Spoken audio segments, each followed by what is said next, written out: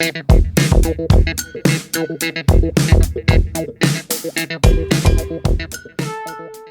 guys, what is up? This is Matthew Davis, me once again, and welcome to something that I haven't done in years, and that's my Blu-ray collection. Yeah, it's actually been I know I did my 4K Ultra HD Blu-ray collection about 3 years ago, but there was just a part of me that really wanted to go back and refreshing my update on my YouTube channel. I know everybody's talking about how physical media is dying and how it's not a thing anymore. Stores have been getting rid of it. Well, let me tell you something, okay? DVD has been around since 1997. That's almost 30 years. It'll be 30 years in 2027, which is 2 years away. And we all thought that it would die when Blu-ray came around. But that didn't happen. There are still DVDs being made to this very day.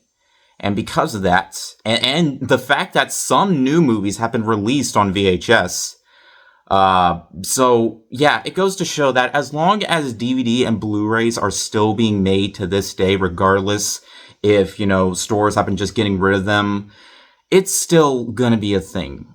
And every time I see someone say that physical media is dying, it just makes me want to go on Amazon to get a new Blu-ray.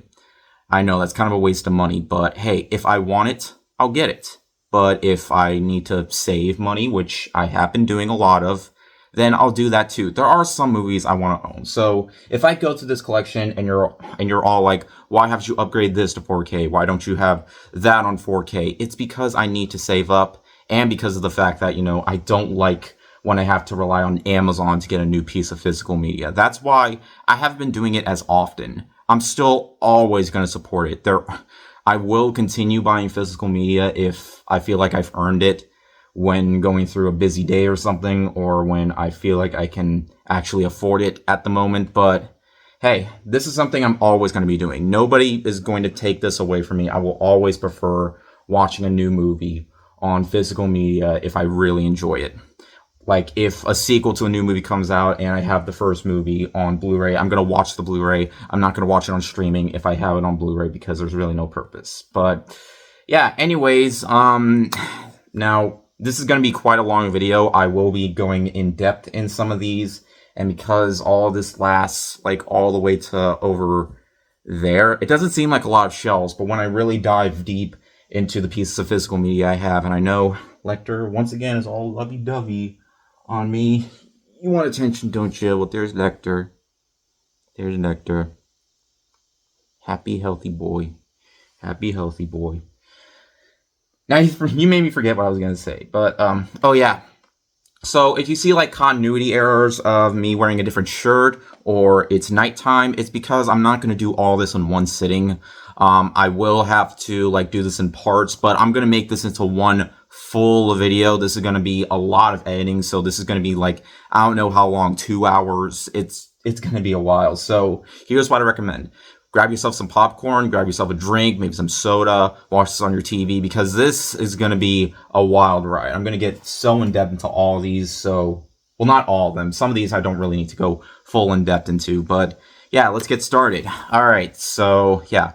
And I'm not going to be editing. No, I hired Eric Cartman to do the editing for me. You hear that, Cartman? You're going to be ready to edit? Yeah, you're going to enjoy this. Alright, so let's get started. All of these are in alphabetical order. Well, sort of. We're starting off with numbered movies, and then we're going to start off with the number. Actually, I'm starting off with this first. I know it's technically out of, alphabetical order, but this actually isn't on my shelf. It's been in my Bluey themed room. You know where this is going. Bluey, the whole, well, not the whole series. I mean, there is going to be more eventually, but 1 through 3 on Blu-ray. Now, here's the thing. Disney Plus isn't the best way to watch Bluey. If you want to watch Bluey, the full Australian releases, you're going to have to look, on clips on YouTube, or you can get, an ABC iView account, which is an Australian website that can only be accessed through a VPN. But if you live in America like me, and you want to watch the full Australian originals, get this Blu-ray set. The fact that they actually released Bluey on Blu-ray And they don't really do that with a lot of preschool shows. Like, the only time they released Paw Patrol on Blu-ray was with the movies, as far as I'm aware of. Like, they don't really do that with Peppa Pig or Caillou or Barney. But the fact that Bluey has become so popular with, like, anybody, like, it doesn't matter if you're a kid or an adult. If you're an adult and you judge another adult for liking Blu-ray, then you're the problem, not the person who enjoys Bluey. But the fact that they actually released it, this is mostly for the collectors who enjoy collecting physical media rather than, just, the kids. Because this does have its own DVD sets, of course, but that's mostly because, it's traditional. But the fact that this actually has, like, a Blu-ray release, and it's just amazing. And this does include all the Australian originals, including the episode Dad Baby, which you can only watch on YouTube. You can't watch it on Disney+. But this is really nice to have, and as a fan of Bluey, I am proud to own this. And I like how it came in the slipcover. When I saw this was on Blu-ray, I pre-ordered it like 2 months before it got released. So I'm so happy to own this. Alright, now we can go in order. Starting with these. I might have to take these out in like chunks because, yeah, alright. Okay, let's get started off with 9. This is an adult-themed anime... This is an adult-themed animated movie that I remember watching when I was like 12 or 11. Like, I was downloading movies on my iPad. And yes, I did have an iPad, but it kind of stopped working because, well, I don't know. It started getting older, and the fact is, I just enjoy getting physical media a lot more. So, I used to have the digital, but upgraded to Blu-ray. Well, most people would probably say it's a downgrade. Now I have to watch it from home. I can't watch it anywhere else. But, hey, I'm happy to own this. If this does come out in 4K, I will upgrade it to 4K. But 9, this is a very interesting film. Like, the animation style, it's very dark and grim. Like, sure, a lot of the movie, sometimes it's kind of hard to wrap your head around, like, the whole idea of the film. But there is a lot of like mystery to this entire thing. It's fantastic. And yeah, for PG-13, there are some elements that made it feel like it was originally supposed to be PG, because there's no cursing. I can't remember a single time a character swore in the movie, but I remember, like, it's not really bloody or anything like that. It is PG-13, mostly for scary imagery. But yeah, regardless, anybody well, not anybody at any age, but I feel like if you're at least like the age of 10 or 11, I recommend giving it a watch. 12 Angry Men. Absolute classic. Don't really know what there is more to say. But, yeah. Again, I don't really need to go into depth into all of these. Some of these I haven't watched since I first got the piece of physical media. Like this one, 12 Years a Slave. I remember this being such an interesting film. Though I watched it during my teen years, I feel like if I watch them as adults, because, you get more experienced as an adult, you'll understand things a lot more as an adult. And with this movie, I feel like that's obviously going to be a case. Because some of these, I feel like, I watched these as a kid, or some of these I watched when I was like, I don't know, 13, 14, 15, something like that. Sometimes 16, but I feel like if I rewatch them, there'll be a lot more, because I really didn't get in depth with a lot of these movies when I reviewed them on my channel in the past. So, yeah, sometimes it feels like I haven't even watched the full movie, but yeah.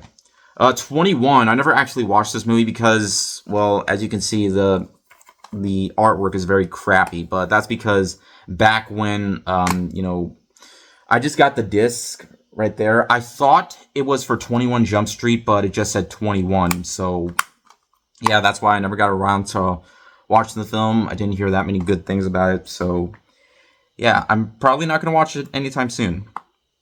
But speaking of 21 Jump Street and 22 Jump Street. 2 comedy films that nobody thought would be good, but man, it was funny as hell. Both were funny as hell. So, yeah. 28 days later and 28 weeks later. I do want to get 28 years later. I'm not sure if these are out on 4K. If so, then I am sure that the first movie came out on 4K. But if they ever do, then I will eventually get them, because they're such good movies, and I really enjoy the new movie as well. 30 Days a Night. This is another movie I haven't watched, but yeah, again, heard okay things about it, but yeah, don't really know a whole lot about it. 40-Year-Old Virgin. Happy 20th anniversary to this film. I know that's being re-released in theaters, and it's getting a 4K release. Might check it out. And I might want to get the 4K release too, because I haven't seen this movie since I first watched it years ago. So, yeah, again, a lot of these I haven't watched in a really long time, but yeah. Another one that I haven't watched in a really long time is 50-50, but I do remember a lot about it. Joseph Gordon-Levitt, Seth Rogen, everybody. It's hilarious yet dramatic at the same time. It knew how to take itself seriously while also being very entertaining at the same time. I absolutely love it. 101 Dalmatians. Yeah, one of the most iconic Disney films to come out before they were starting to get more powerful with their animation. 127 hours. Say what you will about James Franco, but yeah, regardless of how he is nowadays, there's still a lot to love about his, performances in movies. And Danny Boyle's actually behind it, who made 28 Years Later. So yeah, regardless of how James Franco is, I still like the movies that he's in. This is Sparta 300. Is this actually the first of the 4Ks on here? Yeah, it is. But yeah. 300. I never watched the sequel. I haven't heard that many good things, but, this film is iconic and one of Zack Snyder's best films. 500 Days of Summer. This is another one that I haven't seen in quite some time, but I remember, there being a lot behind this movie that I really enjoyed. So yeah, one of these days I may want to rewatch some of these movies to see if I'll enjoy them more. 1408. When I first watched this movie, I wasn't really a big fan, and I don't know why. But after rewatching it, to marathon some Stephen King movies before it came out, which was in 2017, there was a lot more to this movie that I appreciated more of, and I do think it is definitely one of the more underrated Stephen King adaptations out there. So, yeah. 1917. I saw this in the theater twice and absolutely loved it. The fact that it's mostly almost feeling like a one long take film, it just has you wondering, how did they manage to shoot it like this? They would have to not mess up once, and the fact that it doesn't feel like there were any hiccups behind the whole surrounding of the film, it absolutely made the film all the more incredible. Just hot damn, this was good. And last but not least, for the number films, 2001 A Space Odyssey. Yes, I do know there was a 4K release, and I've been meaning to getting it, because I do have a lot of Stanley Kubrick films, or not a lot of Stanley Kubrick films, but a lot of Kubrick films, or a decent amount of Kubrick films on 4K. I remember seeing, I think it was the 50th anniversary re-release of the movie in IMAX too, and it was such an engaging experience. So yeah, let me put these away and move on to the A's. The Addams Family. Addams Family 1 and Addams Family Values. I know there are 4K releases of this too, but when I watched these, I was just okay, this was a lot... I knew these movies were good, but they were a lot more entertaining than I imagined, and I watched the new animated movie before these came out, and I do think these are far superior. Addams Family Values just had me laughing my ass off, and yeah, definitely probably the best movie adaptations of the Addams Family, which they pretty much are. The casting is top notch, and they're just all around really entertaining films. The Adventures of Tintin. There are times in this movie where it felt like this almost could have gotten a PG-13 rating, but it was PG. And I did not know that Edgar Wright was behind the screenplay, so that's interesting to know of. But yeah, this is one of those 3D digitized animated films that works really well. I wasn't too familiar with the cartoon series, but it was a fun adventure. I thought the performances were top notch, and the fact that there are elements to the movie that definitely feel more adult themed. There's a part where a guy gets shot brutally, and he uses his blood to make a code. He's just laying there and just uses a code for Tintin to use to make out just with his blood. It's just okay, this is a kid's movie, but still, this is a really fun film. One of Steven Spielberg's most underrated. Airplane, my all-time favorite comedy film. They don't make comedies like they used to anymore, at least until the new Naked Gun movie came out, in which case, yeah, they can still make movies like that funny again. But yeah, there was just a lot around Airplane that I felt like, to this day, while it hasn't aged well in terms of some of the themes that it's going for, but, regardless, it's still all around a funny film. The jokes were hilarious. It managed to take satire in a way that feels fresh and new. And the fact that it would become popular in the 80s until it all just died in the late 2000s to early 2010s. They don't make comedies like they used to, and it's one of my all-time favorite films in general. And for PG standards, the fact that, they literally show a scene where they show off a woman's breasts for absolutely no reason, it was just, yeah, there was a lot they could get away with. Some of these movies I did double dip on, but that's because I kind of also want to keep the Blu-ray release just in case. Well, not just in case, because it looks too cool. Akira being example, the Blu-ray, and the 4K release. I don't know what there is to say about Akira. It's one of the most iconic anime movies of all time. Aladdin. This is the digibook, the Target exclusive digibook for when it first came out on Blu-ray for the very first time. The fact that it didn't have a Blu-ray release until 2015, why did it take them so long? I also have the 4K release, probably my all-time favorite traditional anime Disney film because, I don't know, Robin Williams. It's a cliche thing to say, but he is just so iconic in this film. I also didn't mind Will Smith in the new movie, but Robin Williams, you just can't go wrong with the man. He is literally a legend, and may he rest in peace. Alice in Wonderland, the original Disney film, as well as the Tim Burton film. Say what you will about this one, but I can't help but really enjoy this more than most other live-action Disney movies because, well, yes, it doesn't hold candle to this one, but because this kind of felt more like a darker themed sequel than a full-on remake of this movie. And the fact is, it looks really nice. I know people say that the 3D wasn't very good, but I'd still take this over the sequel. There was a lot to this movie that it didn't always work, but I do feel like there was some things about it that separate apart from other live-action remakes. At least this isn't shot for shot or anything like that, but still. Compared to this film, the animation style still holds up to this day, and I feel like it might be even better if you were drunk or something. Oh man, look at that cat who just moves around like crazy, or that caterpillar that's smoking, or is that a talking rabbit and a crazy guy in a hat? It would just make the experience far more better. Maybe one of these days I gotta try that. Watch a really weird movie and try getting drunk at the same time. It would probably be such a fun experience. Get your friends over and try that out.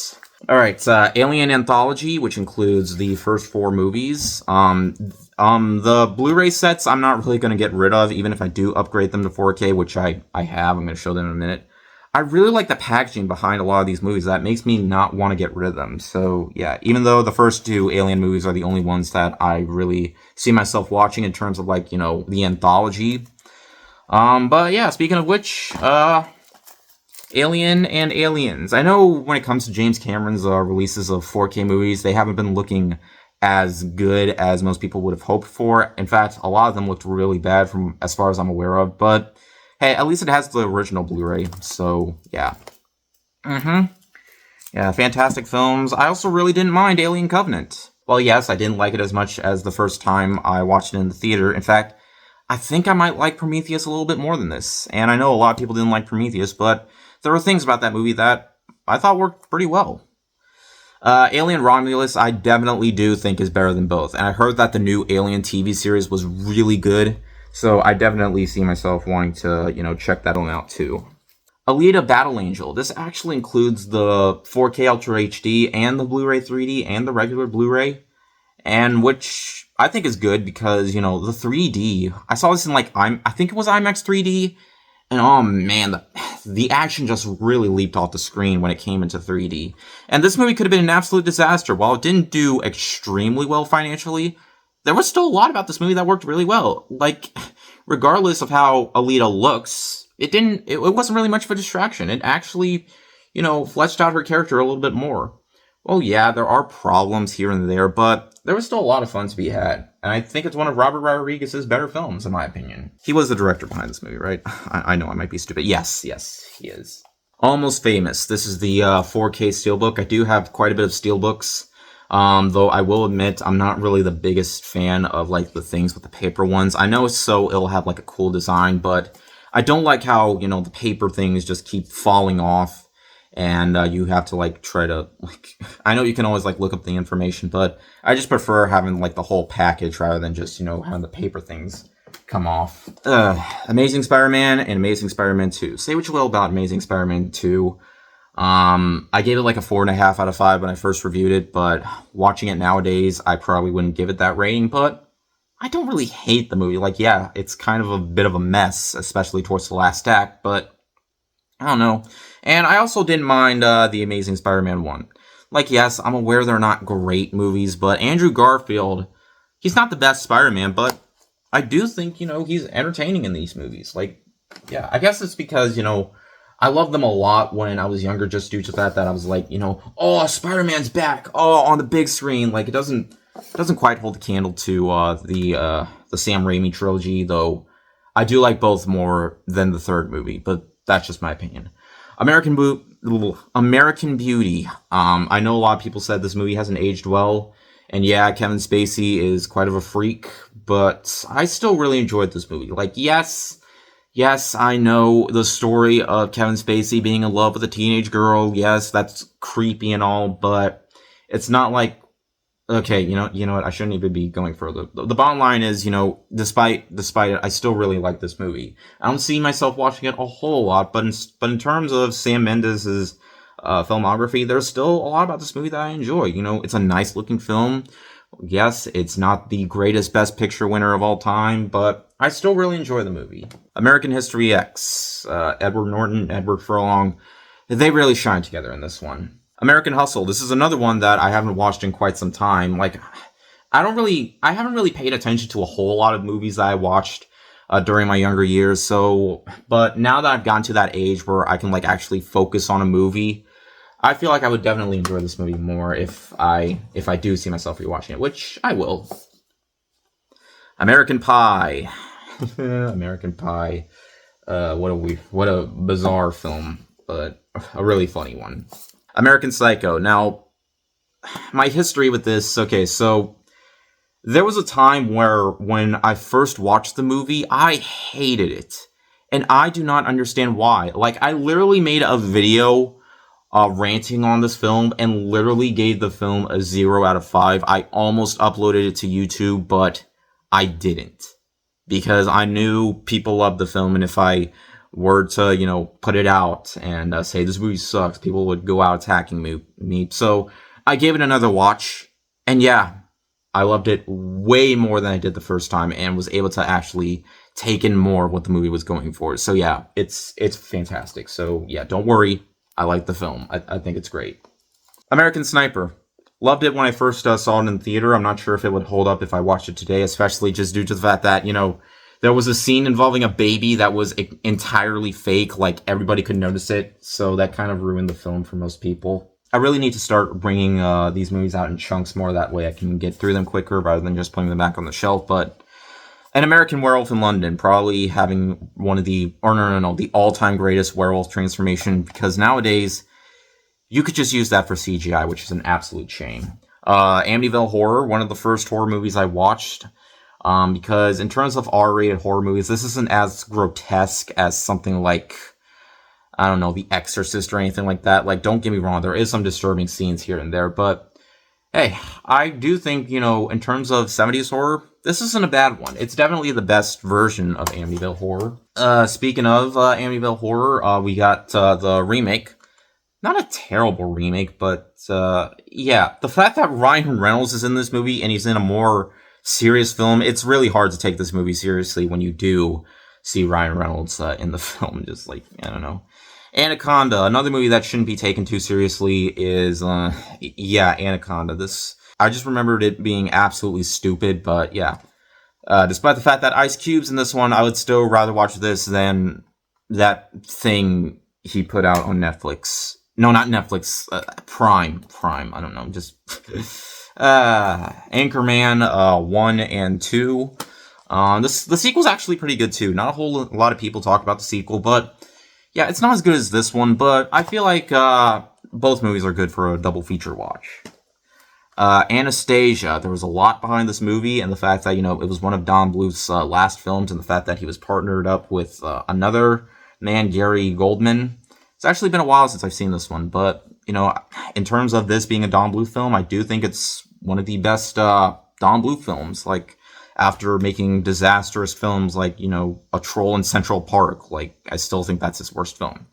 Angry Video Game Nerd, the movie. Like, I remember absolutely loving this film because I was just so excited because I was a big fan of Angry Video Game Nerd.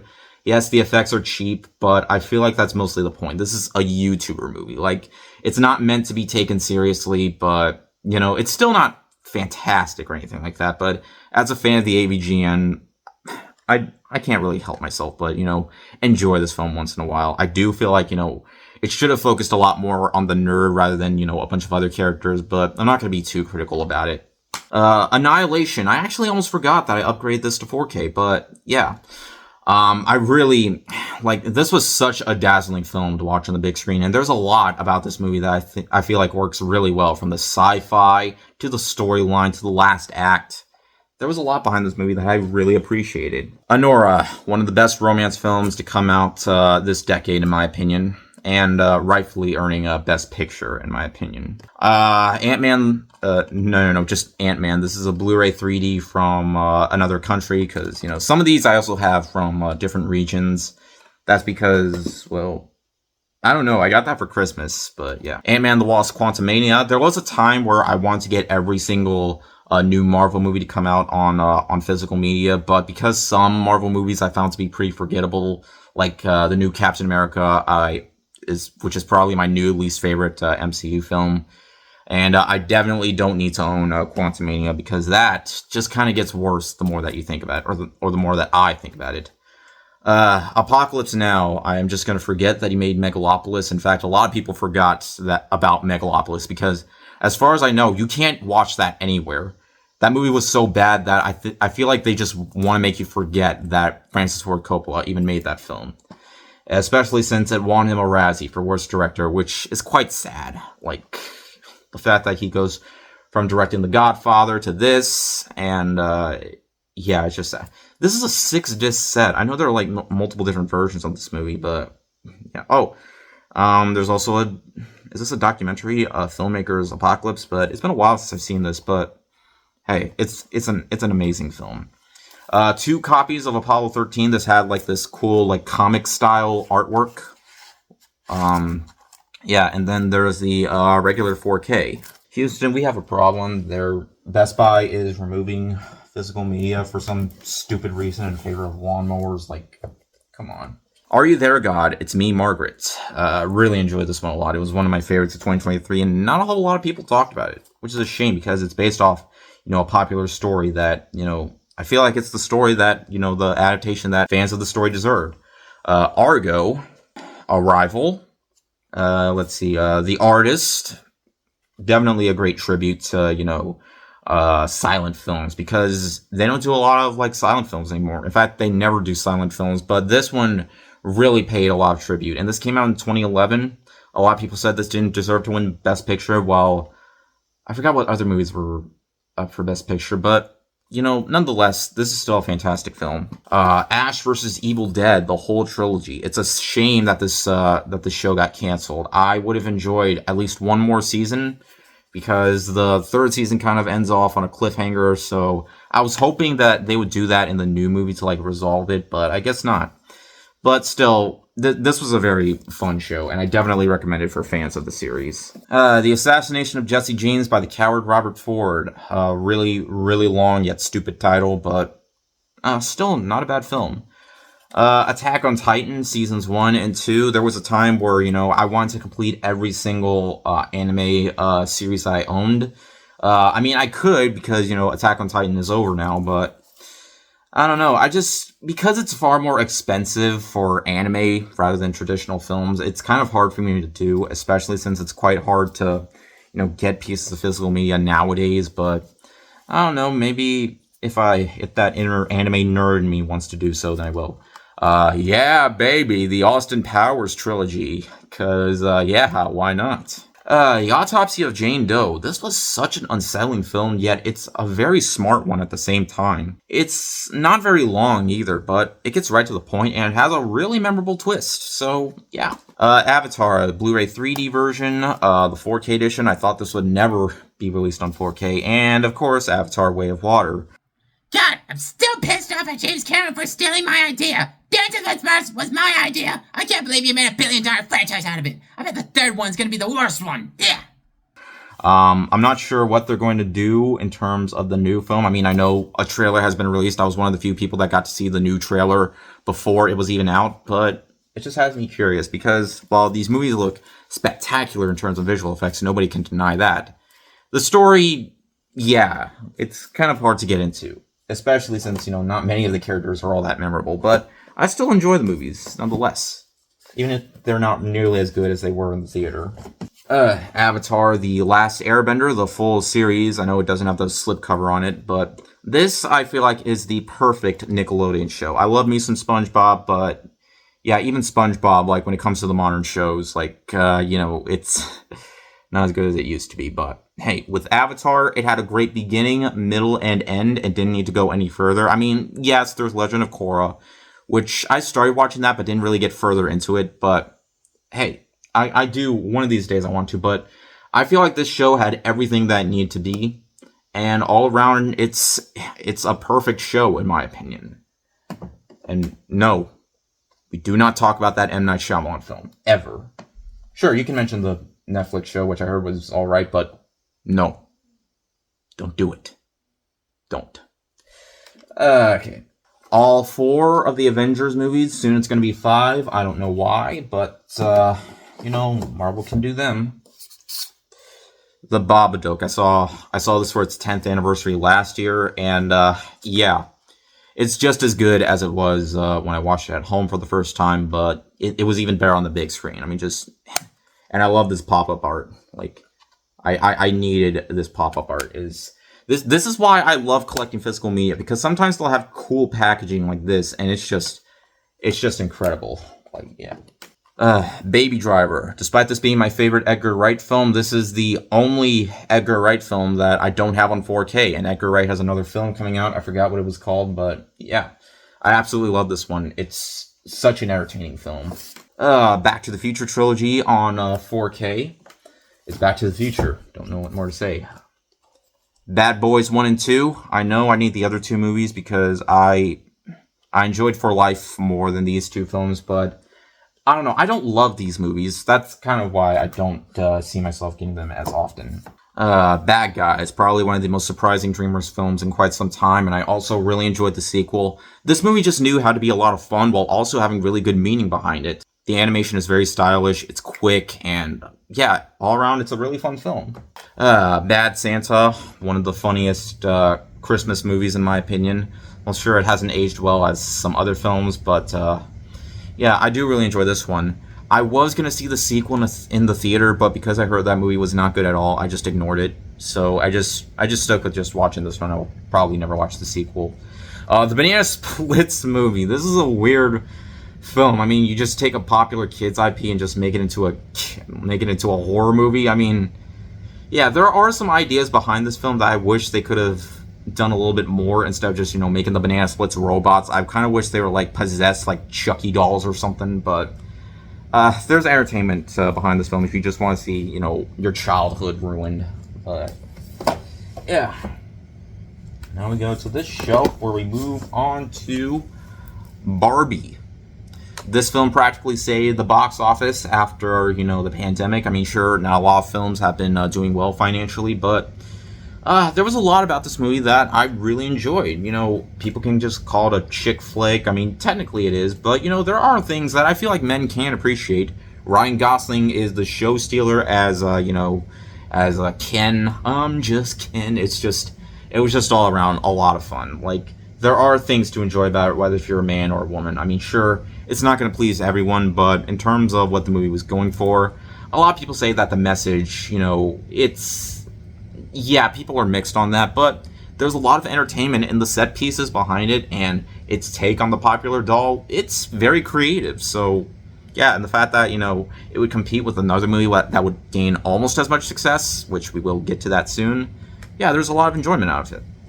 Batman and Batman Returns, both on Blu-ray. These were gifts to me from my good friend Sterling 10 years ago.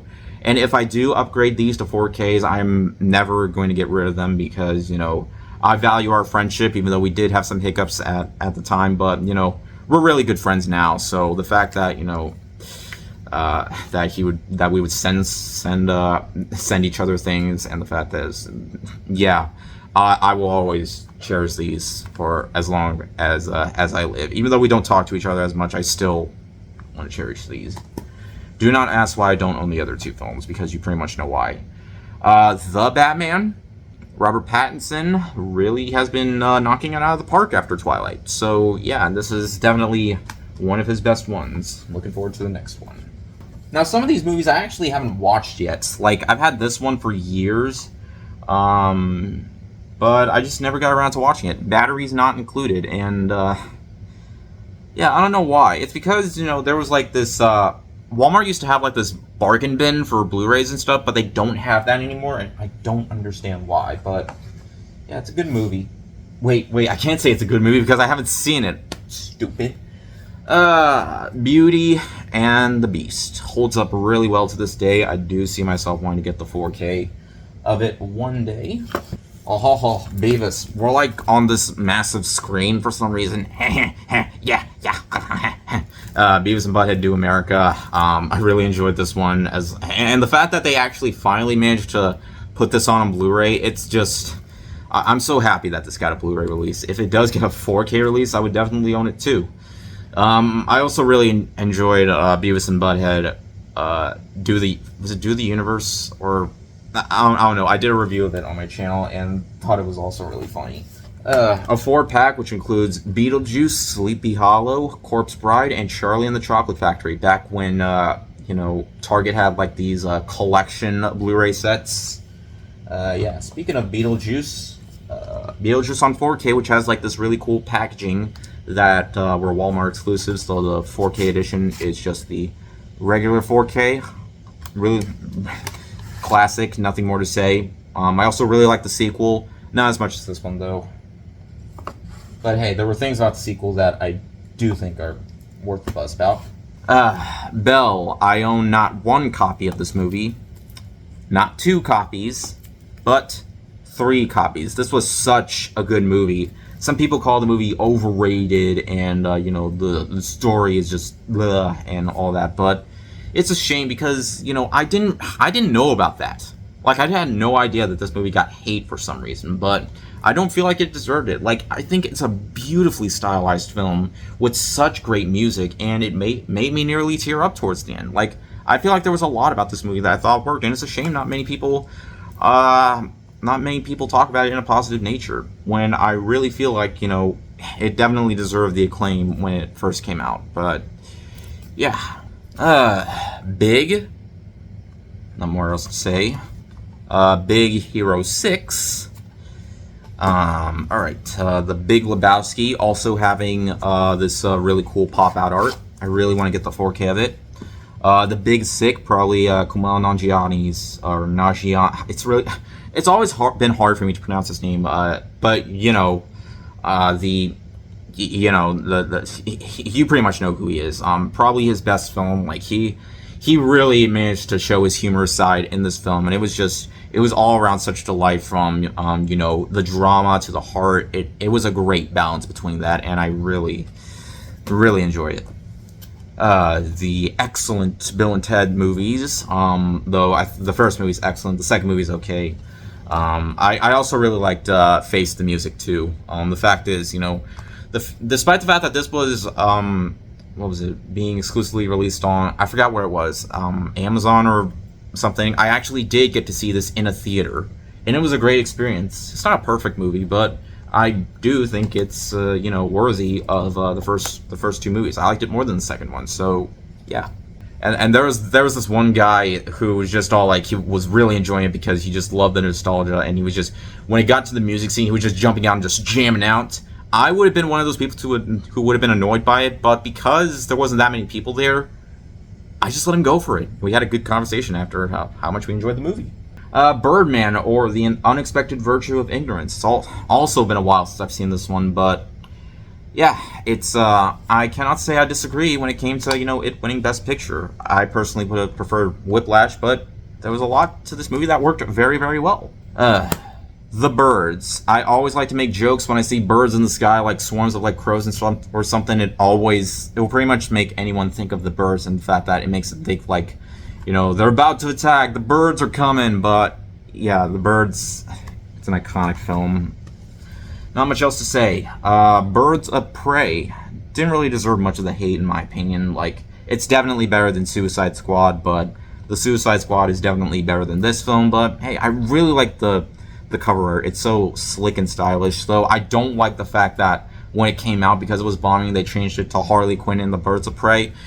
Just keep the title as it is. Like, don't change Thunderbolts to the New Avengers. Just call it Thunderbolts. So, yeah. Black Christmas, the original film. Black Klansman. Blade. I heard the sequel is also really good as well, especially since Guillermo del Toro is behind it. But I don't know why I haven't. Watched the second one, but because I really enjoyed this one a lot. So yeah. Two movies that did not deserve to bomb whatsoever. Blade Runner and Blade Runner 2049. I get why the first movie bombed, because it was going into so many production issues and there were multiple different versions of the film. A lot of people do agree that the final cut is truly what made the movie great. But why did the second movie bomb? Like, it shouldn't have. It was such a visual treat, and it just made everything that made this movie good and just cranked it up. So why did it I will never understand that. It shouldn't have. But if that's the case, I don't mind if we don't get a third movie, because it doesn't need to become a new franchise. It's its own standalone film, and who knows, we might get a third movie, but hey, both of these movies, they're works of art, in my opinion. Black Panther, a movie you either love or hate. I think it's a great film, regardless. I don't care what anyone says, that's still a terrible movie. Two versions of The Black Phone. The Black Phone before it was released on 4K, and the 4K of Black Phone after it was released on 4K. I really hope the sequel's good. I just really want the sequel to be good, and not just, a rehash of the first film. Black Swan. As I'm filming this video, yesterday I saw a re-release of it in IMAX for its 15th anniversary. Oh my god, it made the movie even better.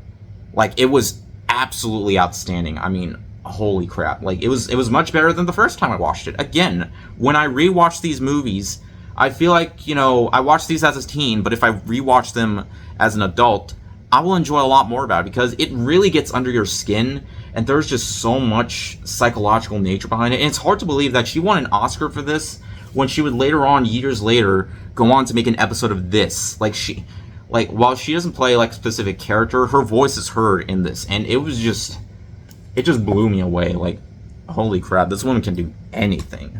Black Widow, yeah, not a great Marvel film, but it was what it was. Closest thing we'll get to a true standalone, Black Widow film, because whatever. It is what it is. Impossibly good. I'm not really sure what that means, but it's far from amazing, but hey, it's not bad in my opinion. The Blair Witch Project, probably the best found footage movie ever made, because rewatching this, because the movie's so short, and the fact is that, despite not a whole lot happening, there's still a lot about this movie that I feel like works really well in terms of, what it's going for. Like, it probably hasn't aged well in terms of, its horror, but it's still a good watch. The Blind Side. There was a lot of controversy behind this film, and people have stated that Sandra Bullock should give back her Oscar. Guys, she won a Razzie just before winning an Oscar for this film. The least she could do is just keep her Oscar. Plus, that's not how it works.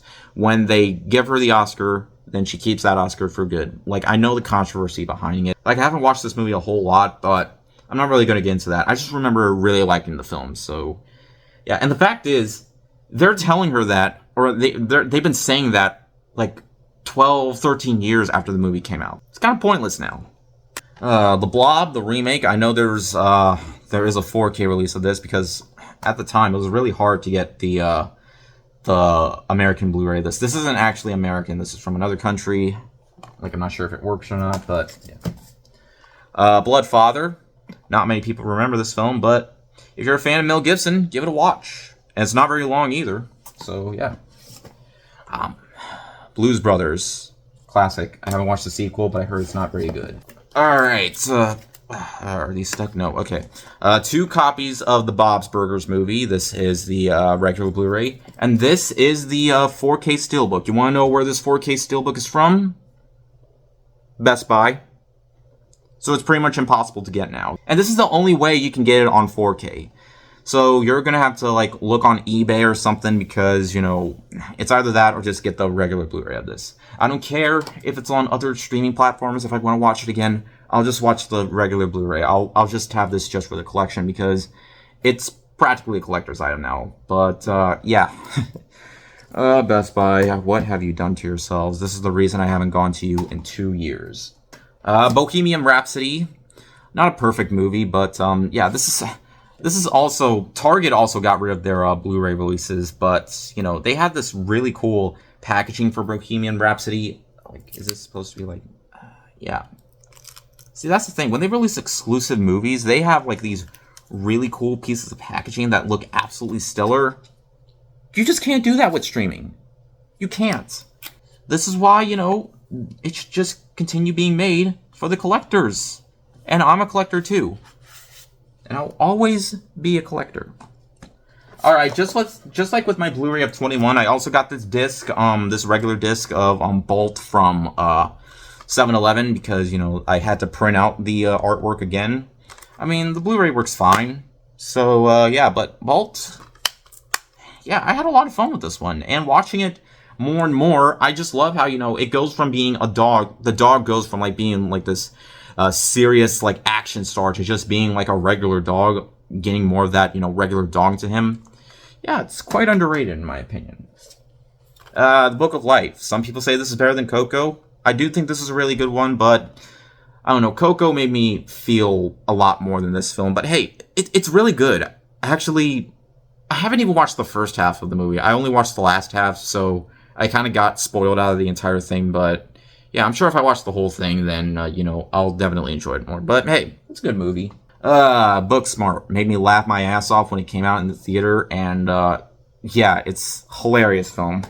Okay, we're moving on to this shelf over here. The Bourne Classified Collection.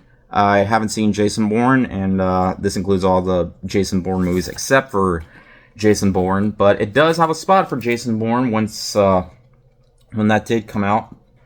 You know, in case you do get, like, the regular disc of it. But yeah, I've heard it was fine, but not amazing. Oh yeah, and sometimes some of the box sets also have the paper things, but again, I don't want to get rid of them. The Boy. This movie does get a fair share of hate, but, I don't know. This, along with the sequel, I think are fine movies, but yeah, they could have been better. The Boy and the Heron. I know a lot of people were pissed off that this won over, Across the Spider-Verse, but at least the first movie won. And this movie generally proved no matter how old Miyazaki gets, he can still make a work of art. While there have just been a lot of Studio Ghibli memes used with AI, like, completely forgetting that, you know, you don't need AI to make a good movie. Because you don't. In fact, you only use AI if you want to make a bad movie, not putting any effort in it whatsoever. Boyhood. Boy in the Striped Pajamas. I remember watching this late at night, not knowing what this movie was about. And when it got to the ending, I was all like, that's the end? Yeah, this is a movie that's very uncomfortable to watch. Don't let that PG-13 rating fool you. You should not let a little one watch this movie because it's not a very long movie either. It's only an hour and a half, but this is a movie that has no use of, like uplifting moments whatsoever. While the friendship between them is quite sweet, yeah, I shouldn't laugh because, wow, this is a messed up movie. But it's a good one, but it's probably something you're never going to watch again. It's almost like if it were live action Grave of the Fireflies. Boys in the Hood.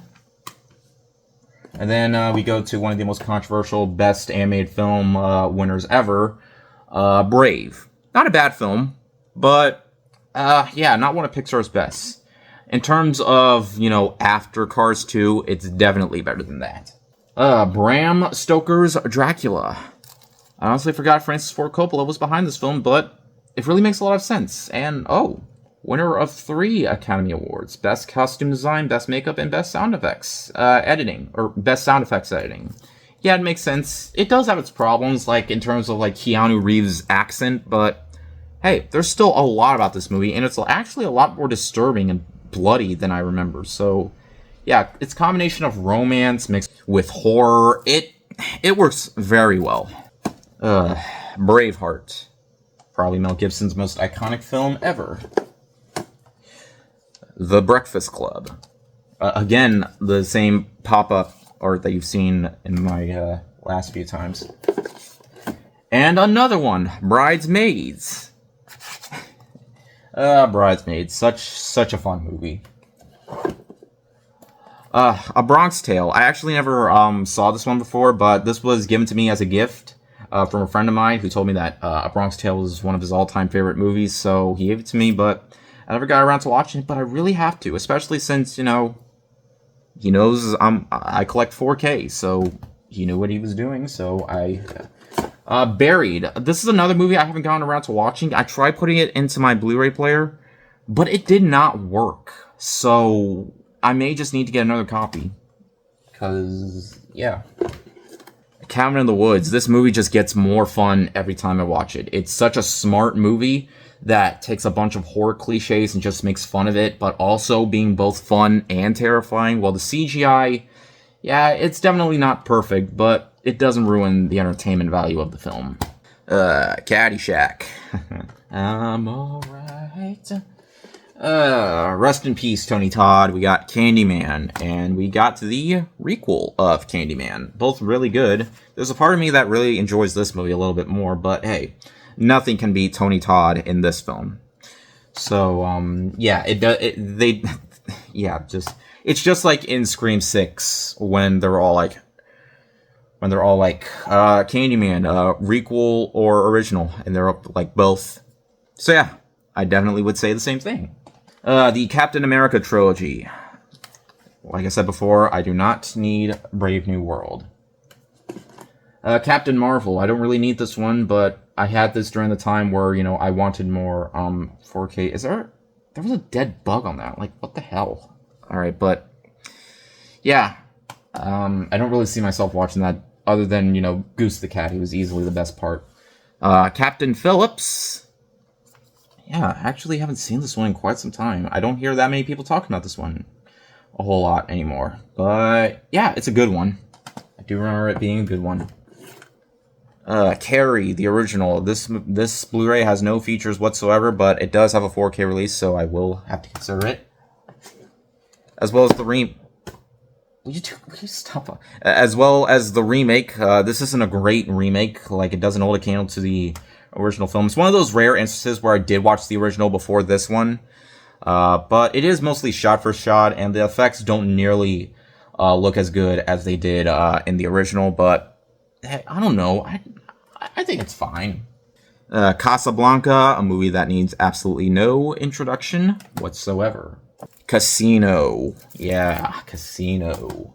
Casino Royale, still my favorite James Bond movie to this day. Say what you will about Daniel Craig, but most people have gotten used to it. And yeah, I do think his last film definitely ended off with quite a banger. So yeah. Casper, another movie that's having its 30th anniversary. This is not a great movie. I mean, there's a part of me that just, I understand the movie's flaws. Like, watching it as an adult, you would just sit there and go all like, wow, this is a kid's movie. I mean, with all this swearing and all these, like, jokes throughout the film. There's literally, I'm not going to get any further into it, but there's a part of me that still really enjoys the film because I watched it a lot when I was a kid, and sometimes I feel a little bit nostalgic. Like, there are a lot of kids' movies that watching them as an adult don't nearly hold up as well. It's probably the same with this, but I've seen worse movies. I can't bring myself to hate this one. Cast Away. It's been a long time since I've seen this one, and it's one of Robert Zemeckis' and Tom Hanks' most iconic films yet. And I do see myself rewatching it again one of these days if I want to have like a marathon or something. Castle in the Sky. Fantastic Ghibli film. Catch Me If You Can. Such an entertaining film. Leonardo DiCaprio and Tom Hanks work very well together in this movie. And yeah, I just remember seeing this on TV, and I just saw the opening sequence, and it was all like, it looked really cool. So I watched the whole movie, and I was all like, yeah, this movie's really cool. The Cat Returns, probably one of the most underrated Studio Ghibli movies, in my opinion. I own almost all the Studio Ghibli films, except for Earwig and the Witch, Tales from Earthsea, and yeah, the lesser known ones. Cat's Eye, pretty underrated Steven Spielberg film. Stephen King film. I don't know. I'm trying to get through this because I've been recording for like an hour and haven't even gotten to the D's yet. Like I said, it's going to be a while. So yeah, I got 2 copies of Chinatown. This is the steelbook that also has the paper thing and the 4K release. Yeah. Say what you will about Roman Polanski, but he can still make a damn good film, even if he is a weirdo. Chicago. And then we move on to Children of Men. Such a good Alfonso Cuarón film. That was Alfonso Cuarón, or Cuarón. Some people say Cuarón. I don't know, but yeah. Children of the Corn. Probably the best version of Children of the Corn, even though it probably doesn't hold up as well back then. Like, I was creeped out by this movie when I first watched it. I watched it when I was like 13 years old. So watching it today, it definitely doesn't have that same sense. But hey, it's better than the adaptations after that, like this crappy straight-to-video remake. I also know that there was another remake that came out in 2023, which was just abysmal, so I didn't even bother checking that film out. Christine. It was an honor to meet John Carpenter. Did I talk about John Carpenter film yet? No, I haven't. But yeah, this movie, this isn't the first film about a killer car. There was actually another movie to come out in the 70s called The Car, but this is definitely by far the most iconic. I wouldn't say it's particularly scary. It is entertaining, but yeah, I wouldn't say it's that scary. A Christmas Carol, the Disney one. Not the best version of A Christmas Carol. I definitely feel like even the Muppets version is a lot better than this, but hey, it does have its moments. It is a little bit too dark, but yeah, it is what it is. A Christmas Story. You cannot have a Christmas movie marathon until you've seen this one. I know it's overplayed, it's overrated, but it's still a classic. I always see myself going back to the classics, and this is a classic. Like, I don't mind if this plays like 5 times each year. It's iconic for a reason. Chronicle. A mixture of superhero and found footage. Very creative. And then we move on to the Chucky Blu-ray box set. This is the original release. When was this released? 2012 or something?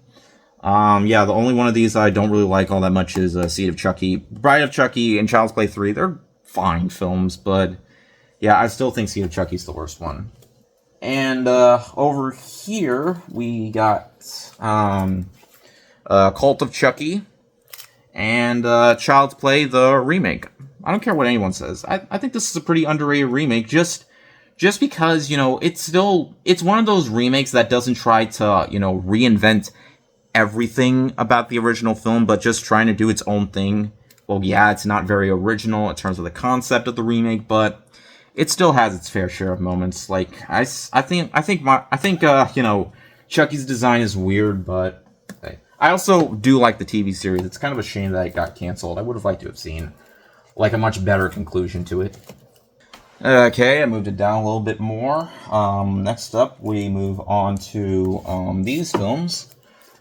Cinderella. It's hard to believe that they released, much older Disney films on 4K, but hey, if that's the case, I'll get them. So I'll never have to worry about using Disney Plus again, because I barely ever use it. I only use it if I need to watch exclusive films.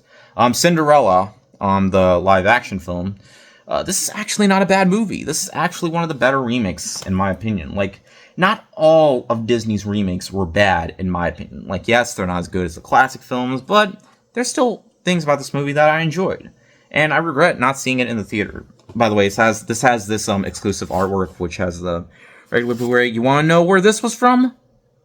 Best Buy! I still can't I'm never going to get over that they got rid of physical media. I am never getting over that. Citizen Kane. Do I need to say more? This is the older Blu-ray digibook set. I got it used, but the Blu-ray worked fine.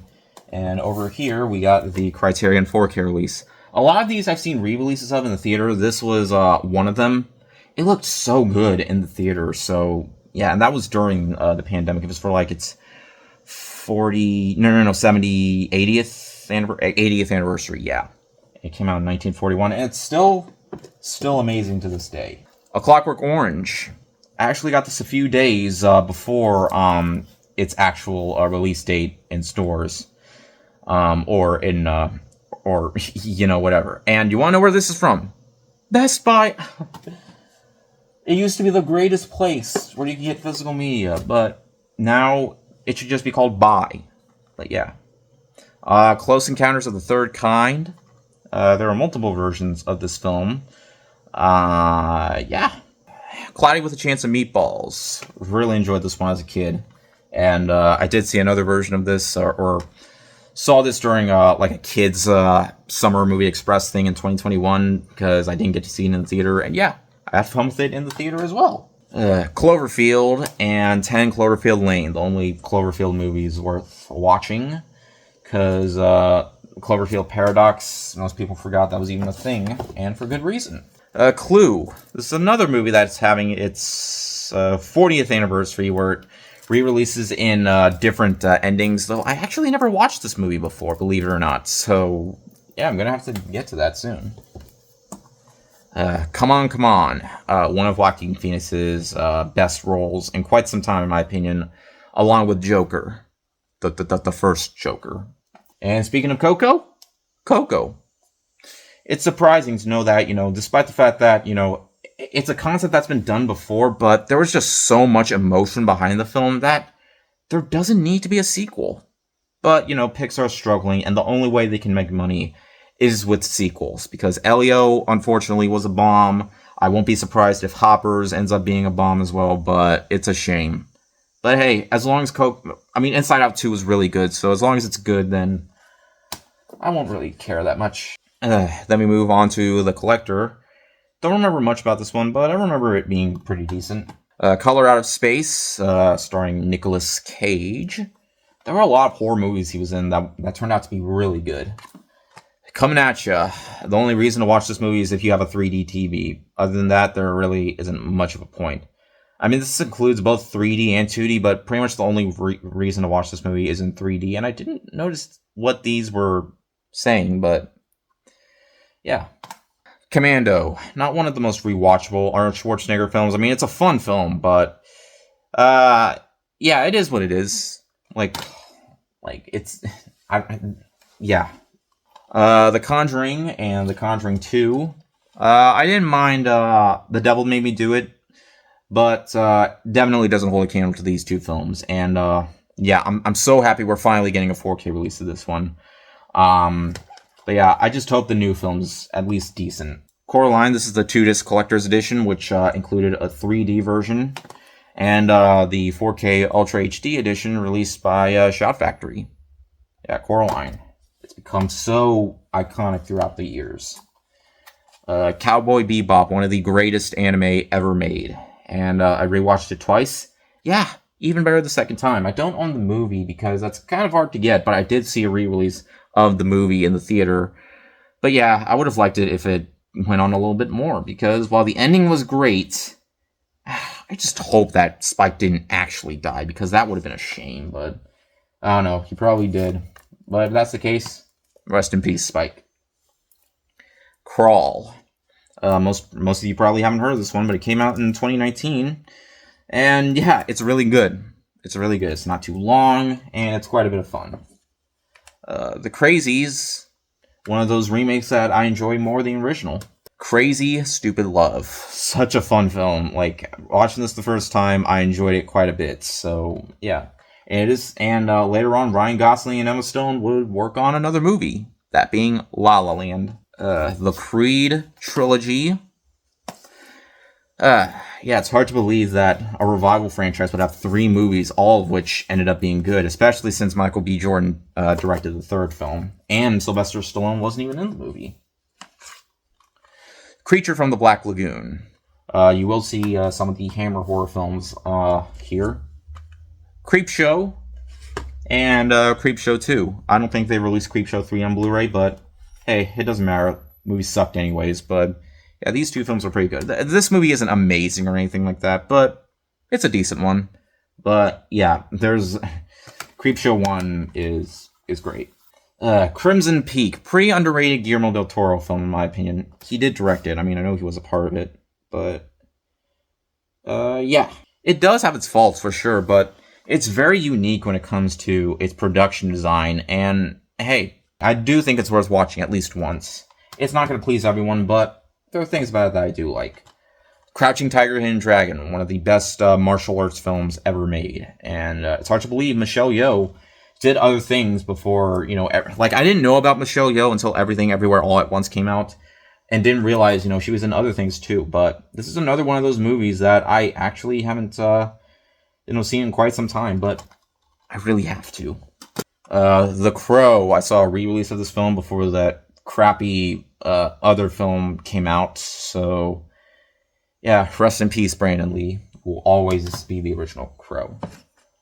Cube. This is quite a bit of an interesting one. I mean, a bunch of people get trapped in like this, like Saw, like I don't know how to describe it, but yeah, it's quite an interesting one.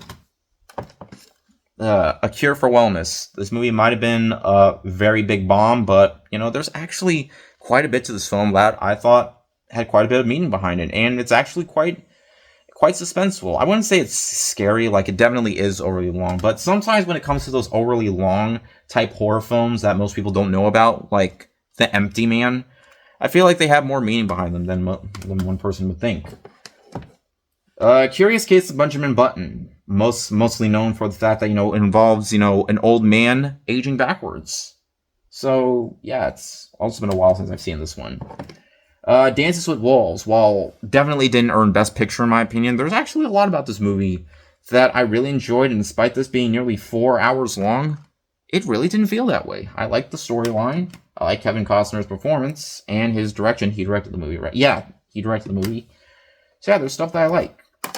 The Dark Knight trilogy. Of course, I had to own the Dark Knight trilogy. Batman Begins, The Dark Knight, and The Dark Knight Rises. Say what you will about The Dark Knight Rises, but hey, there have been worse things Batman has been a part of. But yeah, The Dark Knight, it's a masterpiece, and Batman Begins is also fantastic.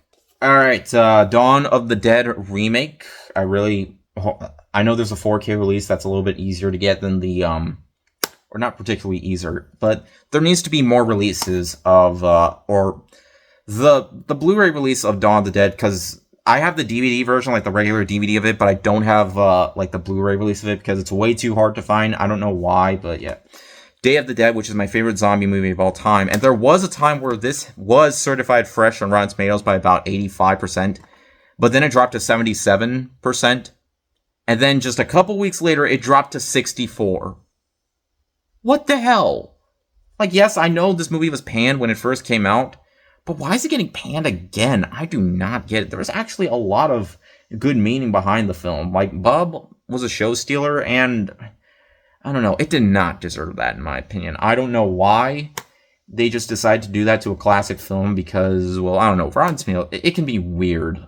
Like, I wouldn't blame the website, it's just the critics. But, yeah, I don't know. And then there's the remake, which most of you forgot even existed, but The Day the Earth Blew Up, a Looney Tunes movie, probably the best Looney Tunes movie in quite some time. I do not like this packaging, though, because there's nothing on either side. But as long as it plays the movie, then that's perfectly fine by me. Okay, we move on to Dazed and Confused. Dead Alive, this is one of the most hard-to-find Blu-rays out there. I don't know why there's no other releases of it. So here's what I did. I got the Netflix Blu-ray, and I just kept it this whole time and didn't. I know that's bad, but we did pay for it. But I don't know. It just doesn't make sense why movies like this have to be out of print. Like, you can definitely tell I printed it out, but I kept the disc the whole time.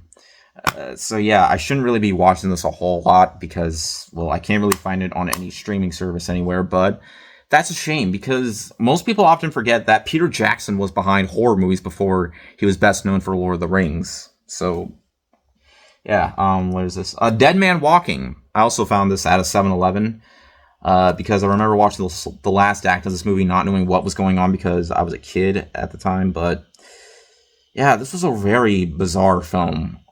But, hey, one of these days I do want to watch the whole film. Deadpool. This also has a Target exclusive packaging, which includes postcards. And then there's the regular 4K of it. Then there was Deadpool 2, the super duper cut. And of course, Deadpool and Wolverine. The Dead Snow movies, Dead Snow and Dead Snow 2. I kind of enjoyed the second movie a little bit more than this one, in my opinion. I don't know, I just had more fun with this one, and I don't know, they're both worth watching. So, yeah, they're both a lot of fun. Death Note, one of my favorite anime of all time. One of my favorite horror-themed anime of all time. It knows exactly what it's going for in terms of its storyline and its characters. It has some scenes that make you hate Lights, but also love him at the same time. It's just, it's great. Absolutely a work of art. Death Proof, my least favorite Quentin Tarantino film, but still a pretty good one. Deepwater Horizon. Yeah, Deepwater Horizon. The Deer Hunter. Who's behind this film? Michael Cimino. But, yeah, this is another one of those films I don't hear many people talk about because, you know, it won multiple Academy Awards. It did win Best Picture, right? Yes, it did. But, yeah, I remember really enjoying this one. And it can get quite intense. Deliver Us from Evil. I definitely don't think it's a great movie, but Scott Derrickson was behind the film, and he would go on to do much better things later on. Demon Slayer, Mugen Train. Cannot wait for that new Demon Slayer movie. And it's going to be official, not one of those like early episode trends or whatever. The Departed, classic Martin Scorsese film, rightfully deserved the awards that he won for it. I don't know why most of his other movies didn't win Best Picture or Best Director or anything like that. It's a shame because, yeah. The Descent, the Despicable Me movies, the first two ones, don't really need to own the last few films because, yeah, they're just fine. Dial M for Murder, such an underrated Alfred Hitchcock film. These films kind of show that young kid in me because, you know, I was big into the series, so yeah, it's the Wimpy Kid movies, the first three films. Yeah, probably not as good as I remember them being, because it does have a lot of jokes that only kids will enjoy, but hey, that, we do not talk about that fourth movie. Just forget that even happened. You know, hashtag not my Roderick, and yeah, just being Diary of the Dead. Not one of George A. Romero's best films. Like, I don't really remember a whole lot about this film, but I remember it being pretty decent. The Die Hard films. Die Hard. I know a lot of these are dusty because I haven't used them in quite some time. Let's just get rid of that. And just, okay. Die Hard. Die Hard 2. Die Harder. Die Hard with a Vengeance. And Live Free or Die Hard. It's a shame that Bruce Willis will never act again just due to his condition and the fact that he doesn't have the ability to speak anymore. I feel so sorry for the man. And I also feel sorry that he ended the Die Hard series with A Good Day to Die Hard, which wasn't A Good Day to Die Hard. Because, well, whatever. Dirty Dancing. I've had the time of my life. The Dirty Harry series, which includes Dirty Harry, Magnum Force, The Enforcer, and Sudden Impact. I only watched the first Dirty Harry. I haven't watched the other ones. The Disaster Artist. Again, say what you will about James Franco, but he really pulled it off as Tommy Wiseau. District 9. This movie just gets better every time I watch it. Like the first time I watched it, I enjoyed it. But man, it really did a lot more for me the second time I watched it. Django Unchained. Dr. No. Dr. Sleep. This is how you do a sequel to a fantastic film. Like, it really does justice when it comes to bringing in fan service, and I do not understand why this movie bombed. It should have made a lot more money than it did. Doctor Strange. I also like the second one, but I don't have it.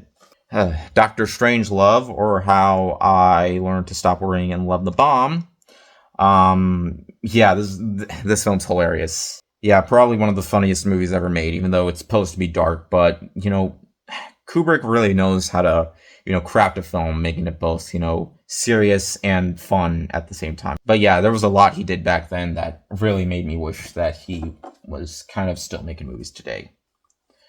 Dolls. This is a very bizarre horror film. This came out a year just before, Chucky became iconic because, he wasn't yeah, but yeah, this is a pretty cool one if you enjoy killer doll movies. Donnie Darko. Despite its acclaim, it also wasn't very big at the box office. And hey, some people love the film, some people think it's a masterpiece. I'm one of those people that definitely feels that it is a masterpiece, and I feel like it definitely deserves multiple rewatches. Don't be afraid of the dark. I liked this movie when I first watched it, but watching it today, yeah, it didn't really have much of that same impact as it did the first time around. Don't Breathe. This is another one of those movies where I had absolutely no idea why there even needed to be a sequel, because the sequel doesn't do any favors towards this film. It just makes Stephen Lang's character a hero or all that, but it just doesn't work. Dracula, the original 1930 whatever film, 31 or 32. Yeah, the start of the Hammer horror trend, or one of the starts of the Hammer horror trend. But yeah, Drag Me to Hell. Yeah, Sam Raimi truly showed that, he still has it in him when combining horror and comedy elements, while also still managing to take itself quite seriously. And yeah, even though it is PG-13, I haven't watched the unrated version, but I know there'll definitely be a difference to that. Okay, I have the Dragon Ball series next, so I have to go up there and get the other ones, so let me just get up and get those. Okay, let's quickly get through all these. Dragon Ball Season 1, Dragon Ball Season 2, Season 3, Season 4, Season 5, Season 6, Season 7, Season 8, and Season 9. And we also got the movies, Dragon Ball Z Battle of the Gods, and Resurrection F, Dragon Ball Super Broly, and Dragon Ball Super Superhero. I know there's a 4K of this, but I'm fine with my regular Blu-ray of it. Oh man, and this is the part where we get to the continuity error cut, because I have to go to work. But yeah, we're not even halfway through with this, and I've done this for nearly an hour and a half. So Cartman, you have a lot of editing to do. Okay, as you can see, I have changed my shirt because it's later in the day and I was busy with work. But we're continuing on with the D's with Dread.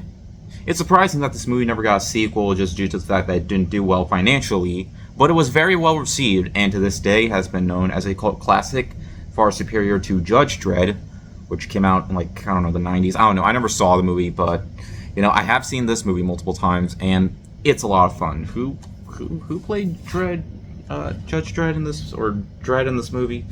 I know it's not Sylvester Stallone, right? No, it's, I don't know, Carl Urban? Is that the guy? Or, I don't know, whoever he is, he really managed to pull it off. Yeah, Lecter, I know, you want the spotlight again. Okay, Lecter, let me just continue on while I talk about Drive, probably one of Ryan Gosling's best films. So brutal, yet so entertaining. I mean, what more can I say about Drive? It's phenomenal. Dumb and Dumber and The Mask. It's a shame that both of these comedy movies got sequels that weren't nearly as superior. I'm looking at you, Son of the Mask. And funny thing, when I reviewed Dumb and Dumber 2 back in 2014 when it first came out, I gave it a 4.5 out of 5. I don't know. I was just so excited to seeing a movie to very inappropriate. Well, not. I mean, it's inappropriate, but not as inappropriate as something like, I don't know, American Pie. But the fact that I was seeing more old movies for older audiences, I was just so excited. So I was just all like, "Oh, this movie was hilarious." I gave it a 4.5 out of 5. But yeah, that obviously wouldn't be the case. I mean, I don't think it's a horrible movie. I mean, it's a masterpiece compared to Dumb and Dumberer, When Harry Met Lloyd. But yeah, I'm not here to talk about the bad sequels. I'm here to talk about the good movies, like the good original movies. I mean, The Mask, Dumb and Dumber. What can I say? I mean, Dumb and Dumber has probably the most iconic toilet scene of all time, and it's one of those rare occasions where they make a toilet scene actually funny, as well as The Mask. I actually haven't seen The Mask in quite some time, but I definitely do want to rewatch it if I want to have like a Jim Carrey marathon. One movie I really want to get of Jim Carrey's is Liar Liar. Next up is Dune and Dune Part 2. Really looking forward to seeing what they do with Part 3. Yeah, don't know what there is else to say. I don't own the David Lynch film because I thought it was alright, but yeah, the new movies is where it's at, in my opinion. Dunkirk. This looks absolutely phenomenal in 4K. Anything Christopher Nolan puts out on the big screen, I'm gonna instantly go see. The fact that man still supports theatrical releases and physical media, like seriously, he needs to run his own physical media store to keep it still alive, because it's just not fair having to just go online and do it. The Edge of 17, really, really excellent drama comedy film. Edge of Tomorrow, I have the 4K edition and the Blu-ray 3D edition.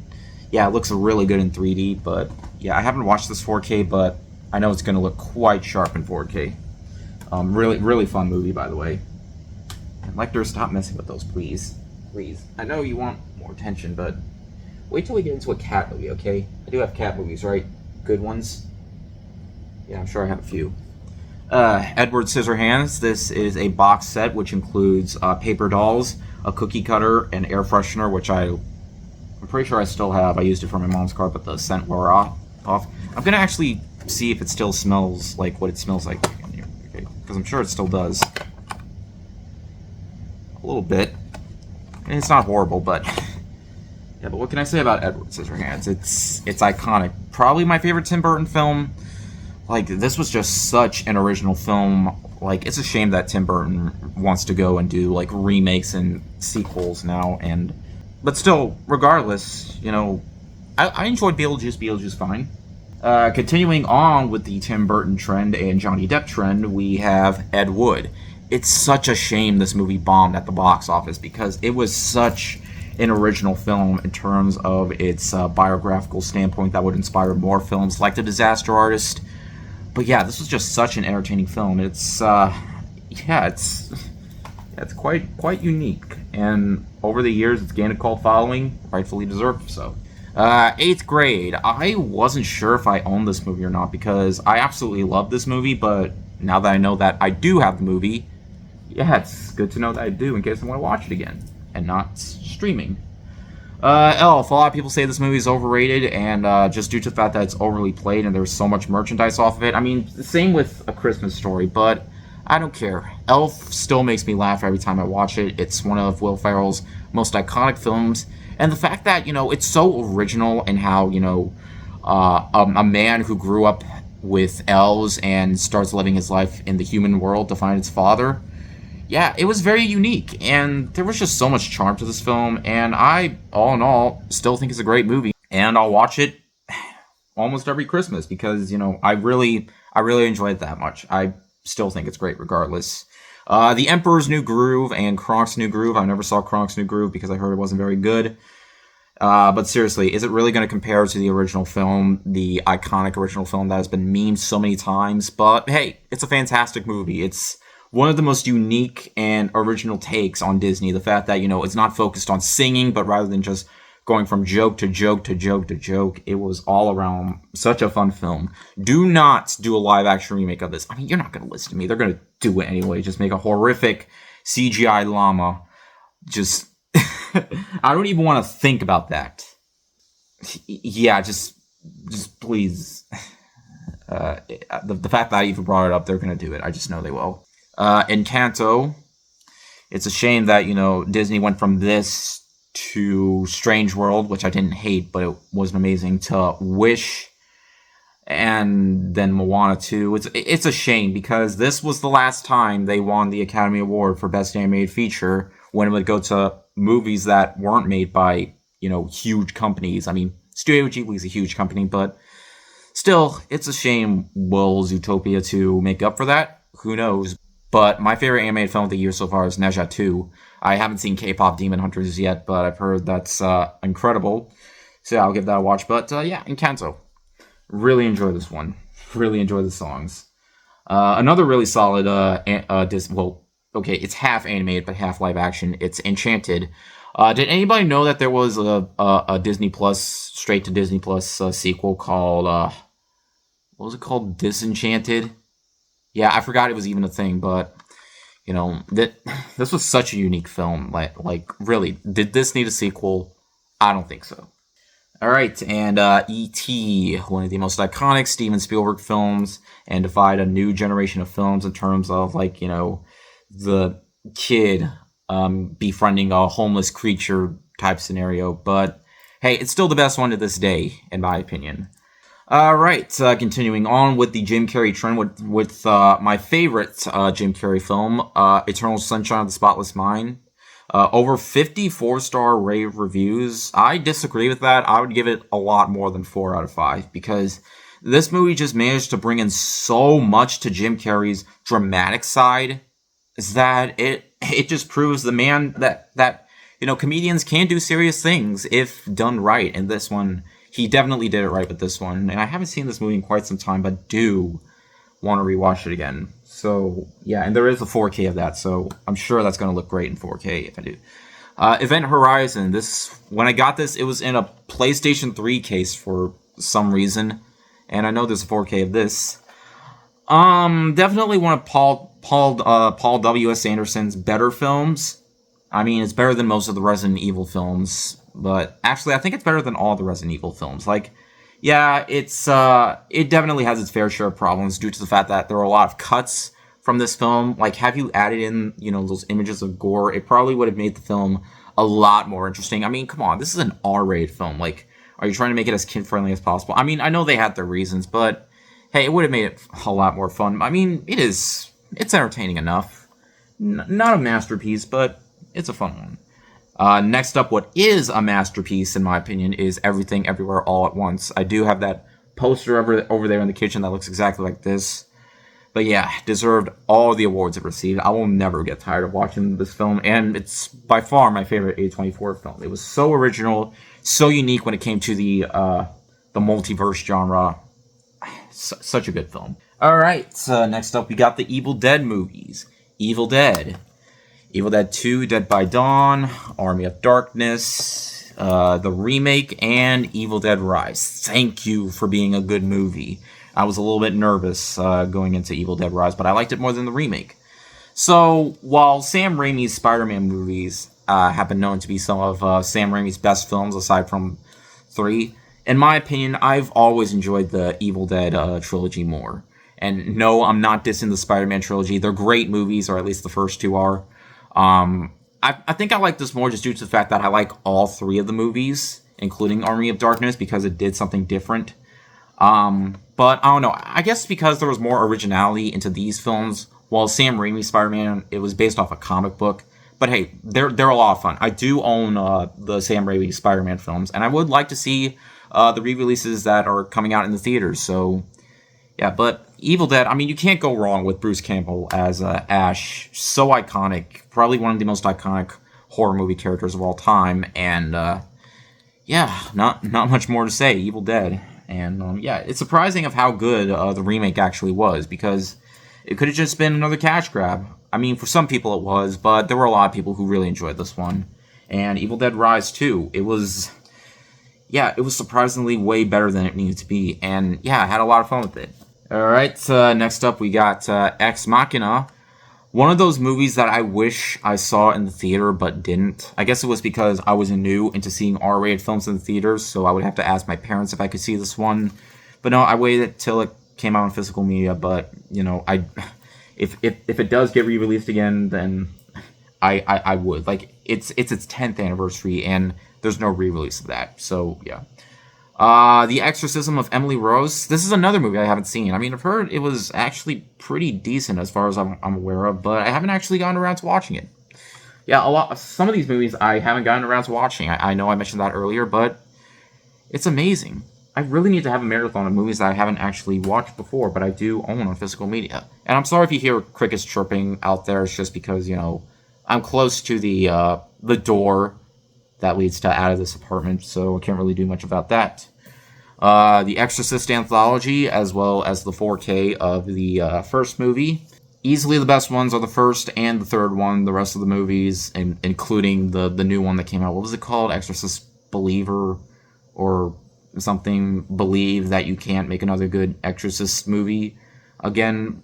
But yeah, the first, including the director's cut, and as well as, the third movie. The third movie had a lot behind it, and yeah, I recommend just rewatching the first movie and the third movie. Not much of a reason to watch the other ones after that. All right, next up we got Face Off, one of the most iconic Nicolas Cage films, as well as John Travolta. Man, what happened to John Travolta? Like, Nicolas Cage can still do good things, but John Travolta, freaking Gotti, whatever that movie was, and The Fanatic. I know people say those movies are laughably bad, but yeah, I have enough laughably bad movies in my collection. Fairy Tale, Collection 1, Episodes 1 through 24. I want to get all the seasons because, I don't know, like I said before, I'm kind of having a hard time getting all the, completing the anime series collection. And there's like 328 episodes. And I know there's another series called Fairy Tale, what was it called? Fairy Tale, 100-Year Quest or something like that. I haven't watched that yet, but I do want to watch it, but yeah. Also, I got the movies. Let me go get them real quick. Yep, I got the movies right here. Phoenix Priestess and Dragon Cry.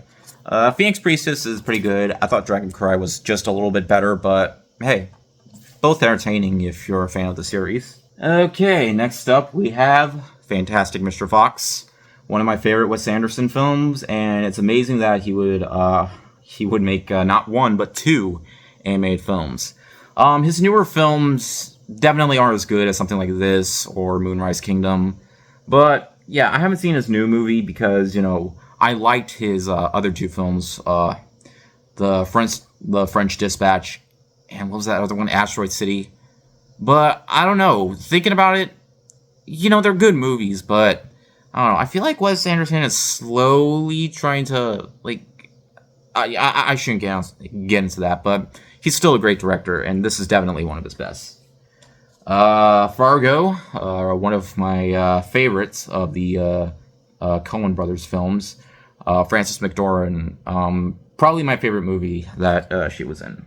The Father, I know this movie gained controversy just due to the fact that Anthony Hopkins won Best Actor over Chadwick Boseman. I mean, just due to the fact that, he was great in this movie. But, he already won one for Silence of the Lambs, so... Yeah, but hey, he was very respectful when it came to, winning his award, even though he didn't do it on screen. I don't know. The ceremony was just very weird, despite the fact that, I was happy with the fact that, Nomadland won Best Picture, though they should have just saved that for the end, because it made absolutely no sense why they just decided to give Best Actor at the last one. Well, we all thought it was going to be a tribute to Chadwick Boseman, but nope, they're all like, Anthony Hopkins wins. All right, done. But still, regardless, he is amazing in this movie. I could have reviewed it. I almost wanted to review it, but I don't know. It's... I honestly don't know why I didn't review it, but yeah, regardless, it's a fantastic film. You definitely need to check this out. It's one of Anthony Hopkins' best films yet. I still think Silence of the Lambs is his best one. Might be a biased choice since that's my all-time favorite movie, but yeah. Fault in Our Stars, never actually watched this one either, but I heard this was also very depressing, so yeah. This contains the extended version and PG-13 version. I didn't even know that there was an extended version. I don't know. This was originally for my sister, but I don't know.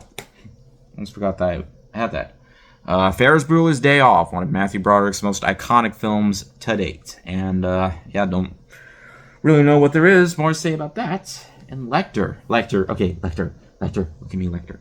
Look at me, okay? I love you. I love when you try to get on the camera, but I need to do this. I need to show out my physical me, okay? Alright, please. Please.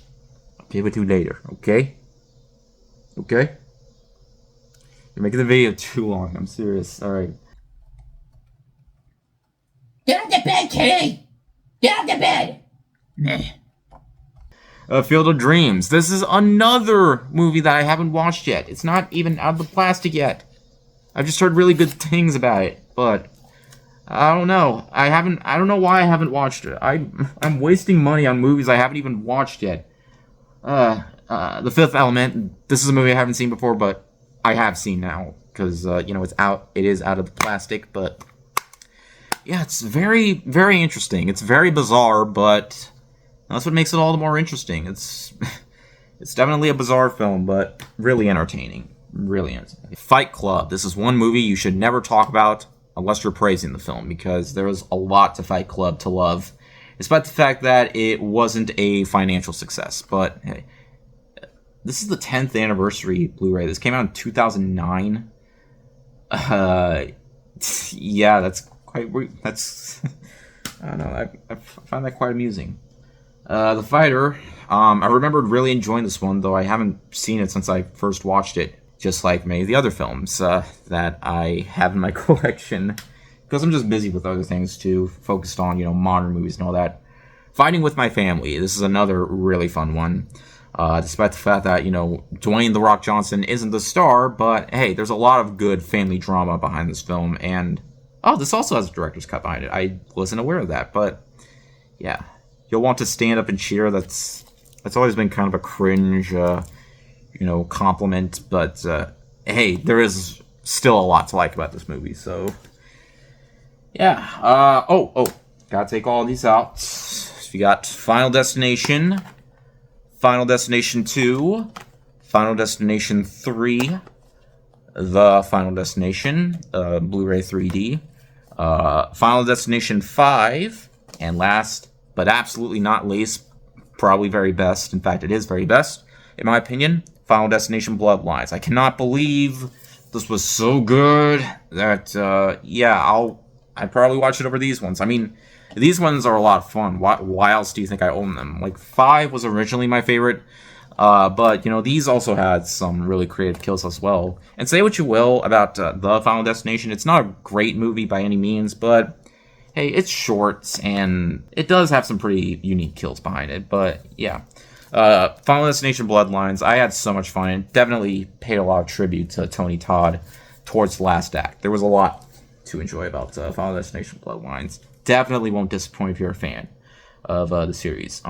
The Final Girls, such a really fun take on, the Final Girls, like, in terms of, this being somewhat of a parody of horror tropes and whatnot, in terms of, like, surviving a horror movie, but hey, it might not be extremely violent. I mean, it's PG-13 rated, but there was a lot of fun to be had in this film, so yeah, there's definitely things to enjoy. Finding Nemo, Blu-ray 3D edition, and the 4K Ultra HD edition. And right over here, we got Finding Dory. I'm still never gonna understand why it has a PG rating. I mean, this has a G rating. All the Cars movies have G ratings. All the Toy Story movies have G ratings.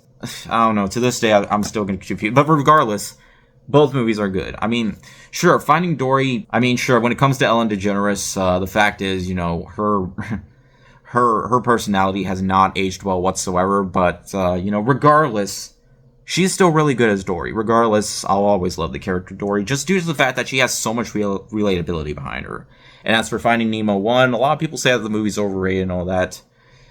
Or, like, I don't know. I don't really like using the word overrated, but I'm not one of those people. I still love Finding Nemo to this day. Again, big part of my childhood. It's actually, it was the first Pixar movie I ever saw in the theater, so, yeah. But yeah, both movies are a lot of fun, so yeah, to this day, still a lot of fun. Although I haven't seen Finding Dory since I saw it in the theater. I don't know why, but next up we got Finding Neverland. Johnny Depp and Kate Winslet. Really solid film. First Man. Yeah, First Man. Don't really know what there else to say. Not Damien Chazelle's best film, but there's still a lot about it to enjoy. Flash. Savior of the Universe. Flash Gordon. Such a cheesy film, but that's what makes it so entertaining to watch.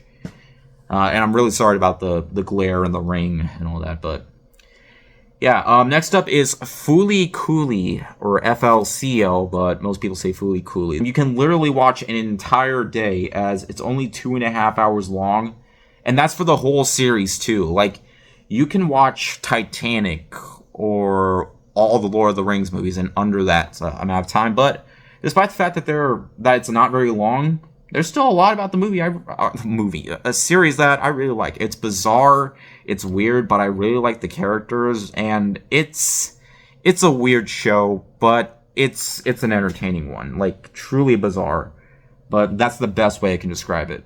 The Fly, probably one of the best horror movies ever made, and one of the best remakes ever made. And probably my favorite Jeff Goldblum film ever. I mean, he just really nails it in the role, and the last act is probably one of the most heartbreaking last acts in a horror movie ever.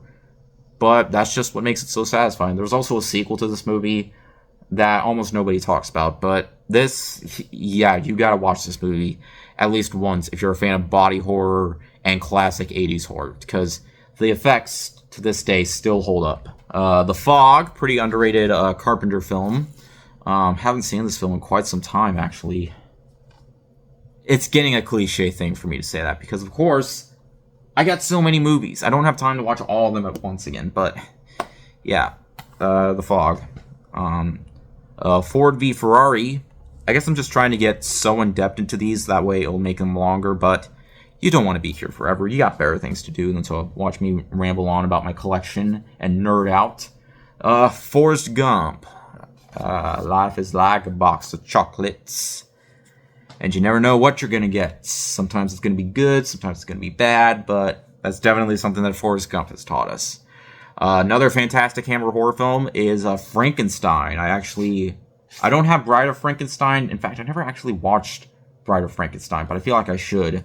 Frankenweenie, which is actually based off a short that came out in the 80s, and Tim Burton made a full-length animated feature of it in black and white. And this is quite a dark film. Depressing because, it involves, a kid losing his pet and bringing it back to life. But hey, there's still a lot of charm behind the film, and showing that Tim Burton could still do unique things.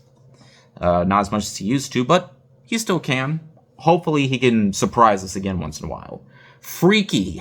I actually watched this before. I watched Freaky Friday for the very first time, but yeah, Freaky. If you love Freaky Friday and you love horror, definitely check this one out. Alright, and Free Guy. So, such an entertaining film. Like, this could have been a stupid film. I mean, at some cases it kind of is, but yeah, Ryan Reynolds, this is truly one of the most Ryan Reynolds type movies you'll ever watch, because, well, regardless of the fact that Ryan Reynolds pretty much plays the same character in almost every single movie he's in, that's what makes it all the more entertaining. It's such a fun movie.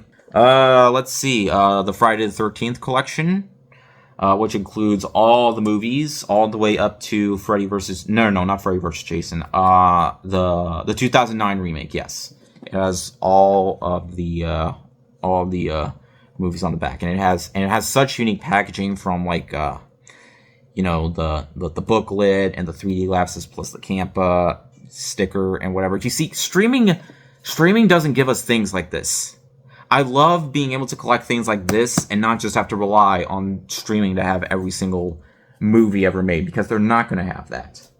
Fright Night, the original, there was a time where it was impossible to get this Blu-ray, but hey, the 4K Blu-ray exists now, and that you can get that anywhere, but, well, not anywhere, places that sells movies like Amazon and whatnot, but yeah, I don't have the remake because I'm not really a fan of the remake, but yeah, I really like this one a lot, so yeah. Frozen, yeah, you can call it all overrated all you want, but there's still a lot to this movie that I really enjoy. The animation still holds up to this day, just as much as it did back in 2013, and the fact that, it's pretty much become, the standard for modern Disney animation, but it looks absolutely gorgeous, from the scenery to the designs of the costumes. It was all really phenomenal, and I like the songs. I know Let It Go was overly played, but it's not a bad song. It's very powerful when you look at it, and I guess it's just due to the fact that it was overly played and people talked about it all the time. And while, yeah, Frozen 2 wasn't great, I mean, it was what it was, but it kind of has me a little bit nervous about Frozen 3. Like, at least the movie has heart. It still has charm behind it. It's still, well, sure, some parts of the movie don't really make a whole lot of sense, including like the twist villain. Like that came out of absolutely nowhere, but hey, regardless, I still think, the hate for this movie is kind of getting a little too extreme. I mean, this isn't like, oh, this movie's the worst ever, it's junk and all that. Just, I'm not one of those people. Like, there's good things behind this movie. Like, even if you're not a fan, it should at least be respected for, the amount of, like, effort that was put into the animation style. But, of course, animation isn't everything, but, hey, regardless, I'm still always going to enjoy this movie, despite the fact that, people just love ripping on it nowadays. But, hey, Disney's done worse things. Compared to this, Disney has done far worse. I'll take this over Wish any day. So, yeah, say what you will, but, yeah. Full Metal Alchemist, episodes 1 through 13. I thought I had another edition, but, no, I guess I have episodes 1 through 13. I should have all of them because, well, it's my favorite anime of all time. From Dusk Till Dawn. Another really entertaining Robert Rodriguez film. The Fugitive. Talked about that in my latest Blu-ray update. Full Metal Jacket, another fantastic Stanley Kubrick film. Yeah, I own more Stanley Kubrick films on 4K than I thought. Yeah, what more can I say? It's Full Metal Jacket. Gangs of New York, not really the greatest Martin Scorsese film. I mean, it has its problems, like in terms of Cameron Diaz's performance, but there's still a lot about this movie that I really enjoy. And Galaxy Quest, Tim Allen, Sigourney Weaver, and all that. But yeah, Galaxy Quest. All right, The Gentleman, probably one of the most entertaining Guy Ritchie films I've seen recently. Because there's a time where he'll release a really good movie, but there's also a time where he'll release a really bad movie. This, I think, is really good. Like, it came out just before, or just a few months before the pandemic, and yeah, there was a lot of entertainment behind it, definitely. Get Out, one of the most surprisingly good horror films ever to be released. So good that it won the Academy Award for Best Original Screenplay.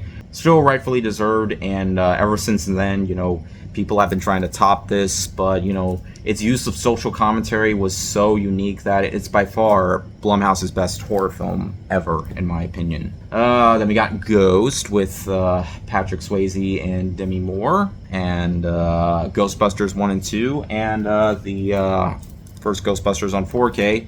I don't have the other ones, especially not the 2016 film, because it's the worst movie ever made. It needs to be banished in all eternity. I'm kidding.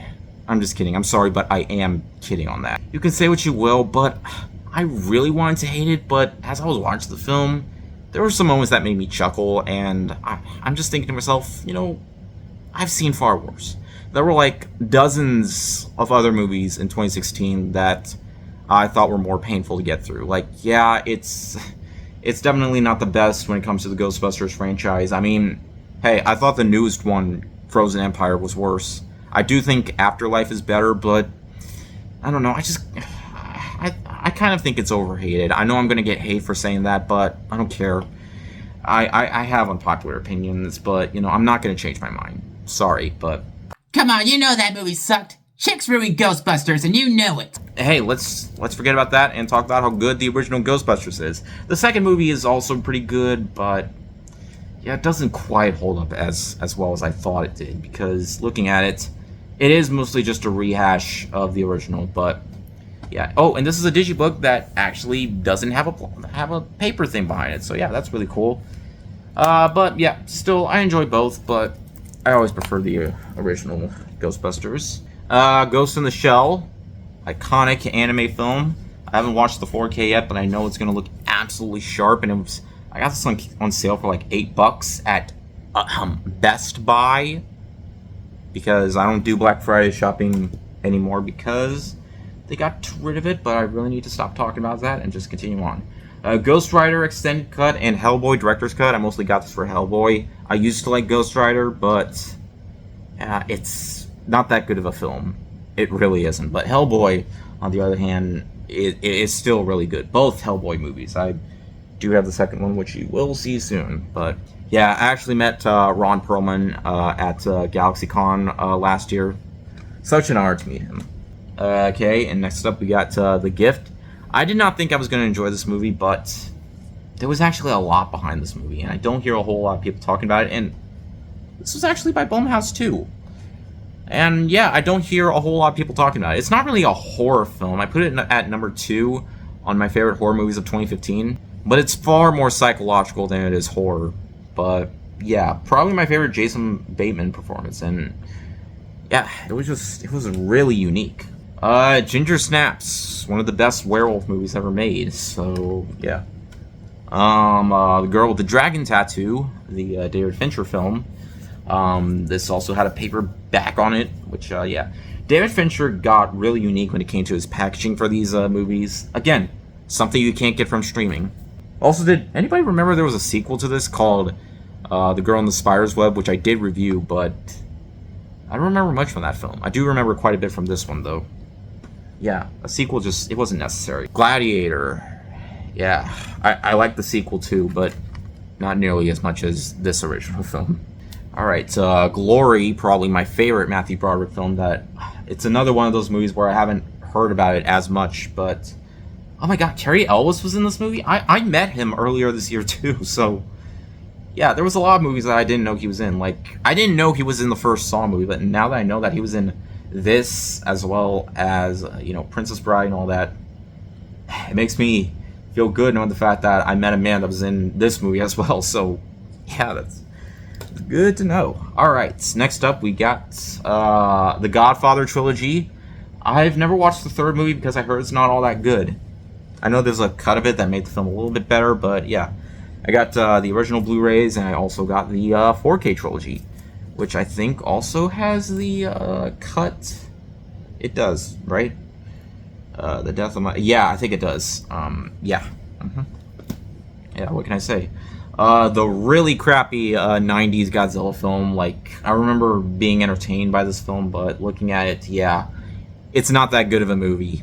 So, yeah, I'm probably not going to watch it again, but yeah. I mean, it has its fans, but I'm not really one of them. I do really enjoy the 2014 film. I mean, yeah, looking at it, it's not as good as I remember, just due to the fact that there wasn't a whole lot of Godzilla behind it, but it's still pretty fun.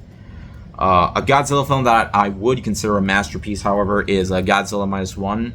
I haven't watched many of the older Godzilla films, but I kind of want to after watching this film, and it definitely deserved the Academy Award for Best Visual Effects. Godzilla vs. Kong. I wouldn't really say this is a great movie, but hey, this is one of the films that brought, the box office back. The fact that it made $50 million on opening weekend when it was streaming on Max and in theaters at the same time. So, yeah, one of those instances where it did help a little bit. Goldfinger. A lot of people say this is the best Bond film. It is definitely one of the best, but I honestly kind of prefer Skyfall and Casino Royale a little bit more. But hey, regardless, this is still a great watch. Gone Girl, another fantastic Fincher film. One of the first R-rated movies I've seen in the theater that isn't a horror movie. So, yeah. Gone with the Wind. Such an iconic movie. Such iconic moments. Yeah. Goodfellas, still my favorite Scorsese film of all time. Good Morning Vietnam. Rest in peace, Robin Williams. Once again, yeah, we still can never get over your death. It still hurts, but yeah. The Good and the Bad and the Ugly. I actually haven't watched the other two Man with No Name movies. A Fistful of Dollars and Fistful... I'm trying to remember so nobody corrects me in the comments. Fistful of Dollars. Okay, Good, Bad, and the Ugly. Does it say back here? But whatever. It's probably my favorite Western of all time. Yeah. Good Will Hunting. Probably my favorite movie that Robin Williams was in. Yeah. Not more else to say about that. The Goonies. And Goosebumps, the Jack Black film. Yeah, I was really entertained by this movie. I'm not really a fan of the sequel, but yeah, this first movie is good enough. And I wasn't really big into Goosebumps. Like, I did watch a little bit of the series, but I never really read any of the books or anything like that. But yeah, The Graduate with Dustin Hoffman. The Grand Budapest Hotel, another fantastic Wes Anderson. Wes Anderson movie. Grave of the Fireflies. No matter how depressing this movie is, it's still an amazing film. Will it scar you for life? Absolutely. But hey, it'll scar you in the best possible way because, you care about these characters. You wish they had a happy ending, but yeah, even if you, seriously, it's a sad movie, undeniably, but it's such a good one. I mean, it's brimming with animation, in terms of, its style and all that. And I just love how, Studio Ghibli just manages to make a movie that, doesn't just, always appeal towards the youngest of audiences, but really getting under your skin. And, one of my all-time favorites, for sure. Gravity, both standard and Blu-ray 3D. Why doesn't this have a 4K release? I mean, this just screams release on 4K. Imagine how great this movie would look on 4K. I mean, yes, people say this isn't nearly as good as it was in the theater. It's definitely far more made for the theater. I mean, so was Avatar. And regardless what you think of Avatar, it still has its fans. I'm still a fan of this movie as well, and would love if this movie came out on 4K. So, yeah. Gravity Falls, the complete series, still my favorite Disney Channel show of all time. I was so upset when the show ended, but hey, it has a good ending, so regardless, I'm still happy with the full package. And this wasn't released by Disney. It was actually released by Shout Factory. I just saw this in Target for a really good price, and I was all like, oh, I need this right now, and I got it, and I'm happy that I own it. The Greatest Showman, not really the greatest musical ever made. It has its faults, but the songs were really good, so I will give it that.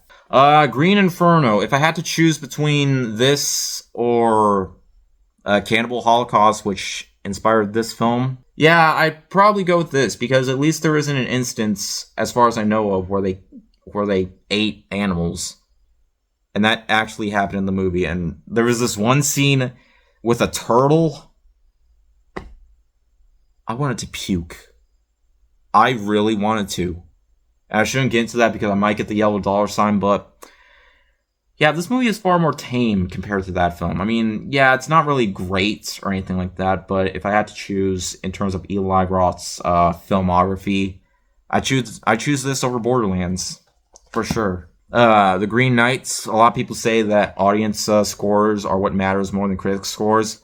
I'm one of those people that actually agrees with the critics on this film and not the audience, because there was so much behind this movie that, yes, it's a slow burner, but I feel like it really manages to pay off in the end. I still think it's a masterpiece. 50% audience score, I'm sorry, I agree with the critics on this one. I'm sorry, but I do. I still think it's fantastic and deserved far more love than it did. We continue on the depressing train with The Green Mile. Another one of those movies that's impossible to want to rewatch because of what happens in the film, but yeah, it's truly a depressing film. But hey, such a deep one, showing that, Stephen King can do more than just horror. Green Room, almost forgot about this movie, and I don't know why I almost forgot about it, because I remember really enjoying it. The fact that A24 was behind the film, and the fact that, and they would just do more in terms of, the filmography involving horror. I mean, yeah, it's a really good one. So yeah. Gremlins and Gremlins 2, The New Batch. Yeah, what can I say? It's freaking Gremlins. Next up we got The Grudge. It's alright. I mean, it's no Ring, but it's alright. Guardians of the Galaxy. I got the other movies over here. Okay, the rest of these are in 4K. Guardians of the Galaxy 1, 2, and 3. Yeah, not much else to say about that. Alright, moving on to probably the greatest Pinocchio adaptation since the original Disney film, Guillermo del Toro's Pinocchio. Definitely deserved the Academy Award for Best Animated Feature, in my opinion. I know a lot of people were rooting for Puss in Boots' Last Wish, but it's just nice for a lesser-known company to release a movie like this, and the fact that, yes, it's technically the same story, but with much more darker themes behind it, but there was so much about this movie that, I just couldn't help but love. And the fact is, when it won the Best Animated Feature Award, Guillermo del Toro stated how animation is cinema, and he just loves it so much that it's pretty much for everyone. Especially since, the year before they stated how, animation, it's a nice little genre to put on for your kids while adults do something else, just completely disrespecting it. So you gotta at least respect the man for that. So yeah, it's still a great movie. Yeah. And the fact is, I saw this in the theater, even though it's a Netflix exclusive. It started off being released in theaters before it went to Netflix. So yeah, it's nice to know that it did get a theatrical release, and it has a 4K release by Criterion. So I got no reason to go to Netflix. Hacksaw Ridge, probably my favorite Mel Gibson film outside of Braveheart. It's a shame. The man went from doing this, showing that, he can still make good movies despite his actions, to films like Flight Risk, a movie that I forgot even existed, and it's only been out for, a few months? But, yeah, seriously, I almost forgot it was even a thing. Yeah, next up, let's get this big bad boy. I know that's gonna fall over this. Yeah, the Halloween collection, which includes all the films, all the way up to Halloween, Rob Zombie's Halloween 2, which is a movie that I'll still never in my life watch, ever. But yeah, in terms of the Halloween films, the first movie, always be a classic. I want to get the 4K of that. Halloween 2 is also pretty good. Season of the Witch, I know has its fans. I don't know. It's alright. 4 is alright. 5 sucks. 6 sucks. H2O's good. Resurrection sucks. And Rob Zombie's Halloween sucks. In my opinion. But, yeah. The new Halloween film doesn't suck, in my opinion. The 2018 film. Again, such a shame. And it's also a shame that, the other sequels couldn't live up to this one, because this was such a good one that it really didn't need to continue on. It didn't need to be its own trilogy. It should have just been its own standalone feature. Speaking of films that should have been a standalone feature, The Hangover. I didn't watch the sequels because I heard they aren't nearly as good as this film. Happy Feet and Happy Feet 2. I watched Happy Feet 1 a lot. Happy Feet 2, I remember enjoying almost as much, but yeah, I don't see myself watching this one again. The first film, while it's not incredible or anything like that, I definitely don't love it as much as I did back then, but it is what it is. It's fun family entertainment. Harry Potter, all 8 movies. It's Harry Potter, don't really know what else to say. Hardcore Henry, one of the most unique action films to take heavy inspiration from video games in terms of first-person shooters. It's not for everyone. I do feel like it will give you motion sickness, especially if you were watching this in VR. It would probably give you a headache, but still a lot of fun. I really enjoy it. The Hateful Eight, which includes this Target exclusive lenticular slipcover. I also really enjoy Hateful Eight quite a bit. All right, The Hate You Give, Heat, and what do you know? Another Best Buy exclusive Blu-ray, Hell and Back. You probably have no idea what this is. It's pretty much like a movie involving 2 guys or people that get sent to hell and they're trying to escape. So yeah, I don't know. I remember seeing this in the theater, and the fact is I just saw this being like a Best Buy exclusive Blu-ray, so I got it, but I don't remember a whole lot out of it. All I know is that that's all I really remember it for, and not much else. But it could have been fun satire, but it just came off as kind of forgettable. Hellboy 2: The Golden Army. Yeah, definitely one of those instances where the sequel is better than the first one, at least in my opinion. But yeah. All right, Hell or High Water. It's a shame this didn't win any awards at the Academy Awards, despite being nominated for multiple ones. But hey, I still love the movie, regardless. The Hellraiser movies, Hellraiser 1 and 2. This movie kind of predicted the future. The fact that this involves a man falling in love with AI, which is quite common nowadays. So you could blame this movie for that, but the movie didn't do anything wrong. It's still a great movie. And it might be my favorite Joaquin Phoenix film. I love this movie so much that, I watched it on Netflix for the first time, and hey, I got the Blu-ray the next day. Or at least ordered it from Amazon the next day. And hey, the fact is, AI wasn't a part of this movie because it wasn't as common back then. Scarlett Johansson is really good in the movie in terms of her voice acting. And, Joaquin Phoenix is really good. Definitely check it out. Hereditary, one of the best horror films to come out in recent memory. It's truly bizarre, and Ari Aster has slowly been starting to lose his touch a little bit. I mean, I don't think he's a bad director now. I mean, I've enjoyed all of his movies so far, but yeah, I don't know. It's just not as good as this one. But hey, I also really enjoyed Midsommar, but yeah, I really enjoy Hereditary a lot. I still enjoy it. Okay. The Hills Have Eyes, the original film. Yeah, rest in peace, Wes Craven. As well as the remakes. The first movie's worth watching. Second movie, yeah, not so much. And then we get over here, we got The Hobbit, An Unexpected Journey. I know, I've had this movie for years and don't have the others because I like the second one. The third movie I thought was pretty forgettable, though. Hobo with a Shotgun, such an entertaining movie. It's so brutal, and I actually really like the main protagonist. And yeah, actually, I forgot. This contains, like, yeah, I don't know what these are. Are these, like, postcards or something? Yeah, they are. Like, I don't know. It's kind of weird that, you know, it would have this many postcards, but yeah, that's actually quite cool. Like, delivering justice one shell at a time. And, what is this? I don't know. I forgot that these were even in here, but yeah, that's pretty cool. It's a fun movie, if I do say so myself. And then we got The Holdovers, one of the best Christmas movies in recent memory. And another one of the best Christmas movies ever made, Home Alone. Yeah, Home Alone. Hoodwinked, I don't even know why I own this movie. I just saw it at Walmart with a slipcover and I was all like, hey, I'm gonna get this movie. But when I saw clips of it last year, I was just all like, is this really what the movie looked like back then? Like, yeah, it definitely doesn't hold up to this day. But I don't think it's a bad movie. It's, I don't think it's the funniest animated movie since Shrek, but it's, like, literally that's what it says, the funniest animated movie since Shrek, but, you know, it's definitely better than the sequel, which has pretty much no redeeming qualities whatsoever. Hook. Yeah, Hook. Horton Hears a Who. Very, very underrated. I used to watch this a lot as a kid. It's probably the closest thing that we have to a really good Dr. Seuss movie. I mean, I enjoy almost all Dr. Seuss movies except Cat in the Hat. I don't care how big the following for that movie is. I'm never in a million years going to be a part of it.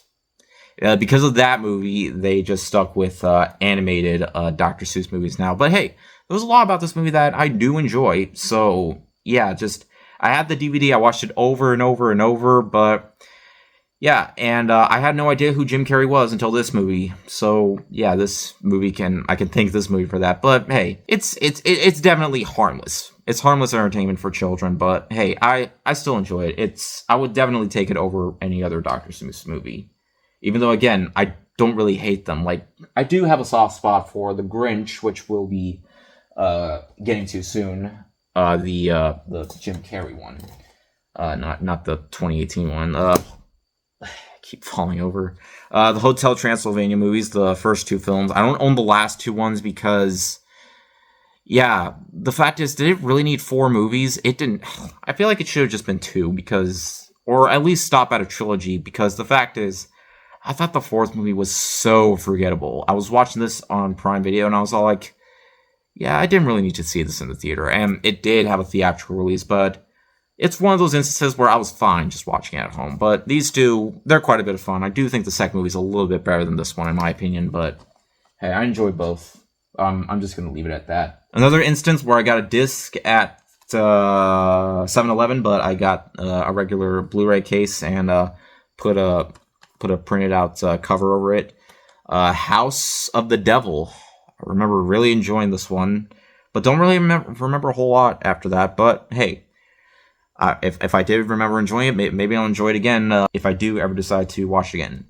How to Train Your Dragon. I also got the other ones over here. Let me just get them down off the shelf. Yeah, I got a 4K Blu-ray of How to Train Your Dragon, as well as How to Train Your Dragon 2, the regular Blu-ray, and 4K of How to Train Your Dragon 3. A perfect trilogy, in my opinion, though I don't think the sequels are quite as good as the first one. The sequels are still worth viewing. Okay, speaking of The Grinch, we can now talk about both versions of The Grinch. The animated version, always a classic, as well as the 2000s Grinch.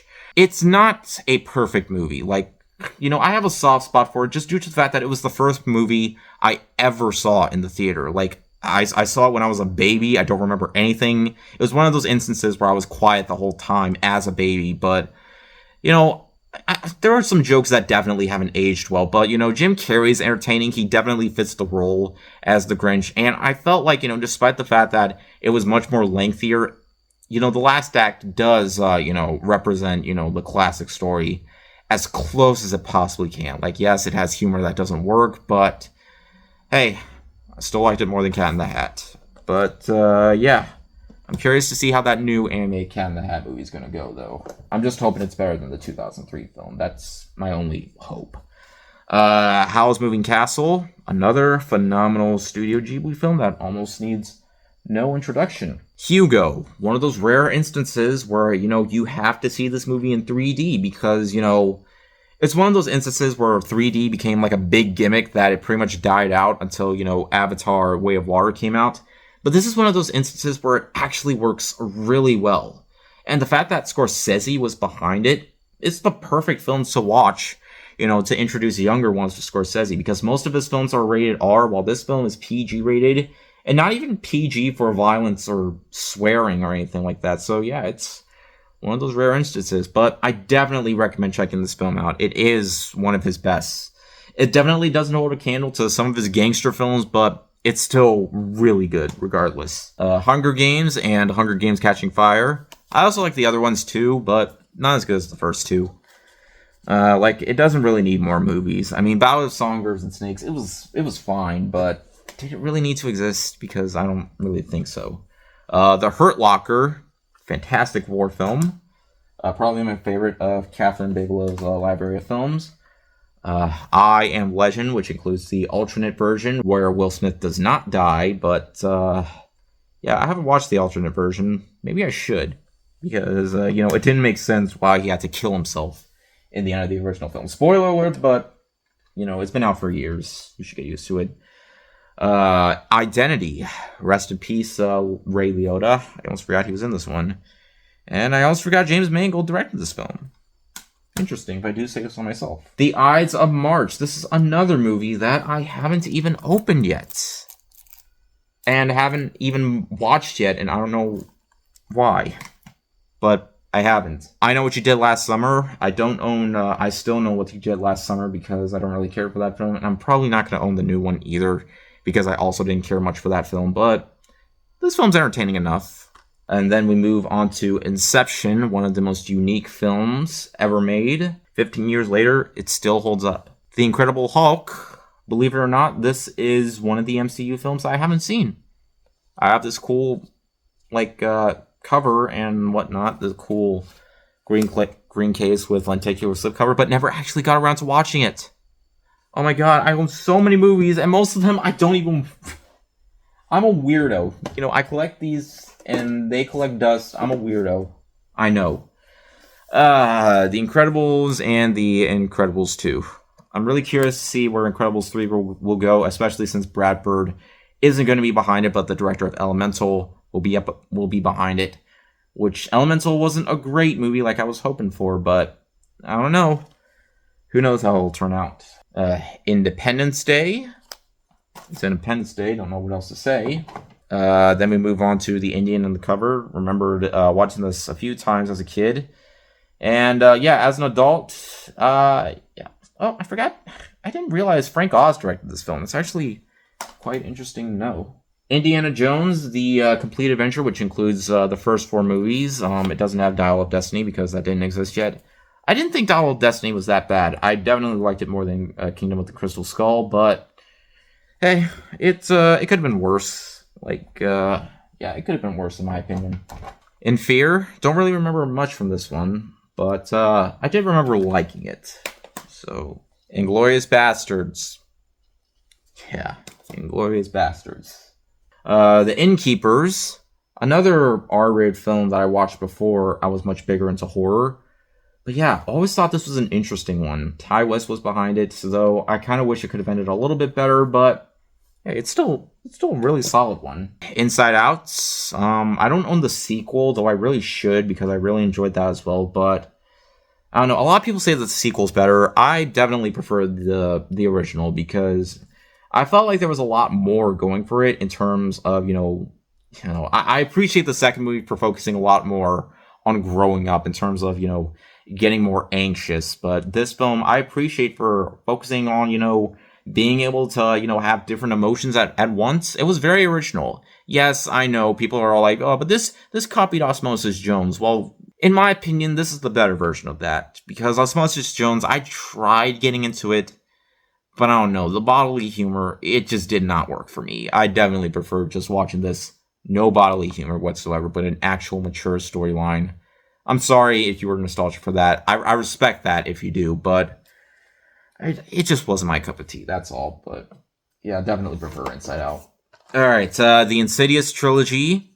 I thought the other ones were fine too, but I definitely felt like it should have stayed a trilogy, in my opinion. Interstellar, I regret not seeing this in the theater for the first time, but I did see a re-release when they released a lot of Christopher Nolan movies during the pandemic.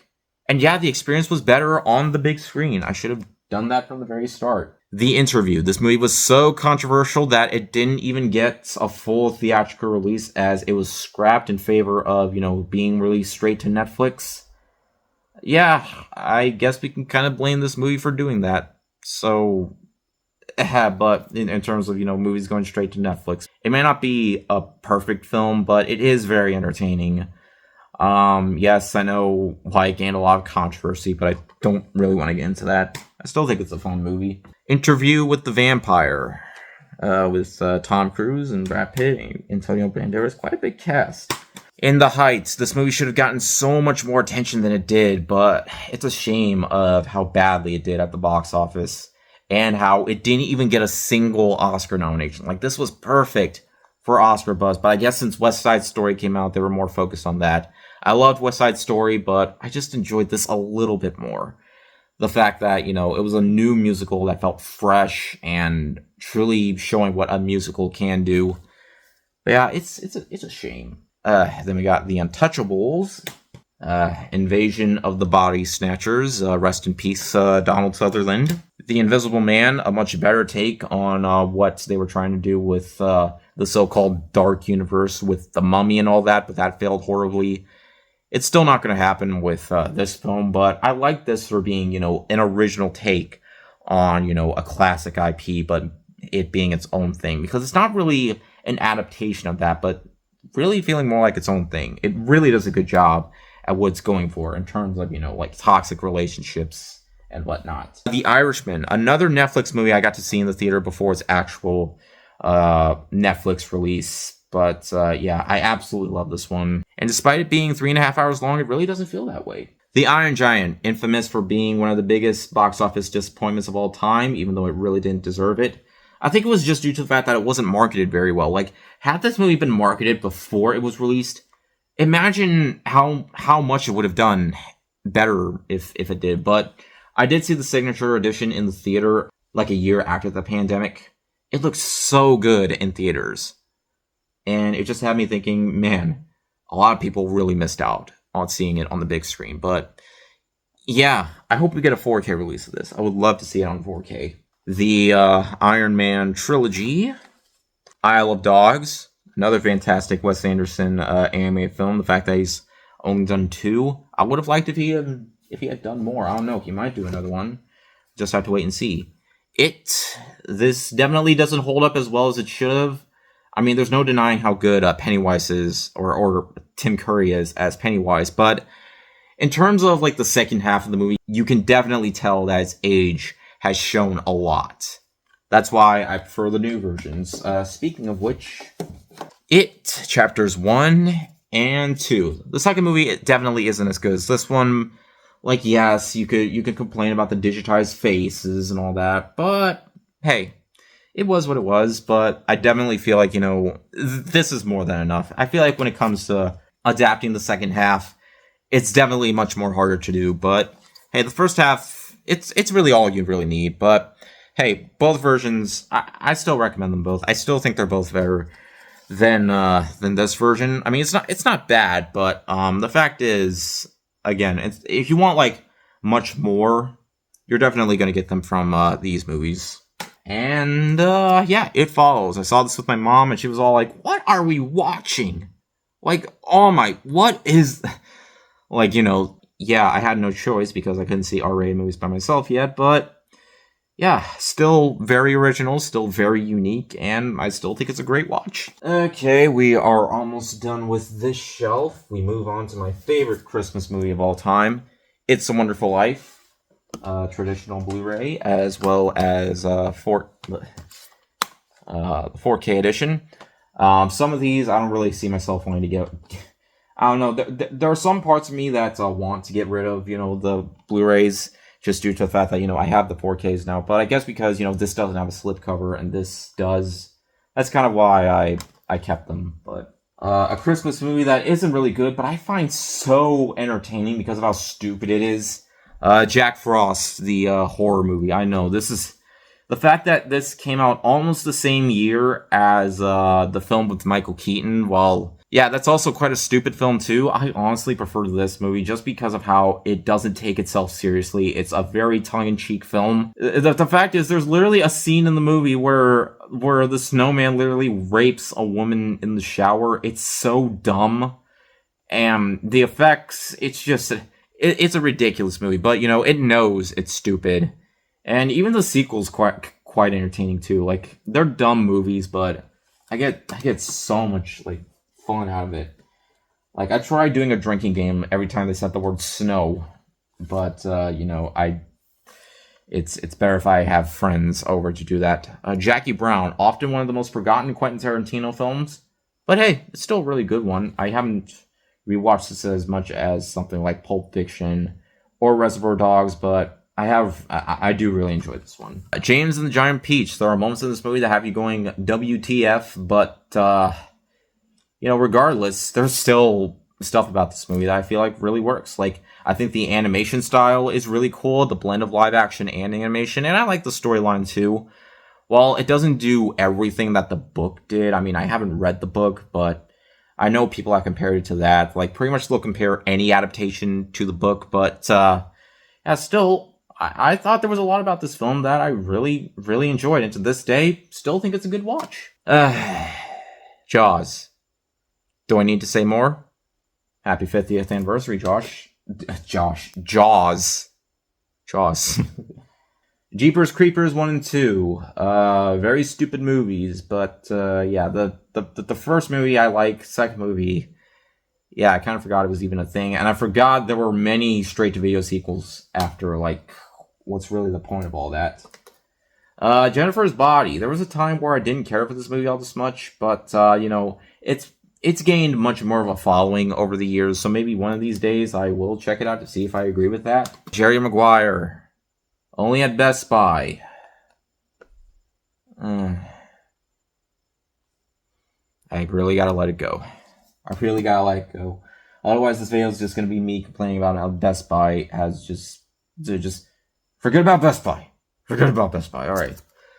John Wick. John Wick 2. John Wick 3. And last but definitely not least, John Wick 4. I also like Ballerina, but, the John Wick quadrilogy, yeah, definitely is far superior in my opinion, especially with the fourth one. I really, I hope the fifth movie lives up to, this film, because this film, I think, is pretty much a perfect action film, but who knows what will happen. Maybe it'll surprise, because all four of these movies just kicked so much ass. Jojo Rabbit. Yeah, despite the fact that it's a movie that involves, a kid imagining Hitler in his mind, there's actually so much meaning behind it. And, yeah, one of Taika Waititi's best films. It's very entertaining, it's very humorous, and, yeah, it's all around a great film. And I think it has a really satisfying conclusion. Joker. Man, this really should have just been a standalone film, because, why did it need a sequel? Todd Phillips stated he wasn't planning on doing a sequel, but he did it anyway, which was a horrible idea because not only did the movie bomb hard, but it did poorly with critics. It was nominated for a bunch of Razzies, and yeah, nobody was pleased. Compare that to this film, which did do well with critics and audiences, broke records at the box office, and was nominated for multiple Academy Awards, including Best Picture, and won Joaquin Phoenix for Best Actor. So what happened? Like, he should have just kept it with this film, because this is a good standalone movie that needed no sequel, but it got one anyway, because the first movie did so well that might as well just keep that going with the sequel. Joyride. Had a really fun time with this one. Judas and the Black Messiah. Yeah, I don't know why I didn't review this movie either, because, I saw this in the theater, but just, I don't know, I really should have. Some of these movies I regret not reviewing. Jujutsu Kaisen 0, the movie. I've really enjoyed this one a lot. Juno. I actually watched this movie when I was a kid, just due to the fact that, we had the DVD of it. Didn't know why we did, but we did have it, and I watched it, and I was very intrigued by this movie. And the fact that, I haven't watched it since. Like, yes, another instance where I own the Blu-ray but haven't watched it since. But yeah, I mean, it's not a very long movie. Like, yeah, it's very basic, just, it's about a pregnant teenager, and but yeah, it's a really good one. I do remember this being a damn good movie, and do want to watch it again sometime. Jumanji, once again, rest in peace, Robin Williams. And if you fall again, I swear to God. And Welcome to the Jungle. I like the other one, but because it has so many similarities to this, I don't really see myself wanting to get it all that much. Jungle Book. This is one of those rare instances where I do like this a little bit more than the animated version. And look, not all Disney live-action remakes suck. I mean, I still think there's a lot about this movie that works very well. Like, it's not entirely shot for shot. It takes things a little bit differently. Yeah, it's like, yeah, you could see some of its problems, but a lot of the time I just choose to ignore the problems and just love it for what it is. Remakes, they were cool until they got way too repetitive with them, and it's not really fresh or anything new, but this is one of those instances where I do think, it's actually good to compete with the original film. So, yeah, I still think it's a great film, regardless. Jurassic Park, Blu-ray 3D and 4K Ultra HD. I also have the Blu-ray 10 of Jurassic World. Let me go get it. Yep, right here. It's the 10, which includes the Blu-ray 3D, and the DVD. These are the only two movies that I see myself wanting to rewatch. Like, I was just so excited for a new Jurassic World movie that I was all like, okay, so they're doing another one, and another one, and another one. Like, oh my god, why do we have more Jurassic World movies than we do Jurassic Park? Like, what the hell?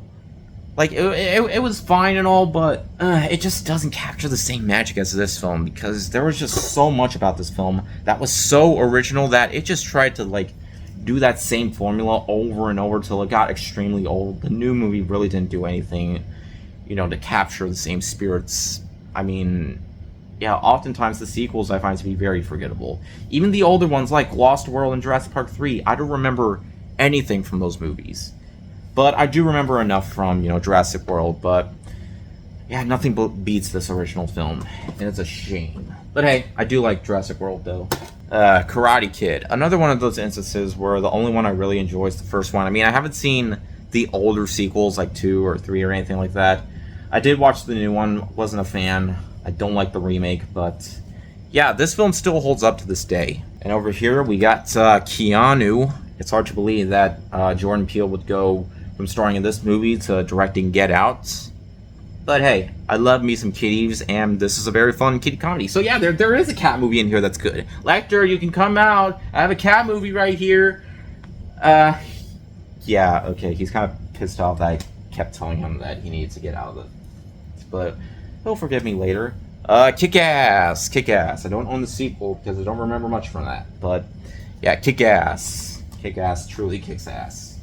Kiki's Delivery Service, another Studio Ghibli work of art. Kill Bill, Volumes 1 and 2. Classic Quentin Tarantino, if I do say so myself. It's basically like one full movie, pretty much. I mean, you got Volumes 1, Volume 2. That's why people just say Kill Bill and kind of forget that it's divided into 2 movies. But yeah, the second version isn't as good as the first one because the first one is far more violent and entertaining, but the second movie is still also pretty good as well. Like, both are definitely worth watching. Killer Clowns from Outer Space, the definition of cheeseball 80s horror comedy films, and the fact that it would gain a massive cult following, that you would see merch for it anywhere at any Spirit Halloween, and the fact that there was talks of a sequel, which amazes me. Due to this movie's popularity, you would assume there would be more of a franchise, but I guess not. But there is a video game, which I heard is very good. Apparently all horror movies need their own spin-off games, from Friday the 13th to Evil Dead, Killer Clowns from Outer Space, Texas Chainsaw Massacre, and now Halloween. Like, it just does not end. But hey, this is still an entertaining watch, even though it is PG-13. They do get away with quite a few things in it. Kingsman: The Secret Service, the only one that I see myself rewatching. Second movie's pretty good, but yeah, I don't remember a whole lot from The King's Man. Like, yeah. King Kong, quite lengthy, but I was still entertained by it. The King's Speech, probably one of the most controversial Best Picture winners out there, especially since most people wanted Social Network to win, but hey, I still think this is a great movie, regardless. I say regardless a lot, don't I? Like, I don't know why I keep saying it like that, but yeah. Knives Out. It's a shame that the sequel didn't get a full theatrical release. I mean, it did get one. I saw Glass Onion in the theater, but I don't know. It really needed to be like its own theatrical thing rather than just, I guess Netflix, because it has the rights now. But hey, I have it on 4K. Knives Out. Like, I don't think there is a physical version of Glass Onion, but there should be.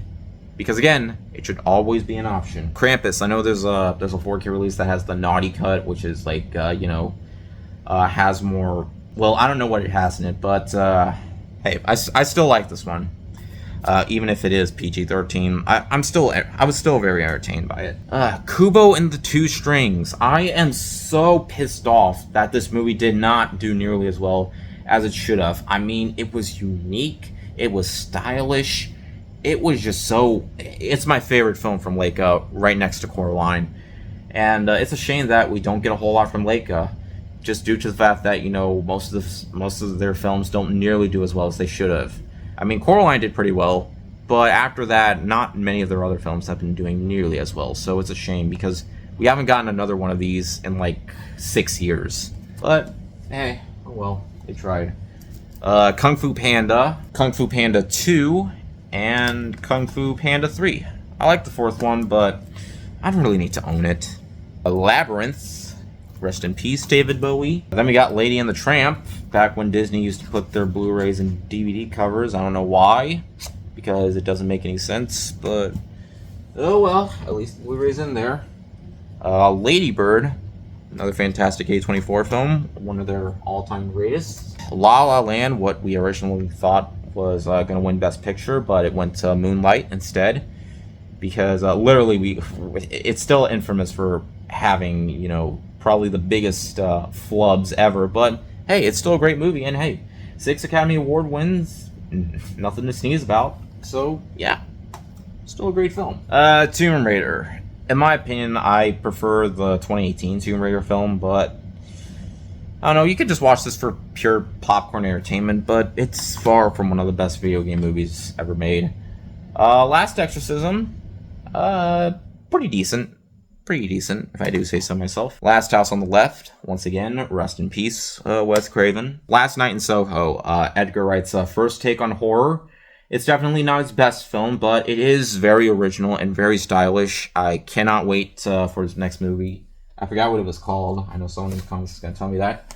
Last of Us, Season 1. I also really like Season 2, despite the controversy surrounding, the fact that, they should have casted someone else to play Ellie, because Bella Ramsey doesn't look as much as, say what you will about her looks, but honestly, she's still really good in the show.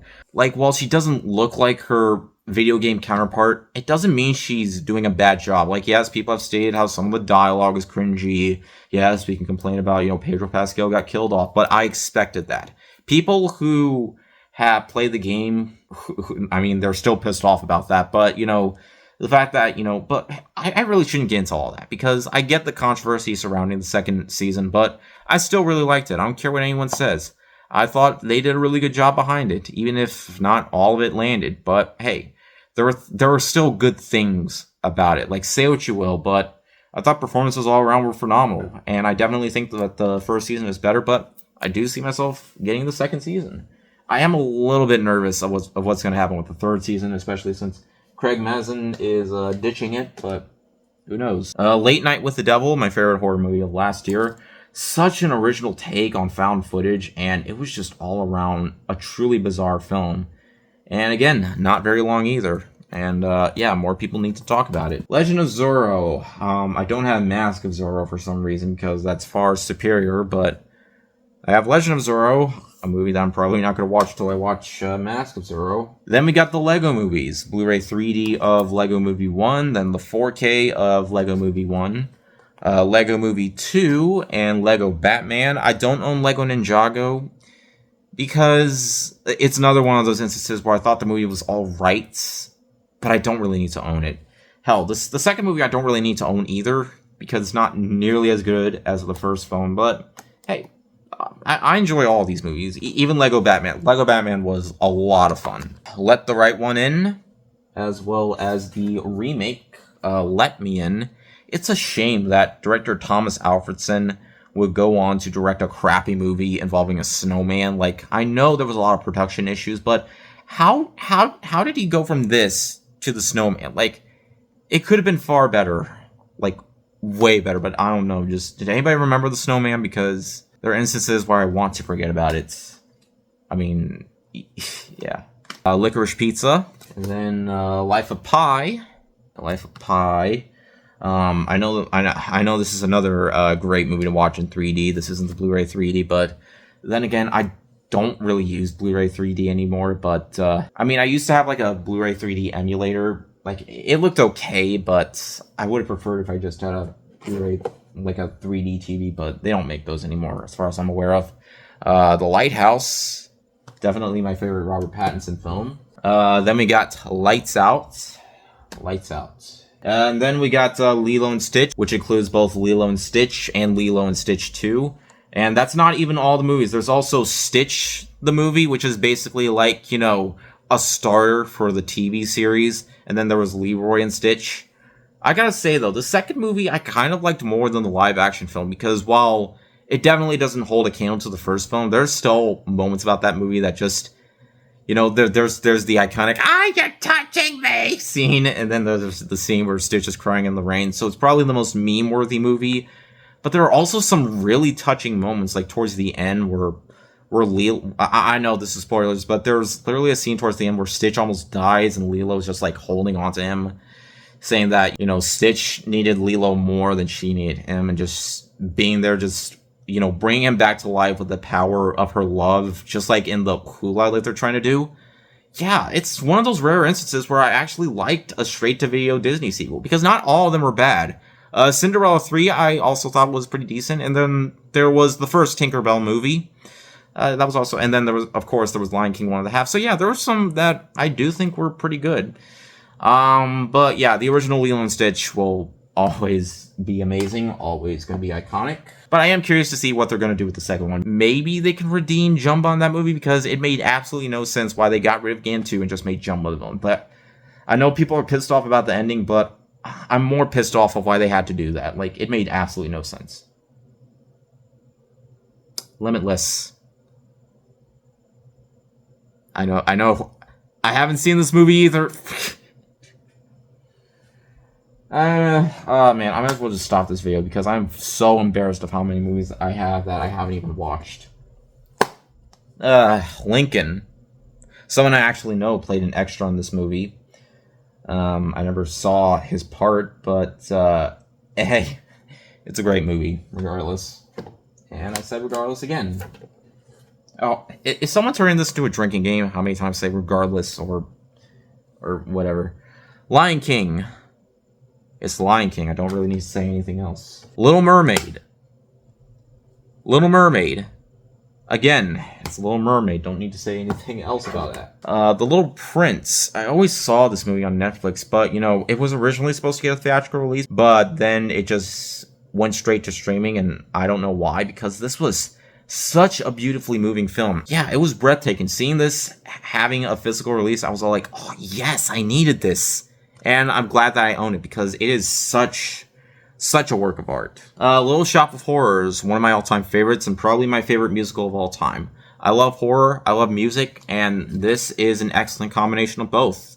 And probably my favorite film that Rick Moranis was in. Logan. I know this movie pretty much doesn't matter anymore, but who cares? It's Logan. It's probably the best X-Men movie ever made, even though it doesn't have the full line of X-Men in it. But hey, still a great movie. Probably the best R-rated comic book film ever made, in my opinion. Looper. Another fantastic action film. A lot of fun. The Lorax. I don't hate this one. I mean, yeah, it's quite bizarre when it comes to its song sequences, and the fact that they changed the ending to just have a full-on happy ending, just answering all the questions of the book.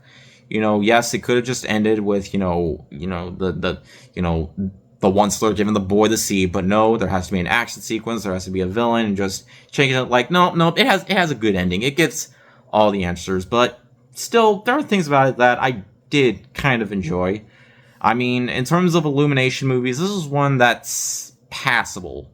I mean, I'm not really the biggest fan of Illumination. I mean, I haven't seen a lot of their other movies. Like, I haven't seen Migration or the Sing movies or Secret Life of Pets 2, just due to the fact that they didn't really pique my interest. But I don't know, I kind of had a soft spot for this one. The Lord of the Rings trilogy. This only contains the theatrical versions. It doesn't contain the extended cuts.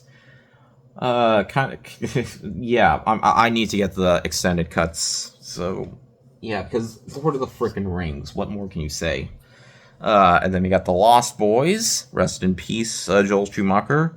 I can forgive you for doing Batman and Robin. Love and Monsters, this was such a fun one. Combination of romance meets action meets comedy. It was so much fun. I saw this in the theater, and when it was also being released on streaming, it was so much fun. I highly recommend it. Love, Simon, probably one of the greatest LGBTQ plus movies ever made. Megan, another one of those movies that should have just been a standalone film. I didn't hate the second movie, but yeah, it really didn't need to switch up genres. Machete, also good for some popcorn entertainment.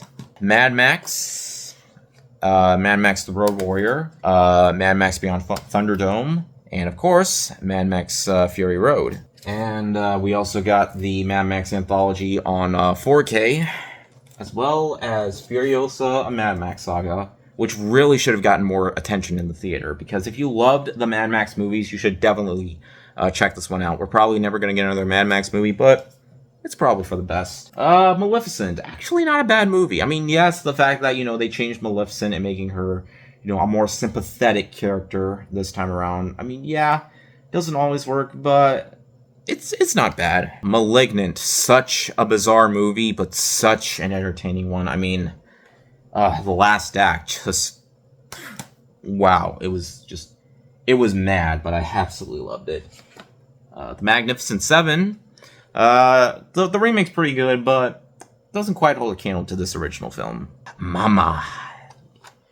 Yeah, Annie Muschietti would later on to direct it, but hey, this is also a pretty solid watch too. Yeah, even for PG-13, and it came out in January, just when, January was usually the worst time for horror. This is actually quite a decent one. Manchester by the Sea, say what you will about Casey Affleck's win, but hey, he was still phenomenal in the movie. The Man from U.N.C.L.E., a pretty fun film, for, a Guy Ritchie film. I had fun with this one. The Martian, probably Ridley Scott's best film in recent memory, because, his other films, like, while, don't get me wrong, I really enjoyed Last Duel quite a bit. Like, that movie did not deserve to bomb. There's just something about this film that had a lot more going for it in terms of originality. But, hey, it's still fantastic. Mary Poppins. You cannot go wrong with Mary Poppins, ever.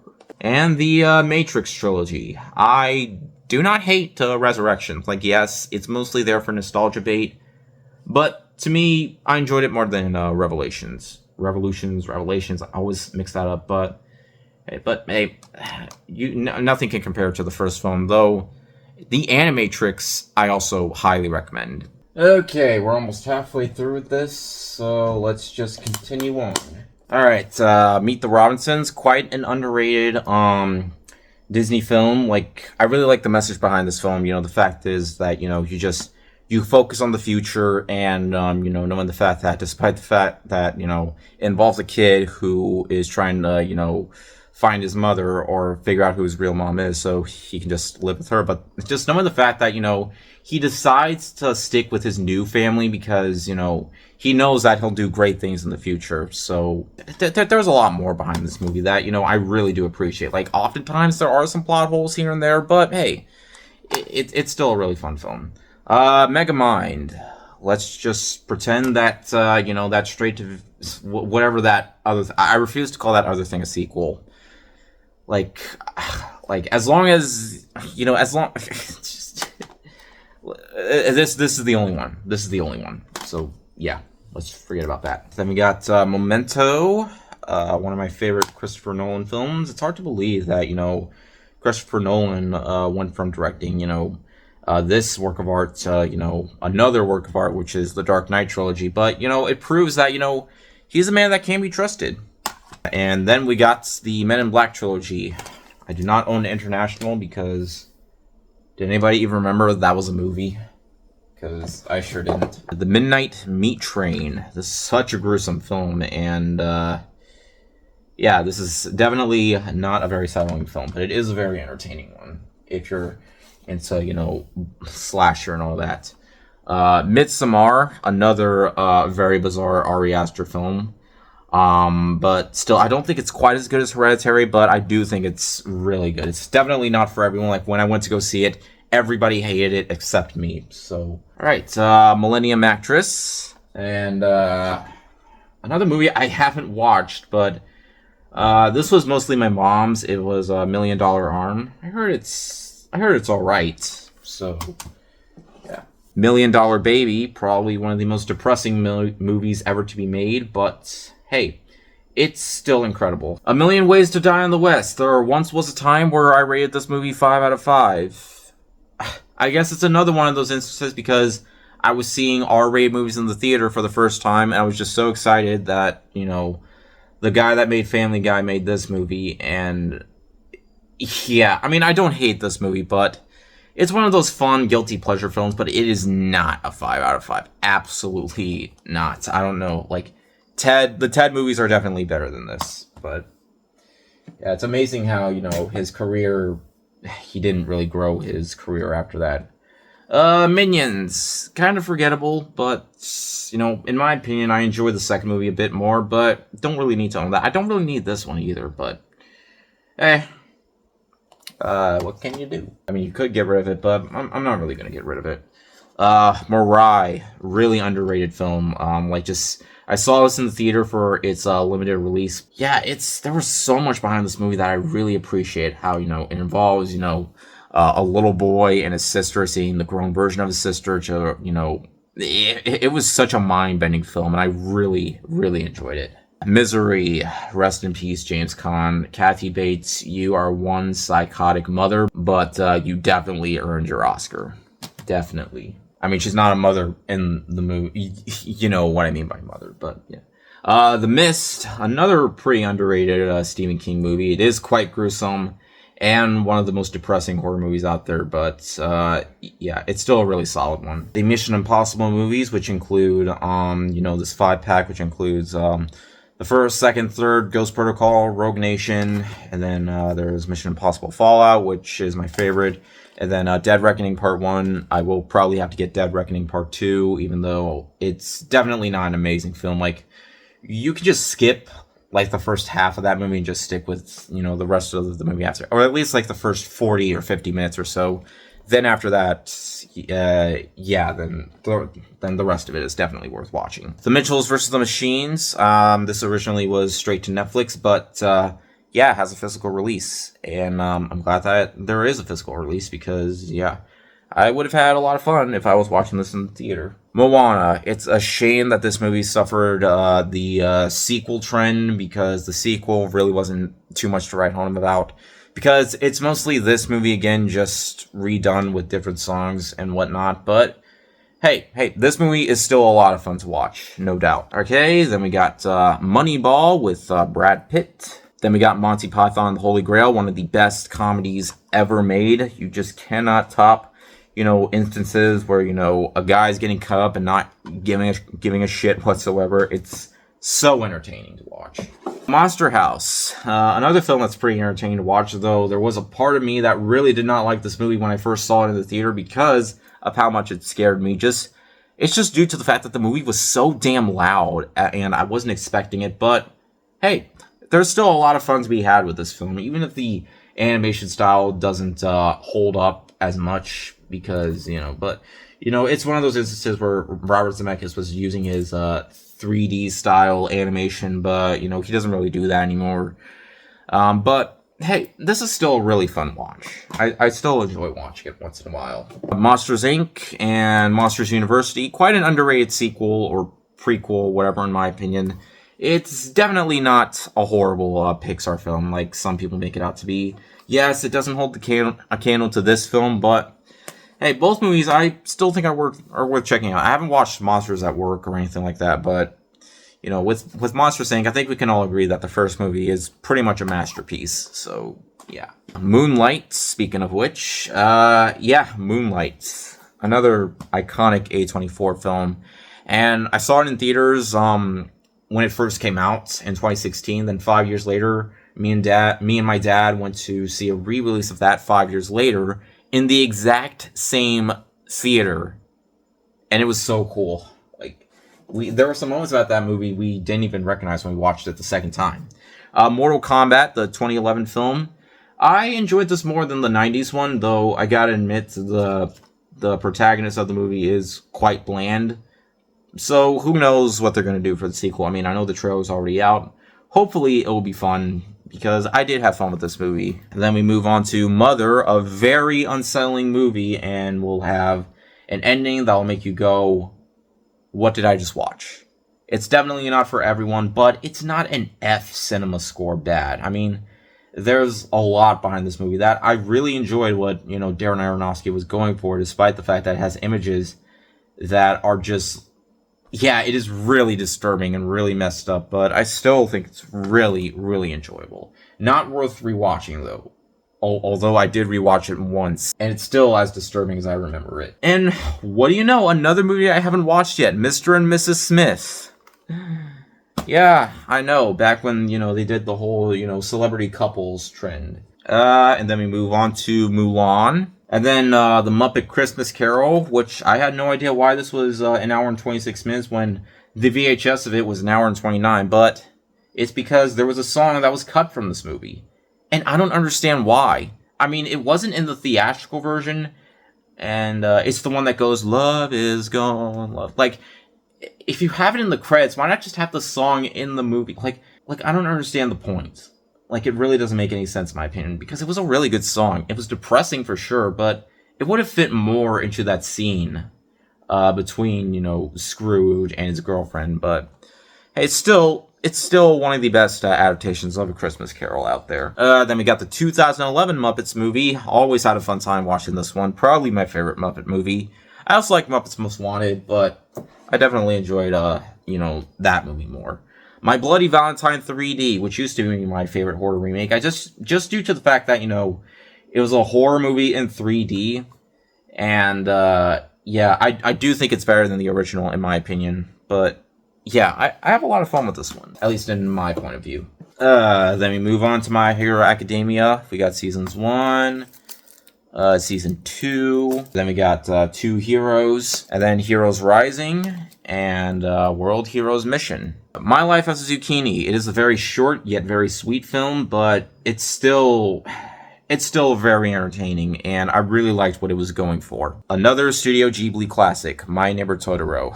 Don't need to give any introduction on that whatsoever. The Naked Gun from Files of Police Squad. Such a fun movie. I'm so glad that the new movie was good too, and I definitely do want to own that. National Lampoon's Animal House, again, with the pop-up art. I forgot where I got these from. It was either Walmart or Target. I think it was Walmart, but I don't know. Maybe someone else who knows about them knows too, but yeah.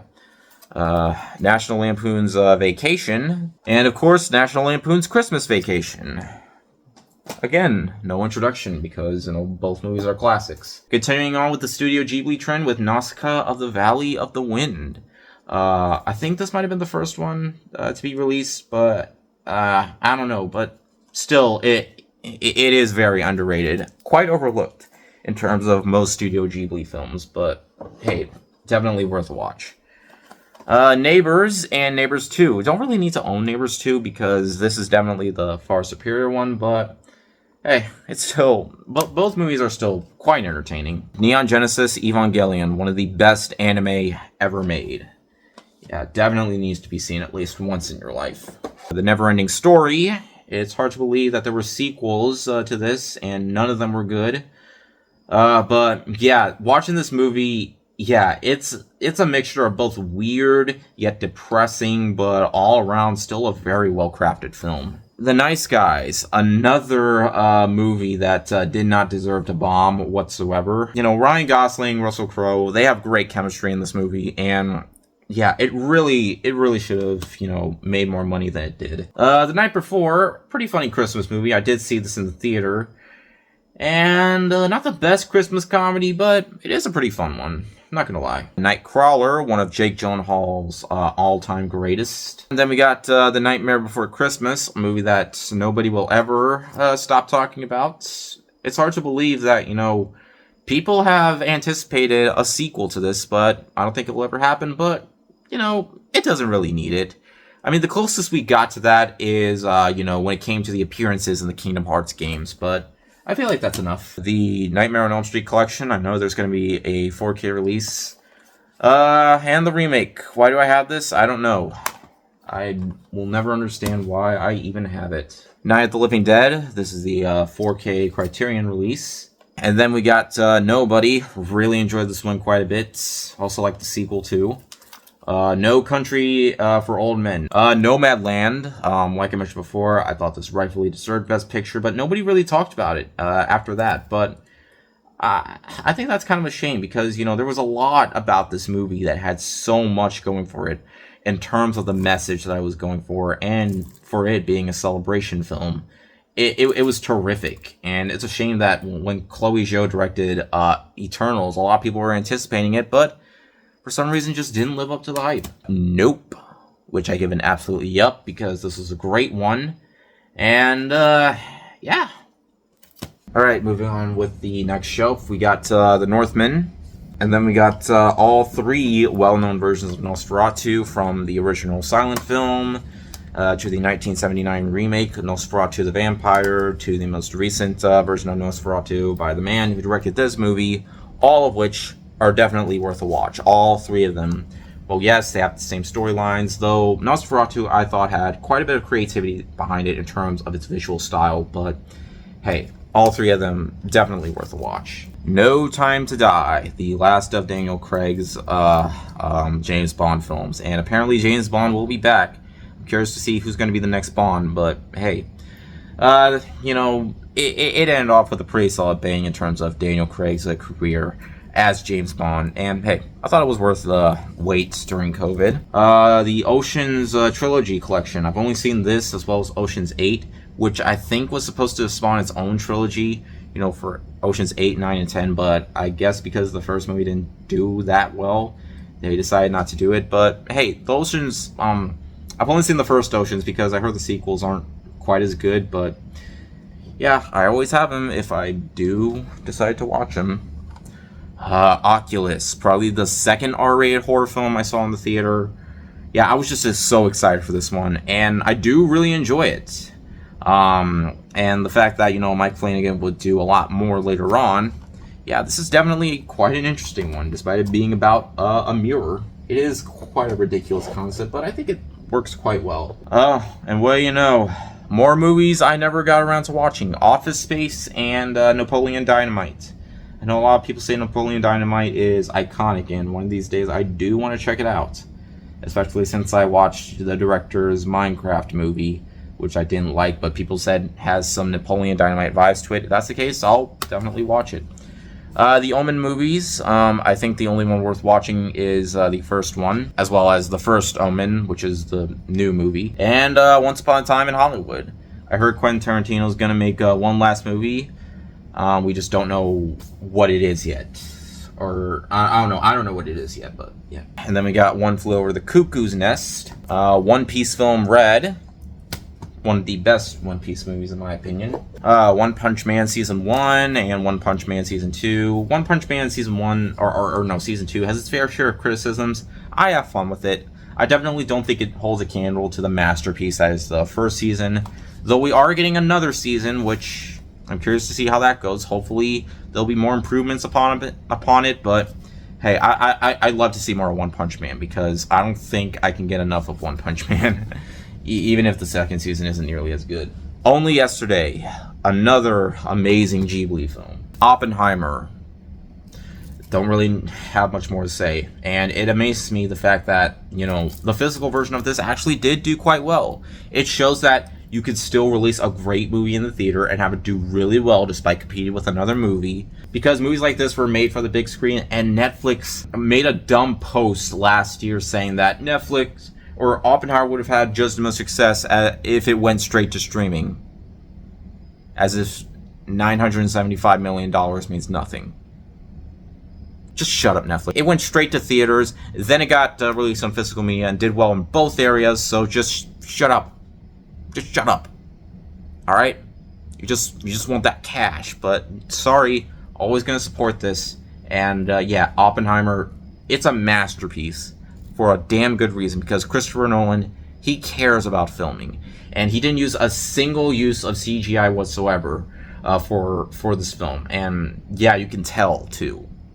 And it shows. It really shows that there's a lot of there can be hard work put into a movie and have it really pay off in the end. The original Christmas classics, which include Rudolph the Red-Nosed Reindeer, Frosty the Snowman, Santa Claus is Coming to Town, The Little Drummer Boy, Frosty Returns, Cricket on the Hearth, which some people probably haven't heard of, but I don't know, it's kind of a fun one, and Mr. Magoo's Christmas Carol. Orphan, I like the new movie, but not as much as this one, because, I think when it came to the twist, it made it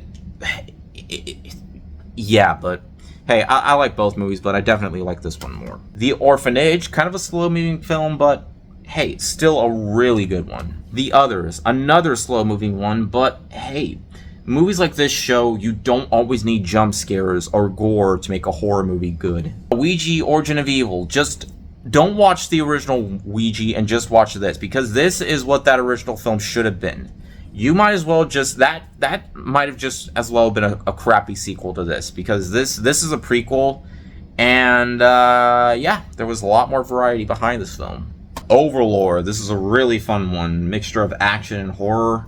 Yeah, there's quite a bit of entertainment to be had in this one. Oz the Great and Powerful, not really the greatest Wizard of Oz spinoff of all time. Wicked is definitely better than this, but I don't know, I don't remember hating this one. I mean, yes, Mila Kunis isn't really the best as the Wicked Witch of the West.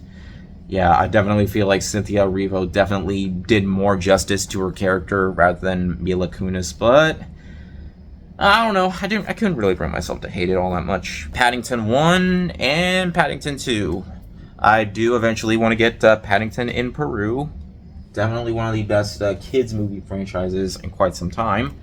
Pan's Labyrinth, still my favorite film from Guillermo del Toro. So much originality was put into this film. It was just all around a dark and twisted film filled with fantasy and horror and style.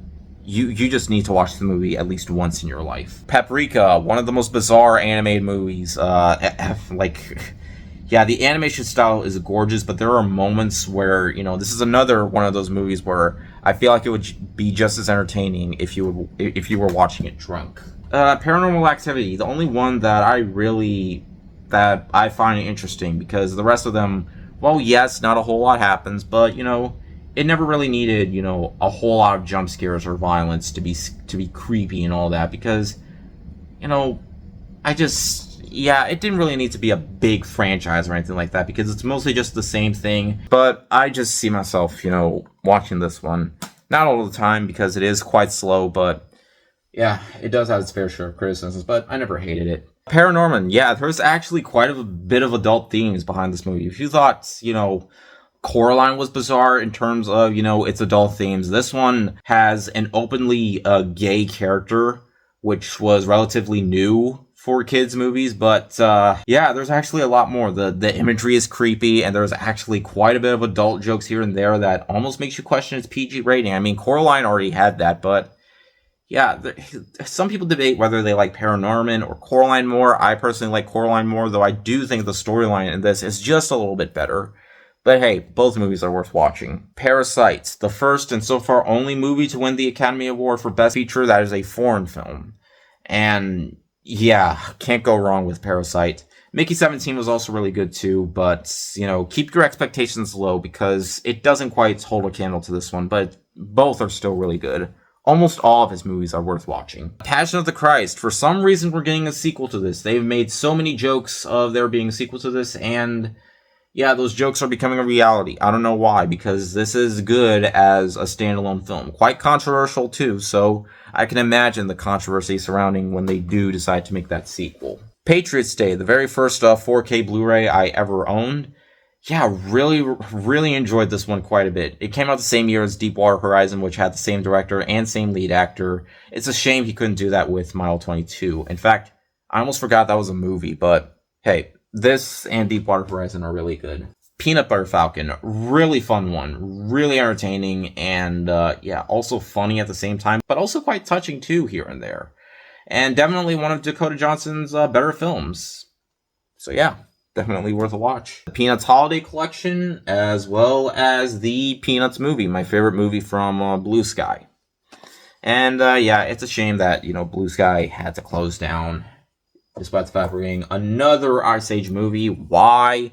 We got too many of them, and they just keep getting worse and worse and worse, but let's not talk about that. Let's talk about Pearl.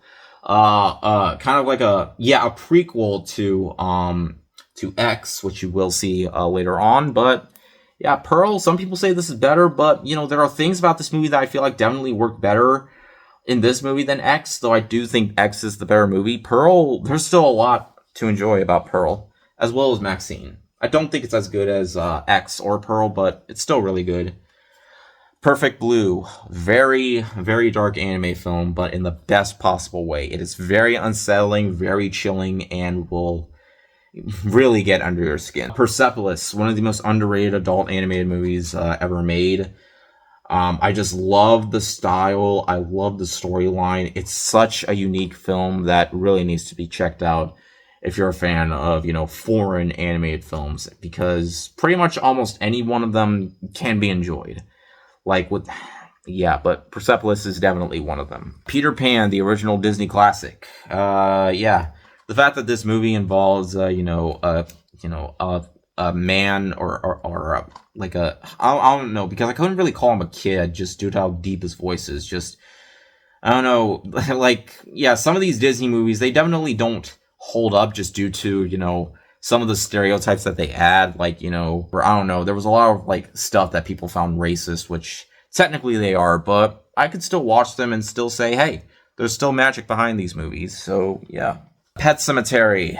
I was really unsettled by this movie as a kid. I also got the 4K Blu-ray. It was still one of my favorites growing up. And the remake. The remake really doesn't deserve the hate. I mean, it started off at 100% on Rotten Tomatoes, then slowly dropped to 57%. I was all like, yo, what happened? Why did it go from being loved to just, I don't know. I don't think it deserved it, because there was a lot about this movie I thought worked. Yes, it's shot for shot, but there are things about it that I did like in terms of the changes. It's not the best remake ever, but it didn't deserve the hate in my opinion. To me, I think it's one of the more underrated remakes, and there's a part of me that does like it a little bit more than the original, though I will always have a soft spot for the original. I really enjoy both. I know there's a spin-off movie on Paramount Plus, but I didn't get around to watching it because I heard it wasn't all that good. Phantasm, and then we move on to Pig, which might be my favorite Nicolas Cage movie ever made. The fact that, you know, he doesn't really reach his goal on getting his pig bat, but that's not really the entire purpose of the movie. There's still a lot about this movie that I feel like works. It's slow, but it's one of my favorites of his. Pinocchio. This has by far the worst live-action remake out of all the Disney films. Yes, Lion King gets worse the more that I think about it, but Yes, Snow White was also really bad too, but Pinocchio, that movie just... You know what? I'm not even going to talk about it and just talk about how good this original classic version is, because, yeah, Disney shows that it can do more after Snow White. Piranha, the remake, as well as Piranha 3 Double D, I do not own... I should just get rid of this one because, yeah, this is not as good as I remember. Not in the slightest. Though, I do enjoy this one, though. But this one... What even was... Pirates Band of Misfits, really fun one. One of my favorite Aardman films. Pirates of the Caribbean, Curse of the Black Pearl, the only Pirates of the Caribbean movie that I enjoy. I mean, some of them are okay, but a lot of the times I just see myself just rewatching this one. Pitch Perfect 1 and 2. Second movie's alright. I bet most of you didn't even remember there was a third one. But hey, the first two movies, the first movie's pretty good. Second movie, it's better than the third one, but whatever. A triple pack, which includes Planes, Trains, and Automobiles, National Lampoon's Vacation, and National Lampoon's European Vacation. And then we got Planet Terror, another really fun Robert Rodriguez film. And then we got Platoon, and we got another double pack, which includes Pokemon the first movie and Pokemon the movie I Choose You. Yeah, despite being a fan of Pokemon, the first movie definitely has problems. I haven't watched the movies after that, but I don't know. I don't hate the movie. Like, as someone who's enjoyed the anime series, or at least the earlier seasons, it was fine. Pokemon Detective Pikachu, one of the earliest examples on how to do a video game movie right, because, yeah, then after that we got Sonic, then we got Mario. It shows that, video game adaptations can be done if given to the right people, and I felt like, this was given to the right people. So, yeah, definitely one of the better ones. Polar Express. This is one of those Christmas movies that did not age well. But, hey, I do recommend checking it out. The storyline is really good, but, it could have been better if it was real people. But, while the animation is distracting, it doesn't make me hate the movie. Because, there's still a lot about this movie that works. Poltergeist. This is the digibook, as well as the 4K version. Alright, we're halfway through this case, so let's move on with 1, 2, 3 more Studio Ghibli films. Pom Poko, I definitely felt this was a lot better the second time. Really made me appreciate it a lot more, but I appreciate almost all Studio Ghibli films. Ponyo, this was probably the Studio Ghibli film I watched the most outside of Spirited Away. And yes, this was back during the time when, Disney was releasing their movies, but then G-Kids took over. But still, there's a lot of entertainment behind this film. I mean, yes, technically it is like a younger version of Little Mermaid, but there was still a lot about this movie that was absolutely dazzling. I loved the characters, I love the style, and yeah, I've always had fun with this one. And then Pom Poko. No, not Porco Rosso. I just talked about Pom Poko. Idiot. Yeah, Porco Rosso. In this really cool steelbook. And, ooh, wow, what do you know? Another movie that I own but I haven't seen before. Porky's. One of the earliest examples of raunchy comedy. Which was directed by Bob Clark, who would go on to direct A Christmas Story. Yeah, was this before or after? Before A Christmas Story. But, yeah, I heard it wasn't as good as, some of the other earlier raunch comedies, but I heard it's fine. Possession. I've only seen this movie once, and I didn't watch it on the Blu-ray, but I've had this Blu-ray for so long, but never watched it because, I don't know, it's not really as good as I remember it. Predator 3D. Yeah. I should also get the 4K version. Does this? Yeah, this also includes the 2D edition. I don't know, the 3D doesn't really look all that great. It barely pops out, but hey, I still got the 2D version. Prey. I really should get around to watching that new animated film that was released on Hulu. I hope Badlands is good. But yeah, I also really enjoy Prey quite a bit. I think it's the second best in the series. And then we get to Princess and the Frog. I can only imagine what they're gonna do if they do decide to, make this into a live-action remake. Because even for a G-rated movie, the fact that it uses dark magic quite a bit, including a scene, involving, Naveen getting his finger clipped and then a little blood shows. It shows that G-rated movies, can still feel more like PG movies. But still, regardless, this is a really good one. I've always enjoyed that one. The Princess Bride still holds up to this day. Princess Mononoke, another phenomenal Studio Ghibli film. Like, I don't know what there is to say. I mean, it's Princess Mononoke, one of their very best. Prisoners, one of the earliest examples of, Denis Villeneuve's filmography. And while it is quite lengthy, there's still a lot to enjoy about it. Prometheus, this movie gets its fair share of criticism, but I've always really enjoyed it, even if it doesn't really do a whole lot of justice as a prequel. There are still far worse prequels out there, and hey, it's definitely a masterpiece compared to Alien 3. Or, I don't know, I don't really hate Alien 3 all that much. I do not like Resurrection, but Prometheus, I kind of had a soft spot for. Promising Young Woman, despite the fact that the last act is very bizarre, there's still a lot about this movie to really enjoy. Like, it's very unique, and yeah, Carey Mulligan is terrific in the movie. Psycho, the regular Blu-ray, as well as the 4K Steelbook. Pulp Fiction, literally have a big Pulp Fiction poster right there behind me. Puppet Master, the only one that I really watched, because when it comes to straight-to-video sequels, I don't really see myself watching them, but hey. This isn't the greatest, killer doll movie ever made, but it's a pretty decent one. The Purge movies, which include The Purge 1, Purge 2, Purge Election Year, Purge Anarchy, but yeah, they're fun, guilty pleasure movies. I don't love all of them, but, I don't really hate any of them. Like, yes, they're not really great movies, but I don't know, I like the concept, and I do feel like, some of them, or pretty much all the sequels are better than the first one, but I don't really hate any of them. Purple Rain, rest in peace, Prince. Then we got both Puss in Boots movies. I always keep talking about how good this movie ended up being, and it shouldn't have been as good as it was, but it was. It didn't feel like a sequel. It felt like, a new version of Puss in Boots. Both A Quiet Place movies. I do want to try getting A Quiet Place Day 1 eventually. And then we got Raging Bull.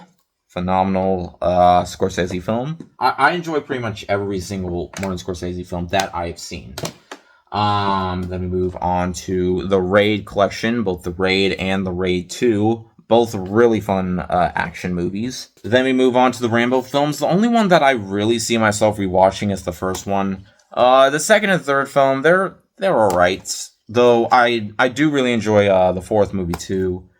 Last Blood, I think is better than the third movie, but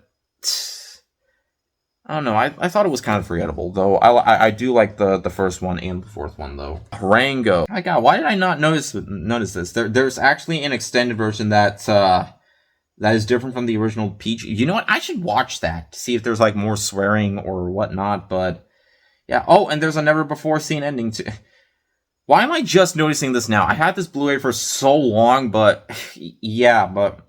There are instances where they use the word hell so many times, and even the word damn, and they even censor out the word bitch.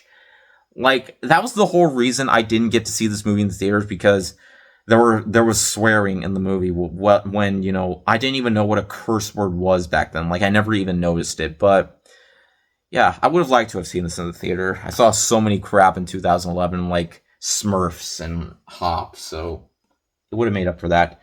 Ratatouille, you can check out my video where I actually did make Ratatouille. It was so good.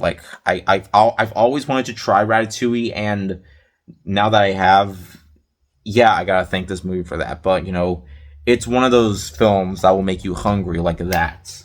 Even though it's about a rat, it still makes you hungry. Raya and the Last Dragon. I honestly enjoyed this more than Encanto. Now, yes, people can say that, Awkwafina is just... but regardless, I still thought she was good in this movie. Yes, they do overuse her a lot in so many other animated movies. She did not need to voice Scuttle in the new Little Mermaid. Why did she have to voice Scuttle? I don't know. That was just... but still, there was a lot about Raya and the Last Dragon that I did enjoy. And, yeah, and it had no singing either, so it shows that Disney can still make animated films without the use of singing. Ready or Not, such a fun one. Like, really entertaining. Definitely check it out. Ready Player One. Yes, the characters really aren't all that memorable. Yes, it's mostly just Easter egg after Easter egg, but it's still a fun one. I still really have a fun time watching it. Reanimator, and guess what? We have another movie that I haven't watched yet, and I've had for a really long time, Bride of Reanimator, just due to the fact that, I don't expect the sequels to be as good as this. But maybe I should watch them anyway if I do own them. But, hey, I still have these movies in case I do decide to watch them. The Red Turtle. It's easy to forget that this is a Studio Ghibli film. In fact, I don't remember putting this in my Studio Ghibli ranking. Like, yes, there's no talking in this movie whatsoever except for sounds, but its environment and, it's enough to get you hooked on the story. And there's another anime movie here that I'll also talk about that also has that same type of style. The Relic, not really a great movie, but it can be entertaining from time to time. Requiem for a Dream. Darren Aronofsky is a master when it comes to unsettling films, and this is probably the perfect example of that.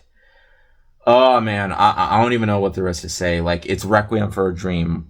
It's infamous, but for all the right reasons. It's a fantastic movie that you'll probably see yourself only watching once in your life. But hey, that's more than enough.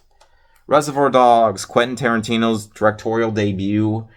And it's still one of his most iconic films. And what can I say? It's Reservoir Dogs. Resident Evil, the only Resident Evil movie that I think is fine. Like, it's fun for what it is. It's definitely not terrible, but it's one of the better Resident Evil movies. But hey, I heard that Zach Kreger, the man behind Barbarian and Weapons, is thinking of doing a Resident Evil film. But, hopefully, he'll actually make a really good one, because Welcome to Raccoon City was closer to the game, but I just couldn't defend that one. Return of the Living Dead. I don't think many people notice this, but you know how in most zombie parodies, they're always like, zombies go for the brains, like brains and all that. But in reality, they always go for the full body in other movies. Like, has anybody else noticed that? Because I've noticed it, but they haven't done like the brains concept for any other movie, just going for the brains rather than the full body. I don't know. I've always noticed that when it comes to, kids parodies, they always go for the brains, because if they went for the bodies, that would be way too much. The Revenant. Finally, I was so happy when Leonardo DiCaprio finally won an Oscar. It was about time, because it was past overdue. Like, way past overdue. Rightfully so. Like, he had to sleep in horse skin just to get an Oscar, and get attacked by a bear too. Yeah. Okay. The full series of Rick and Morty, despite the fact that Justin Roiland has been completely canceled, I still enjoy Rick and Morty. I haven't watched the 8th season yet. I'm waiting for that to stream on Max, but I will get the 8th season so I can get the full collection. Then we move on to Ringu and The Ring, one of those rare instances where the remake is actually more iconic than the original, though the original is phenomenal as well. The Rise of the Guardians. It's a shame that this never became a franchise of its own when it really had a lot of potential, because I would have preferred if this became a franchise and not Boss Baby or Trolls, because there's a lot more to this that you can make a franchise out of. But, it has gained a cult following over the years, so yeah, at least it has that. At least it still has its fans. The Planet of the Apes reboot trilogy, which includes Rise of the Planet of the Apes, Dawn of the Planet of the Apes, War for the Planet of the Apes. There's also Kingdom of the Planet of the Apes, which I also really like too. And then we move on to Risky Business, iconic Tom Cruise film. And then we move on to RoboCop, probably the only RoboCop movie worth owning. I haven't watched the sequels. I have seen the remake. I often forget that the remake even happened, because nobody wants to remember that remake even happened. Like, just ignore the remake and just admire the kick-ass original in all of its brutal glory. Now we move on to Robot Dreams. This movie did not come out in theaters until a few months after the Academy Awards in 2024. But yeah, this is such a unique film. Just like I mentioned earlier about the red turtle, this movie has no use of dialogue whatsoever. It's a 2D animation style film, which we do not get nearly enough of nowadays, but this shows that, it can still be done. Now, yes, it is kind of depressing, and yes, not everything works out towards the end. It doesn't, end in the way that you would have wanted it to end, but there's still a lot about this movie that I feel like, I get what they're going for. And I feel like it really manages to work in that same sense. I explained it more in my review, but yeah, it's both a depressing film, but also an uplifting film at the same time, where despite the fact that the dog character is literally called Dog, and all these other characters are named after their animal names, there's actually so much behind this movie that I just absolutely love, and I just could not help but have a smile on my face the entire time. It's charming, it's unique, and it's all around just a great film. And I didn't realize Neon released this film. I hope they release more animated movies, because there needs to be more films like this. It's very, very good. Definitely check it out. Rocket Man, Rocky, the Heavyweights Collection. And over here, we got the Rocky Horror Picture Show, and it's right underneath this box art. Okay, we move on to Room. Say what you will about Brie Larson, but she really nailed it in this role. And one of the earliest examples of, Jacob Tremblay growing his career. Yeah, it's a really good one. It's a very depressing one, but also a very touching one. It also has a really satisfying conclusion, so yeah. Oh boy, probably my favorite bad movie of all time, The Room. Now, I hate when people talk during a movie. I've had to deal with that so many times this year. I had to move seats in 10 movies because people just would not stop talking. But I did see a re-release of this for its 20th anniversary. People talked about the entire thing. I didn't care, because that was the point of these screenings. Just talk during the movie and just making fun of it, getting excited for that one scene. It's one of the best theater experiences of my entire life, and I just loved reacting with these guys. And we all shouted when he said, "You're tearing me apart, Lisa!" And if this movie ever gets a 4K release, I will get it, because oh man, this is a stupid movie, but it's such a good one. It is just, it wasn't intentional for this movie to be hilariously bad, but it was, that's why it's become so iconic. And, oh man, I don't need to get any further. It is my favorite So Bad It's Good movie of all time. I enjoy it more than Troll 2. I enjoy it more than Plan 9 from Outer Space. It's the one that I watch the most, and the one that I quote the most. Every time I see a dog, I always say, "Hi, doggy," in Wisso's voice. Alright, the two versions of Rosemary's Baby. There's the UK import, and then we got the American 4K release. I did not think that they would release this on 4K, but they did. And I'm so happy for it. I really like how, it shows Rosemary pregnant, but then there's a demon mouth. Yeah, it is a slow-moving film, but one that really manages to pay off. So much so. I love watching Rosemary's Baby, despite how long it is. Saint Maud. Would have liked if that came out in theaters instead of straight to streaming. Samurai Champloo, the whole series. Really need to give this a watch again. The Santa Claus, the only Santa Claus movie that I enjoy. Second movie, third movie, alright, but this movie, yeah, I still enjoy watching it. Saturday Night Fever and Grease, both really, really fun films. Very, very groovy, Saturday Night Fever and Grease. Young love at its finest. Yeah, the ending didn't make a whole lot of sense, but hey, it's Grease. Sausage Party. This movie gets so much hate nowadays just due to the fact that it's an R-rated anime movie full of sexual content, and they're all like, "Oh, this is bad because this is not for kids." That's the point of the movie. Yes, if you didn't find the movie funny, then yes, that's a valid criticism. If you thought the satire didn't work, then that's also a valid criticism. And I'm not sure I should be showing this in the picture, so I'm just going to try covering up my hand. But, for someone who did enjoy the movie, I enjoyed its satire. It takes, it's supposed to be, raunchy and all that. I know there's an animated series called Foodtopia, but I don't know, I'll just stick with this movie because I heard it really wasn't all that good and it just goes way too overboard. Yes, It's bizarre. It's like, it's not the greatest adult animated movie ever made, but I still enjoy watching it from time to time. And yeah, I just think that the hate base for this goes way too overboard. I mean, yeah, you can say what you will about it, but just hating it just because, it's an R-rated animated film. I mean, we get so many of those. Like, that's the point of shows like South Park and whatnot. But hey, I still think it's a good movie. I don't care what anybody says. I'm not changing my mind on that.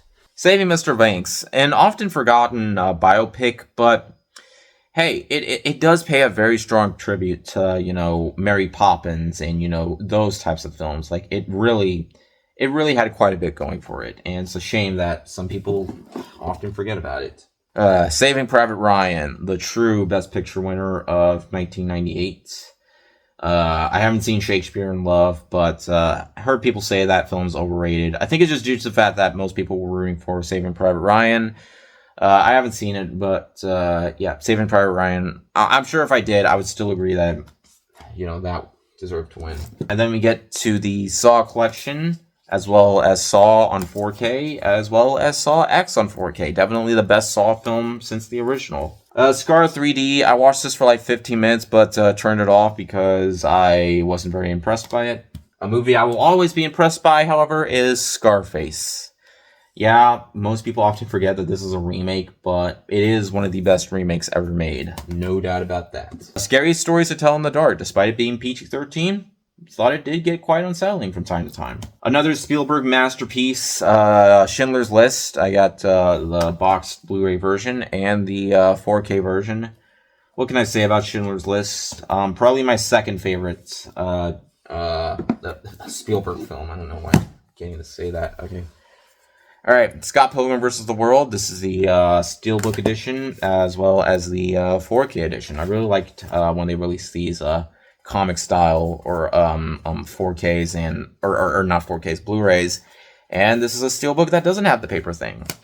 So I really gotta praise it for that. Scout's Guide to the Zombie Apocalypse.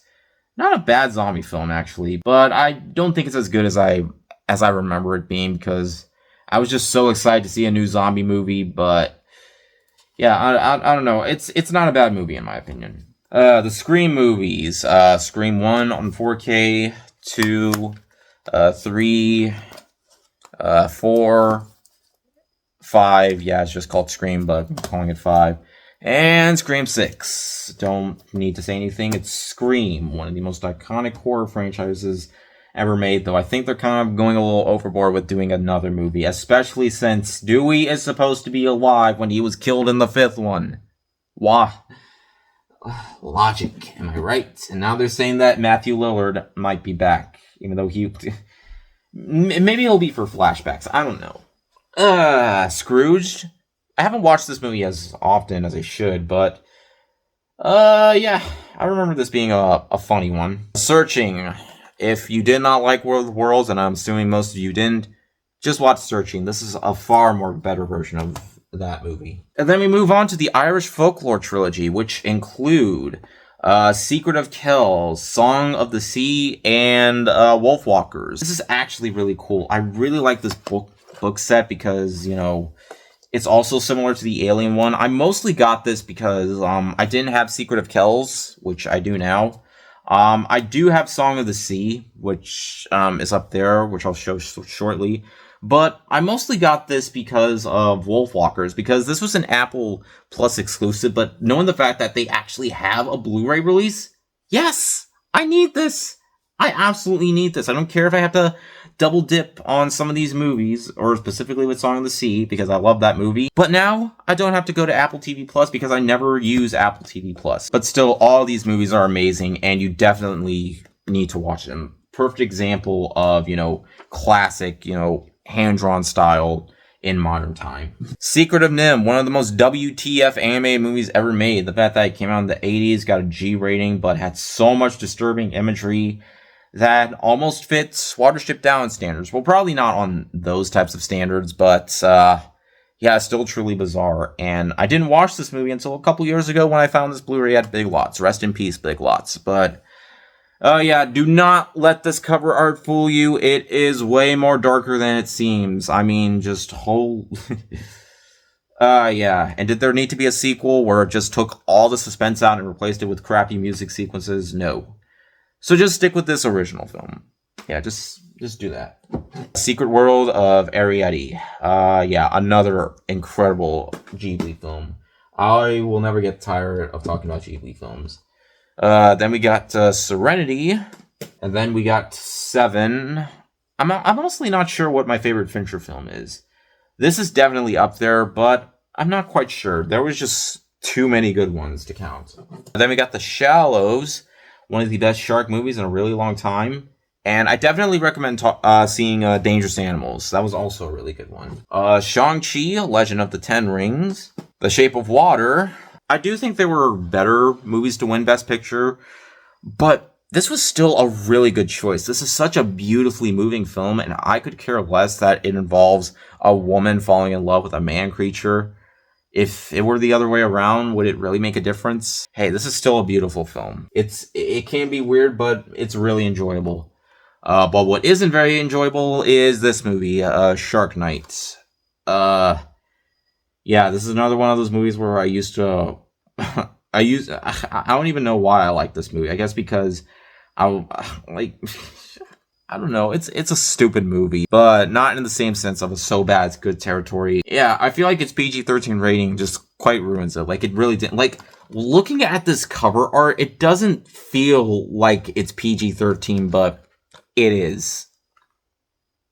Yeah, so that's mostly what ruins the film. Then we move on to the Cornetto's trilogy, which includes Shaun of the Dead, Hot Fuzz, and The World's End. Shaun the Sheep movie, I know there's a sequel to this that's also really good. Actually, there are a lot of Aardman sequels that have been out that I haven't watched. The only one that I did watch is the new Wallace and Gromit, though. That's not really a sequel. I mean, technically it is to one of the older shorts, but yeah, Shaun the Sheep movie, there's a lot to enjoy about this one. I'm honestly not sure which I enjoy more, that or Curse of the Were-Rabbit, because, yeah, it's really hard for me to tell. Yes, one of the all-time greatest Stephen King adaptations of all time, The Shawshank Redemption. It's The Shawshank Redemption. What else can I say? Shazam. Yeah, such a fun one. I don't own the second one because it's not all that good. Then we got The Shining, and The Shining again. Meticulously clever, and the 4K release. Again, it's a masterpiece. Shock Labyrinth. I remember really hating this movie. Yeah, don't know why I still have it. Probably will never understand why I still have it. The Shrek trilogy. Yeah, the first two are classics, no doubt. Third movie, I don't really hate the last two movies, but does there really need to be another movie? I mean, with that teaser, it just... I don't know. I mean, it's at this point they're just milking it. And they announced that Puss in Boots wasn't going to be in it. Like, anyways, Shutter Island. I think this might have been my first Martin Scorsese film. I didn't remember a whole lot about it, but I did remember being very intrigued by the film. So, yeah, it got me hooked on to see what other Scorsese films I had to watch. Sicario. I enjoy this along with the sequel, not as much because, Denis Villeneuve's direction was top notch. This is a movie that absolutely needs no introduction because it's my all-time favorite, Silence of the Lambs. Yes, don't even need to continue on. Silent Hill, I think there's supposed to be another movie coming out. Yeah, this isn't all that bad of a movie. I mean, this is closer to its video game counterpart than most would seem. I mean, yeah, but I heard the sequel wasn't good at all, so yeah, I'll just stick with this one. Silent Night, Deadly Night, one of the most controversial horror movies ever made, just due to the fact that it involved Santa Claus as a serial killer. Guys, I know this was old time, but it's really not that big of a deal anymore, especially since, Santa, one of these days when we grow up, we're gonna realize that Santa Claus doesn't really... Yeah, it just doesn't matter. That's the point of this movie. It's like, no. The Santa Claus is supposed to be for kids. Don't make him a serial killer. Just don't let your kid... Like, parents nowadays will will put controversy into anything. Just be the parent. Don't let kids watch things you don't want them to be watching. It's your job, not the companies that makes the things job to do the parenting for you. That's why that new AI identification thing is complete bull. So I better be careful what I watch on the internet, because sometimes I like watching movie clips. Okay, Silver Linings Playbook. Another great example on how to combine drama and comedy right. Yeah. A Simple Favor. I think there is a sequel to this, but there hasn't been a whole lot to it. I do definitely recommend checking out this one, though. There's a lot of entertainment behind it. The Simpsons movie. I saw this in the theater, then didn't watch it a whole lot later until 5 years later when I downloaded it on my iPad. Watching it today, I definitely don't enjoy it as much. I mean, there are things to like about this movie, but because it came out so late, you can definitely see its faults. But hey, there are some gags that I thought worked really well, so there is definitely that. I still think it's a good movie, so yeah. And then we got Sin City and Sin City: A Dame to Kill For. First movie, classic. Second movie, not bad. Still has that same style, but definitely doesn't hold a candle to the first. Sing in the rain, sing in the rain.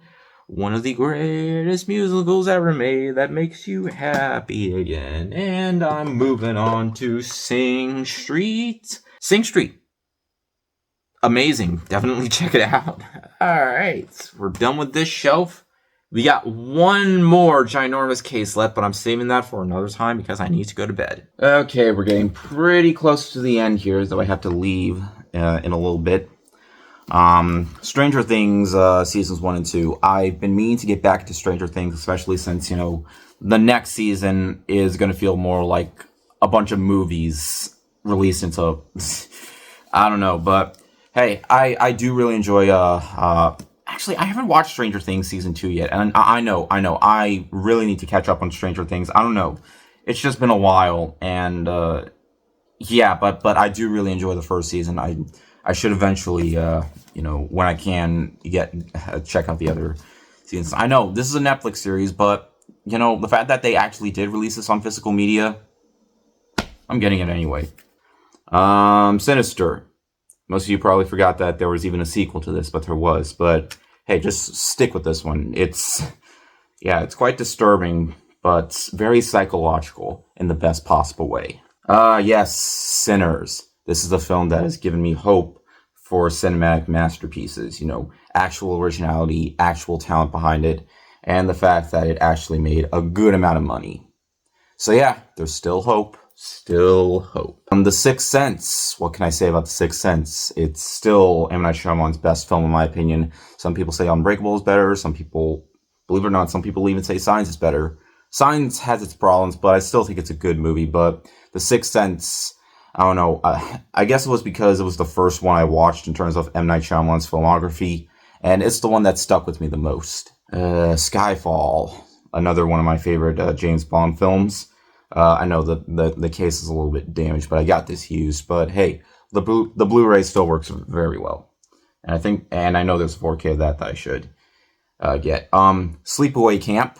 I haven't seen the sequels, but I have seen this one. Yeah, it is quite bizarre. I mean, it has one of the most memorable twists in horror movies of all time. So, yeah, if you enjoy campy slasher, no pun intended, because Sleepaway Camp, but. Yeah, camp is the best way to describe this movie. It's campy, but it's oh so entertaining. Absolutely. Slither. It's hard to believe that this movie was directed by the man who would go on to do Guardians of the Galaxy, The Suicide Squad, and Superman, which is still gaining a lot of controversy. But you know what? I don't care. I'm not going to argue about that. But yeah, this is a really good one. Just seeing what James Gunn managed to do before then, and this is actually, a really bizarre one, and it's a shame it didn't do a whole lot at the box office, but hey, there's still a lot about this movie that works in terms of its body horror elements, its zombie elements. Well, it's not really much of a zombie film, a lot more of a body horror, but it's truly a bizarre one, and the makeup effects, yeah, there was a lot going for this movie. Snowpiercer, another fantastic Bong Joon-ho film. which came out just a few years before Parasite. Where 2000, I think this came out in 2012 or something, but yeah, definitely check this one out if you're a fan of Parasite. Snow White, one of my all-time favorite Disney movies. I watched this so many times. I watched it more than 101 Dalmatians. I watched it more than Pinocchio. I've always had a soft spot for this film. I don't know. Maybe it's just because, there's so much charm behind the film, and we're not talking about that other movie, okay? We're not, okay? Because I said enough about it. Snow White and the Huntsman. Again, haven't gotten around to watching this, but I heard it's fine, but I'm not really in a rush to watch this one. Like, yeah. The Social Network. I know it does not look like, I know it doesn't look like The Social Network. Instead, the title makes it look like it says you don't get to 500 million friends without making a few enemies, because, yeah, apparently a sequel is in the works for this movie. Like, how is that going to work? I don't know, but yeah, I got this used as well, and it also had the paperback. But yeah, David Fincher gets pretty unique when it comes to his packaging. So I know there is a 4K of that, so yeah. Song of the Sea, another edition. Again, when I was watching her, I had to get the Blu-ray after because of how much I loved it. Same with this film. It might be my favorite animated film of 2014. The Lego Movie. It was the Lego Movie, but I don't know. Like, on one hand, I just loved how the Lego Movie was so creative of its concept, but at the same time, I just loved the storyline for this movie and the emotion behind it. So yeah, it just all depends, but you definitely need to check this one out. Alright, and pretty much the franchise that saved video game movies, the Sonic the Hedgehog series. I am this close to calling myself a Sonic fan because I wasn't much of a Sonic fan at first. Like, imagine what would have happened if they kept the original Sonic movie design. Yeah, the second one was also pretty good. Third one is my favorite. But yeah, I never really hated Sonic. I do like the franchise. I don't know. It's just, I felt like Mario had a lot more variety behind it in terms of like the power-ups. Like, I really shouldn't be comparing it to Mario all that much. All that I can say is that I do think the Sonic franchise is good. I can say that, because I'm enjoying Sonic Generations, I may be this close to calling myself a Sonic fan. I haven't been calling myself a Sonic fan that much because, well, I have been enjoying a lot of the games from Sonic Colors and Sonic the Hedgehog 2. I think is one of the best side-scrollers ever made. I don't know. I guess it's just because, everybody in the world loves Sonic, and if you so much as hate on Sonic, people are going to hate on you. I guess it's kind of like that. But hey, Sonic is a fun franchise. These movies are definitely worthy fan service to the franchise. Definitely, like, yeah. And I'm looking forward to the fourth one. So I feel like by the time the fourth one comes out, I can finally consider myself a Sonic fan because I am looking forward to seeing what the fourth one does. All right. The Sorcerer's Apprentice with Nicolas Cage and Jay Baruchel. It's, I don't know. I liked it when it first came out, but it's one of those instances where as you get older, you're not sure if the movie still holds up or not, and if you rewatch it, you're all like, this isn't as good as I remember. I don't know. But I never really hated this one. It is what it is.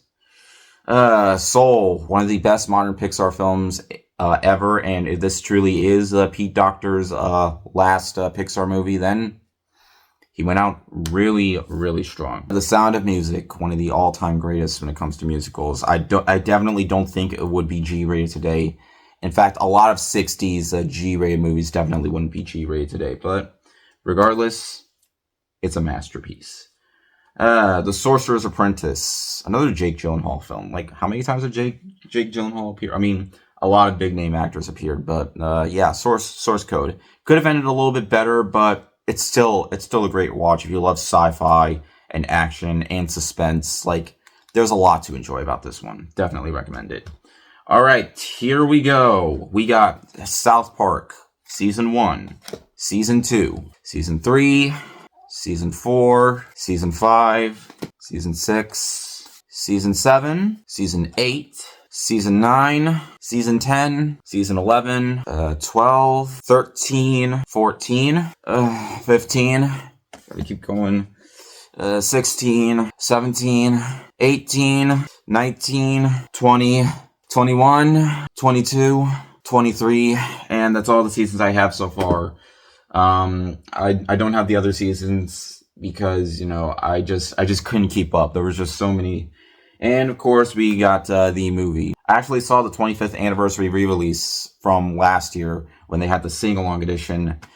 Thankfully, nobody sang. I was able to enjoy the movie as it is. And my dad actually took my brother to see the movie when he was 14, just a year before I was born. And then years later, he would take me to see it. And I was 23, so I was at the age where I could watch it by myself in the theater. But it was such a cool experience. And yeah. And I gotta praise South Park for what they've been doing recently, showing how brave those people can be.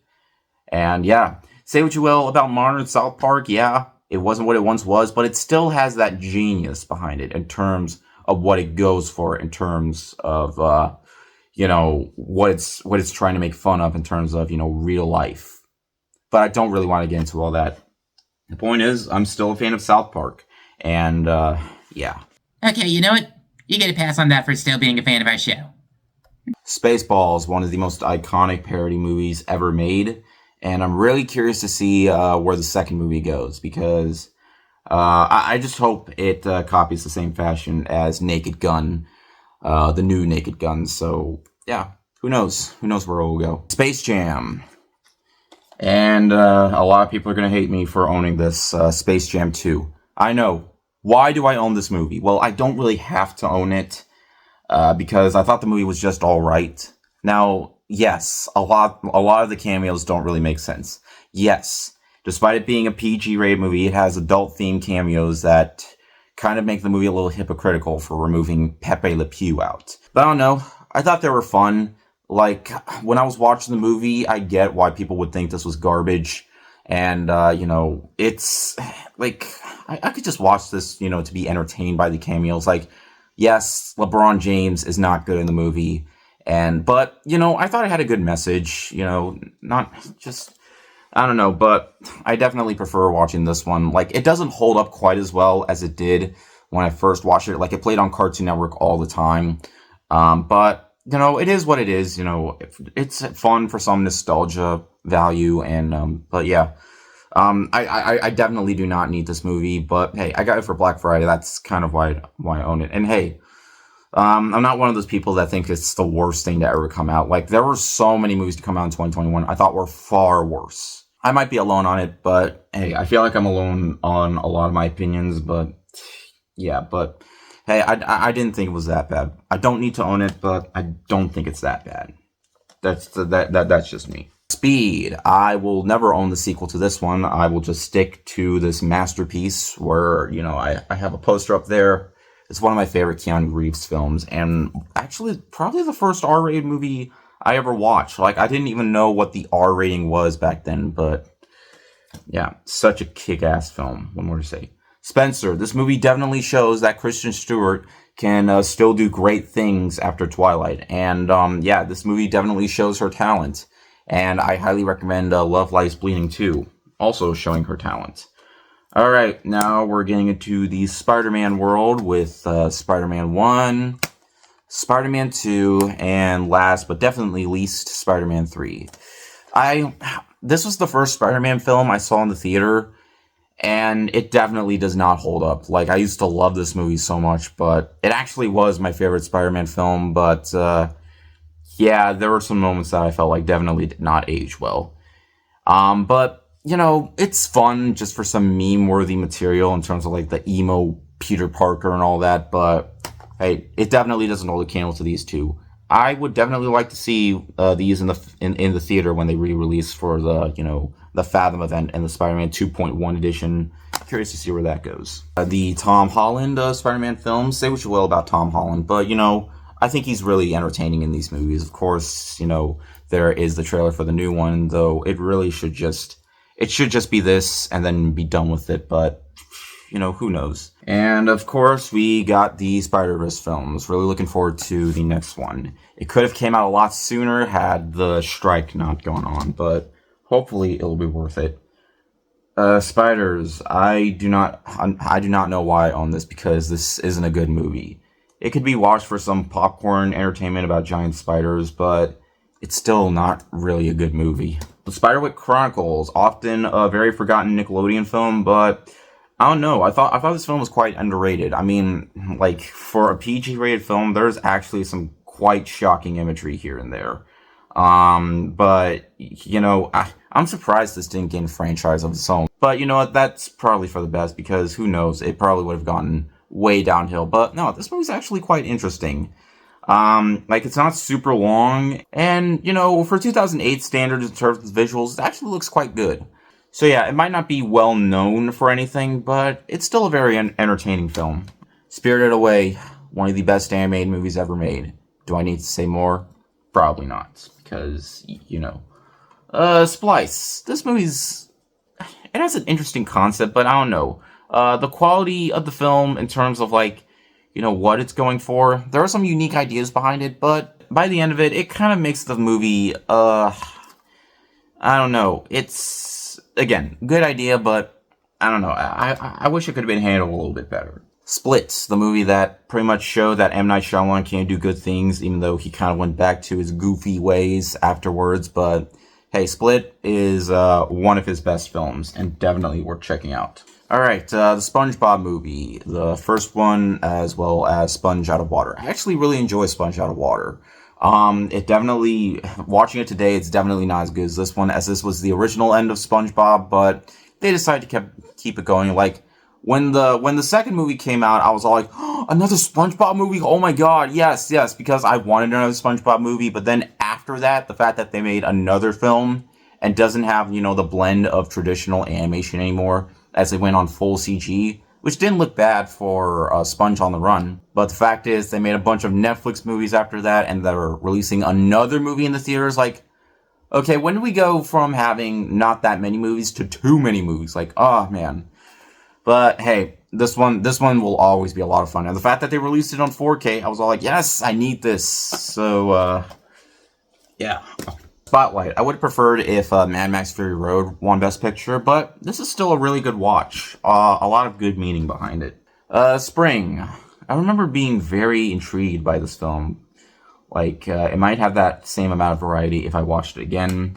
But yeah, another one of those movies that I don't hear a whole lot of people talk about. Spy. A lot of people have forgotten about this one, but this was actually a very funny one.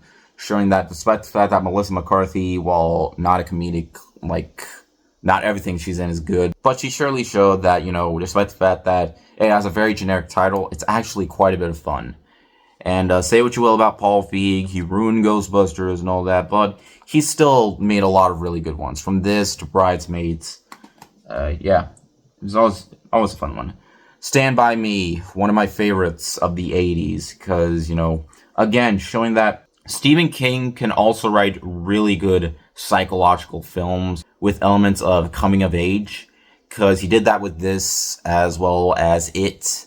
Like, he shows the man has talent, and of course with Rob Reiner's terrific direction, it's a film that is still worth watching to this day. It's not very long, it's actually quite well paced, and it's all around a delightful film to this day. A Star is Born. This is a remake that could have been a disaster, it could have been very generic, but no. It's one of my favorite films of 2018. I still think it's better than Bohemian Rhapsody.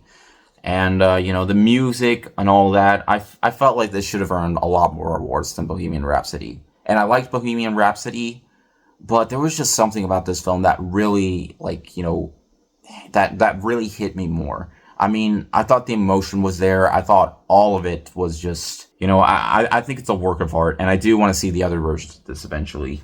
The J.J. Abrams Star Trek movies, the first two ones. I'm not really a big Star Trek, like, fan, because I haven't watched the older films or the TV series. I know a lot of it's supposed to be good.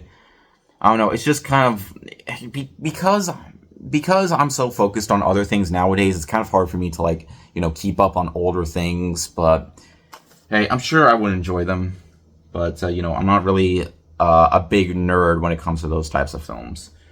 And Star Wars, the original saga, despite the fact that it includes the special editions, and The Force Awakens. Yeah, I still like The Force Awakens.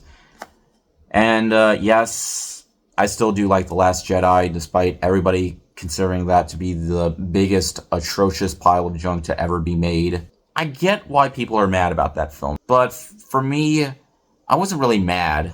Like, I get why people were mad, but it's at this point where, I mean, it doesn't change the fact that you can just go back and watch the original trilogy. I know people say that the prequels were better. My least favorite is still Phantom Menace. I don't see myself watching that again. And no, it's not just because Jar Jar Binks. There are just other things about that movie that, it had good ideas, but to me, it just hasn't aged nearly as well. I do think, Revenge of the Sith is the best out of the prequel trilogy. But yeah, I better stop talking before I piss off every single Star Wars fan in the existence, because it's easy to piss off a Star Wars fan. Like, it's really hard to please any Star Wars fan, but, I get it. When Disney acquired it, they made a lot of changes that just did not work. I mean, yeah, I don't think Rise of Skywalker was that good, but, oh well. Oh well. I'm just moving on to other things. God, why do these Blu-rays get stuck together so much? I really gotta... Yeah. Oh, what do you know? Another movie I haven't watched yet, but I do own, Stir of Echoes. What am I doing with my life? I've heard this was a pretty good one. Stitches. If you enjoy killer clown movies, this is definitely one to check out. It's not as good as something like It, but it's still very entertaining. Straight Out of Compton. Really, really kick-ass film. The music...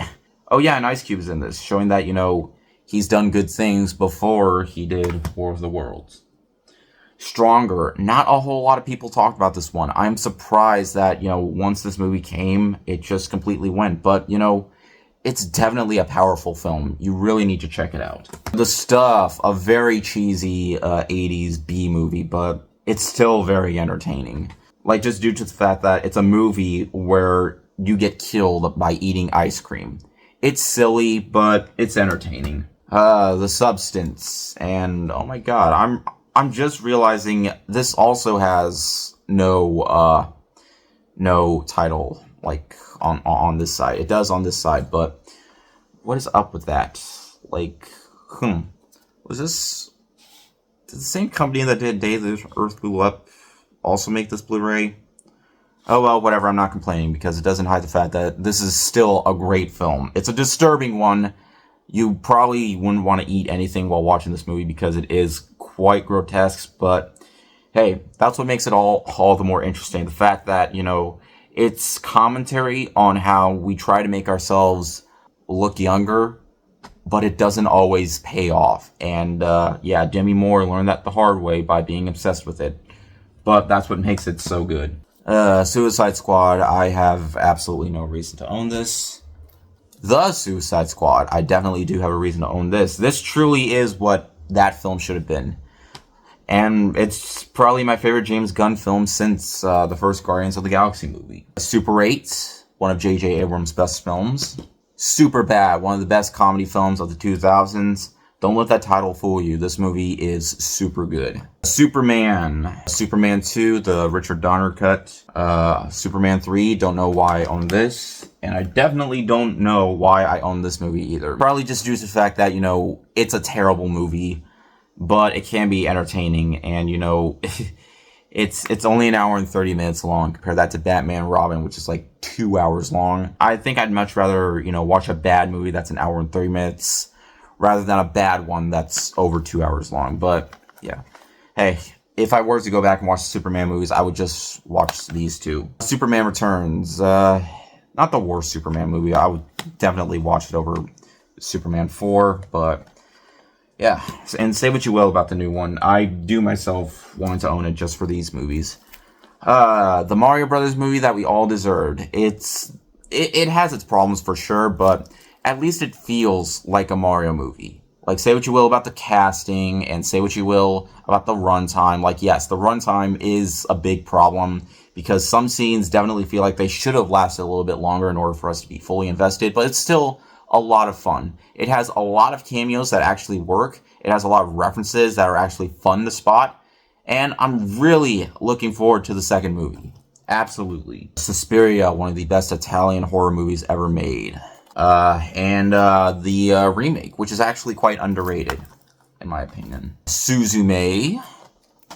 if you're a fan of Weathering with You and Your Name, which you will see eventually, then I definitely recommend checking out Suzume. Sweeney Todd, one of the best horror movie musicals ever made. Swiss Army Man, probably one of the weirdest A24 movies ever made, and the directors were later on to direct Everything Everywhere All at Once, but there's a lot of charm behind this movie. Yes, it's about Daniel Radcliffe farting every single minute, but that's not really the purpose of the movie. It's a lot more than that, and if you actually ignore all that, there's actually a lot of originality in this film.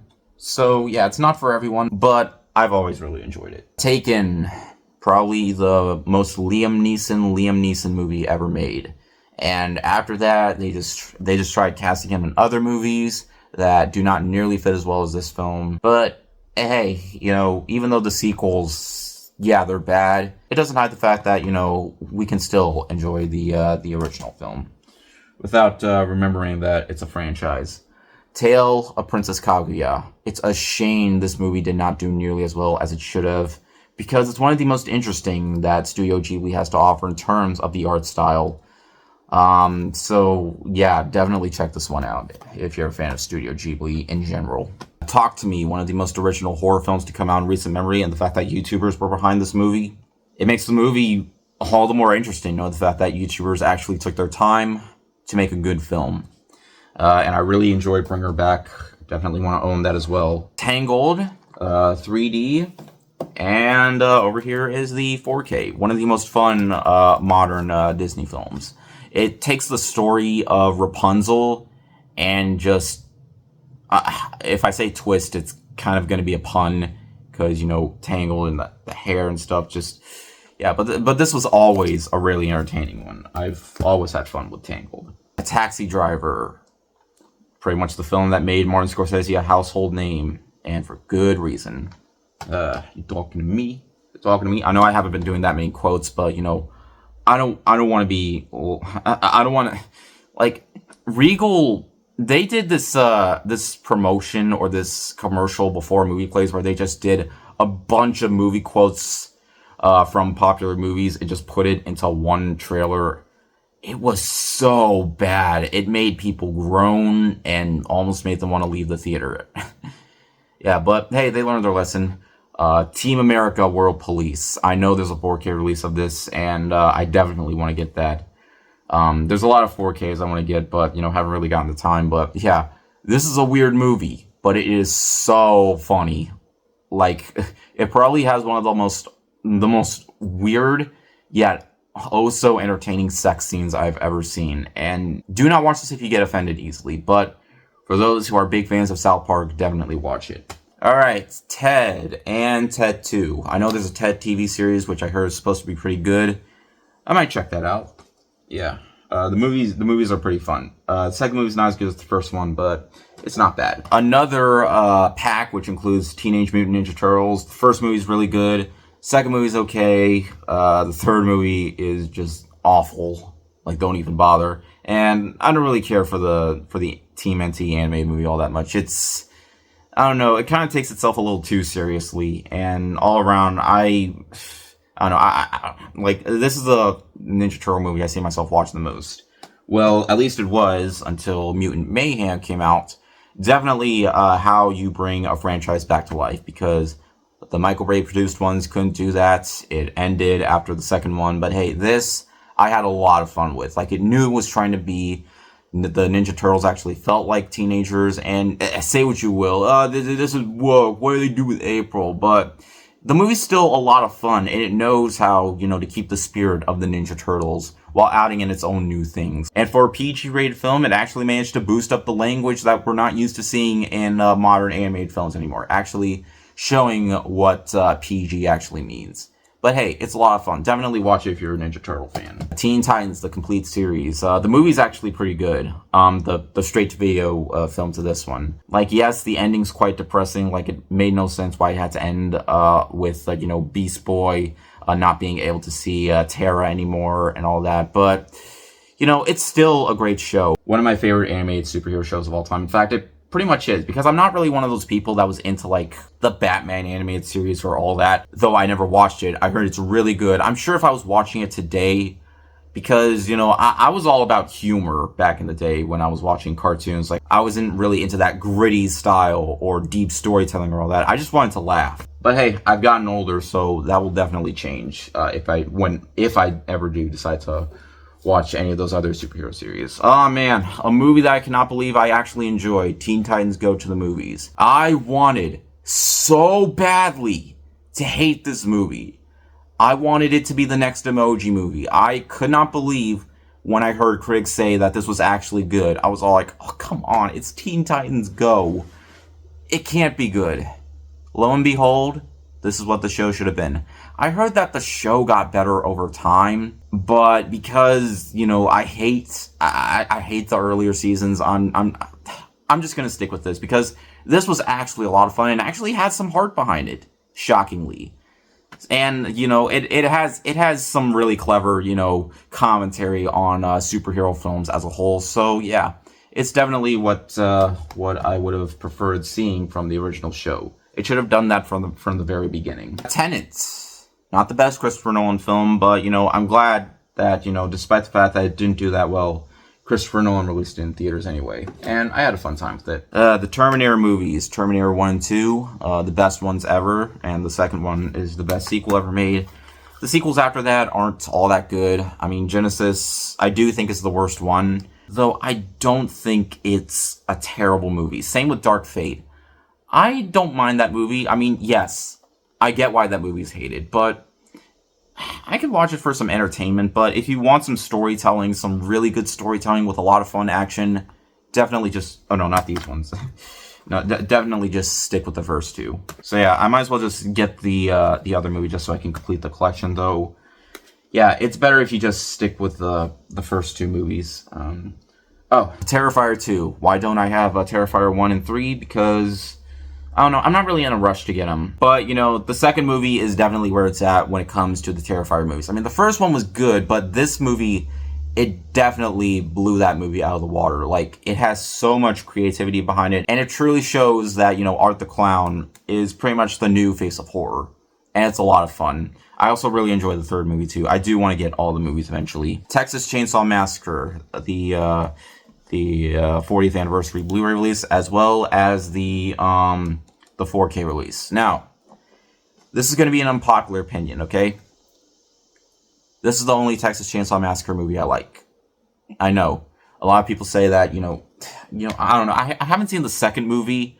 Like, I heard it's supposed to be decent, but yeah, I heard it's supposed to be more violent or whatnot. But, you know, to me, I feel like the most important thing about a horror movie is for it to be scary. And Texas Chainsaw Massacre, it is scary. And the movies after that, despite the fact that they had a lot more gore, it wasn't really enough for me. Like, yes, I know the characters aren't really all that memorable, but to me, what made this movie so good was the fact that, you know, it was inspired by true events, and it took those true events, and it made the movie all the more terrifying.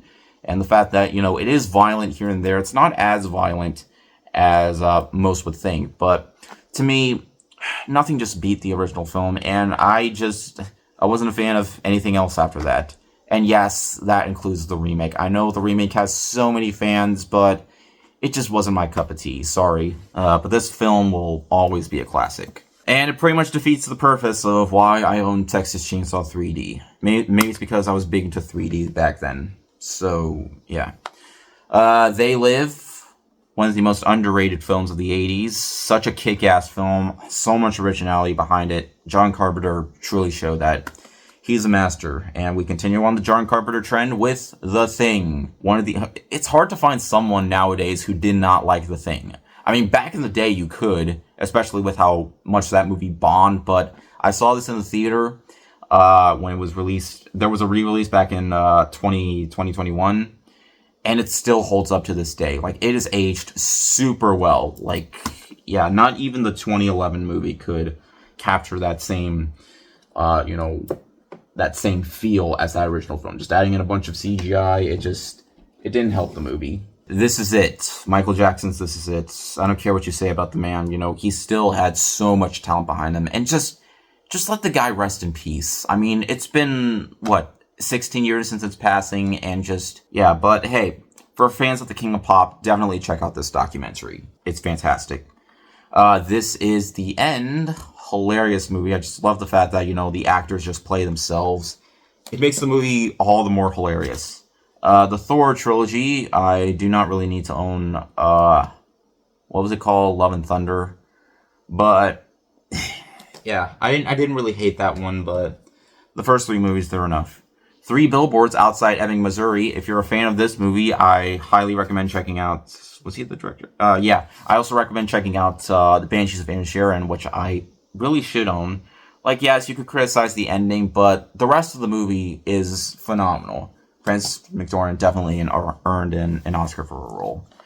3 copies of Titanic. There's the regular Blu-ray, there's the Blu-ray 3D, and there is the 4K edition. I've seen this movie so many times. I saw it in the theater twice for the 3D edition. Mostly because the first time I saw the 3D edition, it screwed up. So I had to see it again at a different theater to see if it was just the theater. And yeah, it was just the theater. So the fact that the 3D worked at a different theater made me actually enjoy my experience. 2 copies of Kill a Mockingbird, the Steelbook and the 4K release.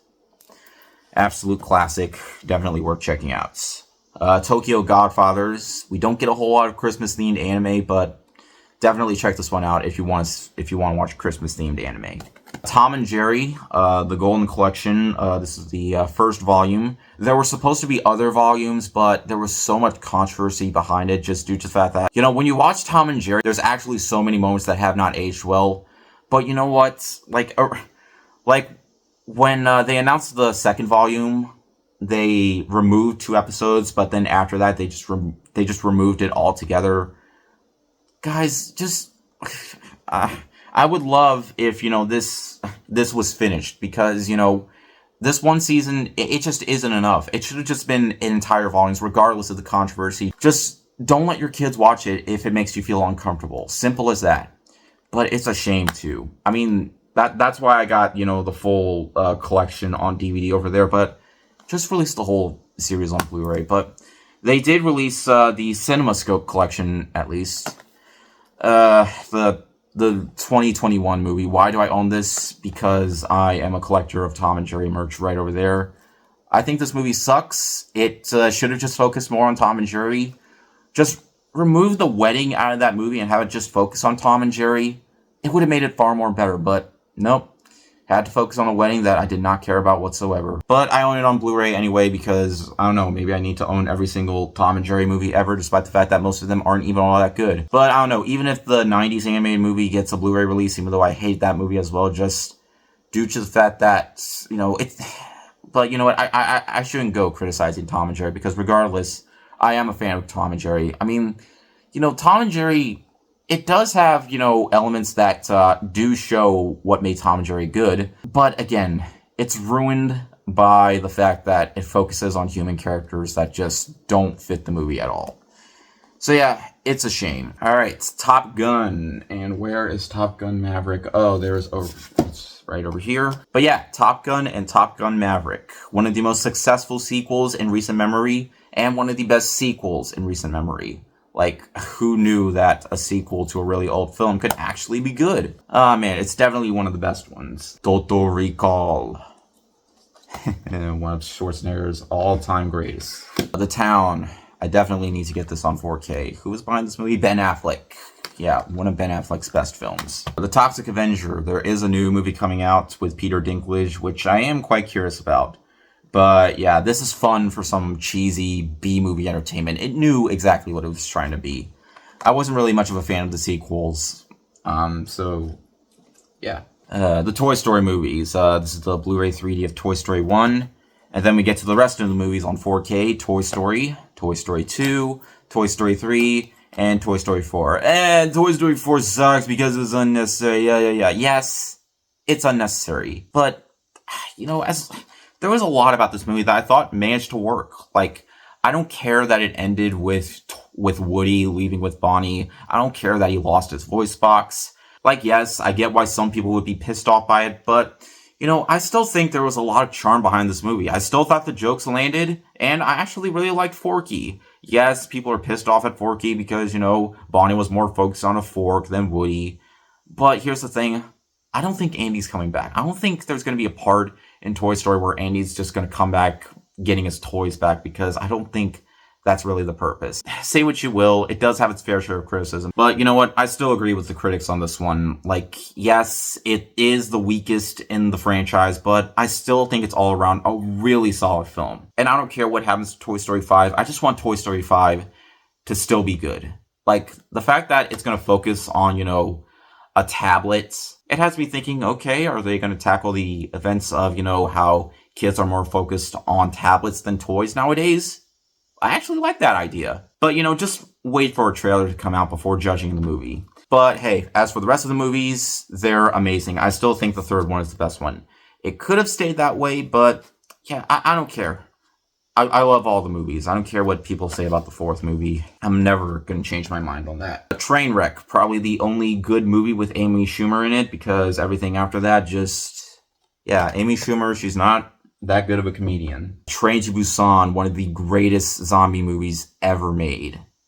I was just so blown away by that movie. And there was a sequel to that which isn't nearly as good, so I'm not even gonna bother. The Tremors collection, for some reason, they have just been dunking out so many straight-to-video sequels that just don't hold up nearly as well as the original. I could only see myself rewatching the original. I mean, 2 and 3, they have their moments, but after that, yeah, I do not understand why the third movie is PG. There is so much gore in that movie that it makes absolutely no sense. And it was released in the early 2000s. But, you know, they say so many, I don't know, it's kind of weird, but hey, I kind of gotta praise it for having the balls to do that. Okay, we are almost done here, and we move on to Trick or Treat, one of the best anthology horror films ever made. True Grit, the original with John Wayne, and we got the 2010 film by the Coen brothers, one of the best remakes not on a horror movie ever made. Tucker and Dale vs. Evil. If you want a really fun slasher comedy film with two misunderstood characters, then you definitely need to check this one out. It's a lot of fun. Turning Red. I do not agree with the hate on this movie. I think this is a very underrated film. Yes, you could argue that the content that they show in this movie is kind of odd, but I really like how it was heavily inspired by anime. And the fact that, you know, the message is quite relatable. Yeah, it is questionable, especially for a film that's supposed to be aimed towards kids, but I just love the fact that Pixar managed to do things a little bit differently and not try to make it feel fully like a kid's movie. Yeah, if you look really deep into this, yeah, it's weird, but that's what I like the most about this movie. It knows that, you know, it doesn't always have to be fully kid-friendly. The Unbearable Weight of Massive Talent. Probably the most Nick Cage movie ever made. But, yeah, it pretty much shows why we love the guy. No matter if he does good or bad. And he does both. Unbreakable. Yeah, I don't know what to say. It's Unbreakable. One of the most iconic Shyamalan films. And, yeah, I haven't watched this one in a while either, but I really should. Uncut Gems, truly showing that Adam Sandler, despite the fact that he's not usually taken seriously, he can be taken seriously with movies like this. And it's by far my favorite Adam Sandler film. Yeah, I would take this over any Happy Madison film. Not that I diss everything that Happy Madison has done. I like Billy Madison, though actually I haven't seen The Wedding Singer or Happy Gilmore, the first one. But yeah, I really enjoyed this. I also really liked Hustle, which was another movie he did on. Was it called Hustle? But yeah, I recommend checking that one out as well. But this, I'll take this over any other Adam Sandler movie. But hey, there are other films of his that I do enjoy. So yeah. Oh boy, another movie I haven't seen before, but own for some reason anyway. Under the Bed. I haven't heard too many people talk about this one, so I'll just leave it at that. Unforgiven, another excellent spaghetti western film. And yeah, and Clint Eastwood, you can't go wrong with the guy. Yeah. Unfriended, pretty much the start of a computer point of view type genre. Definitely not the best to do it, but it definitely inspired more movies that would go on to do it better. But hey, I think this is pretty good. I don't own the sequel because that's another sequel that most people don't remember. Unstoppable. This is a really fun one. Denzel Washington, Chris Pine, they're really good in this one. Yeah, definitely check it out if you want to watch it. It's pretty much like Speed, but it involves a train. Up, my all-time favorite animated movie. I regret not seeing this in the theater, but I have watched it in 3D, and to this day, it still holds up. Still has that same amount of emotion. Just watching it as a kid, you're surprised that, it had what it had in the beginning, but as an adult, you appreciate it more because there's so much behind that film that works, and I still consider it a work of art. Up in the Air, another really good one. Us. Jordan Peele can show that he can still do amazing things after Get Out. I know it's not everyone's cup of tea, but it's a great one. The Usual Suspects, another classic. And another movie I haven't seen before, Vacancy. Like, it's at this point where I don't even know why I buy these, because... yeah, I don't know, because I haven't heard much about this one either, but, yeah. Vacancy, a movie that I have seen before and still really enjoy, V for Vendetta.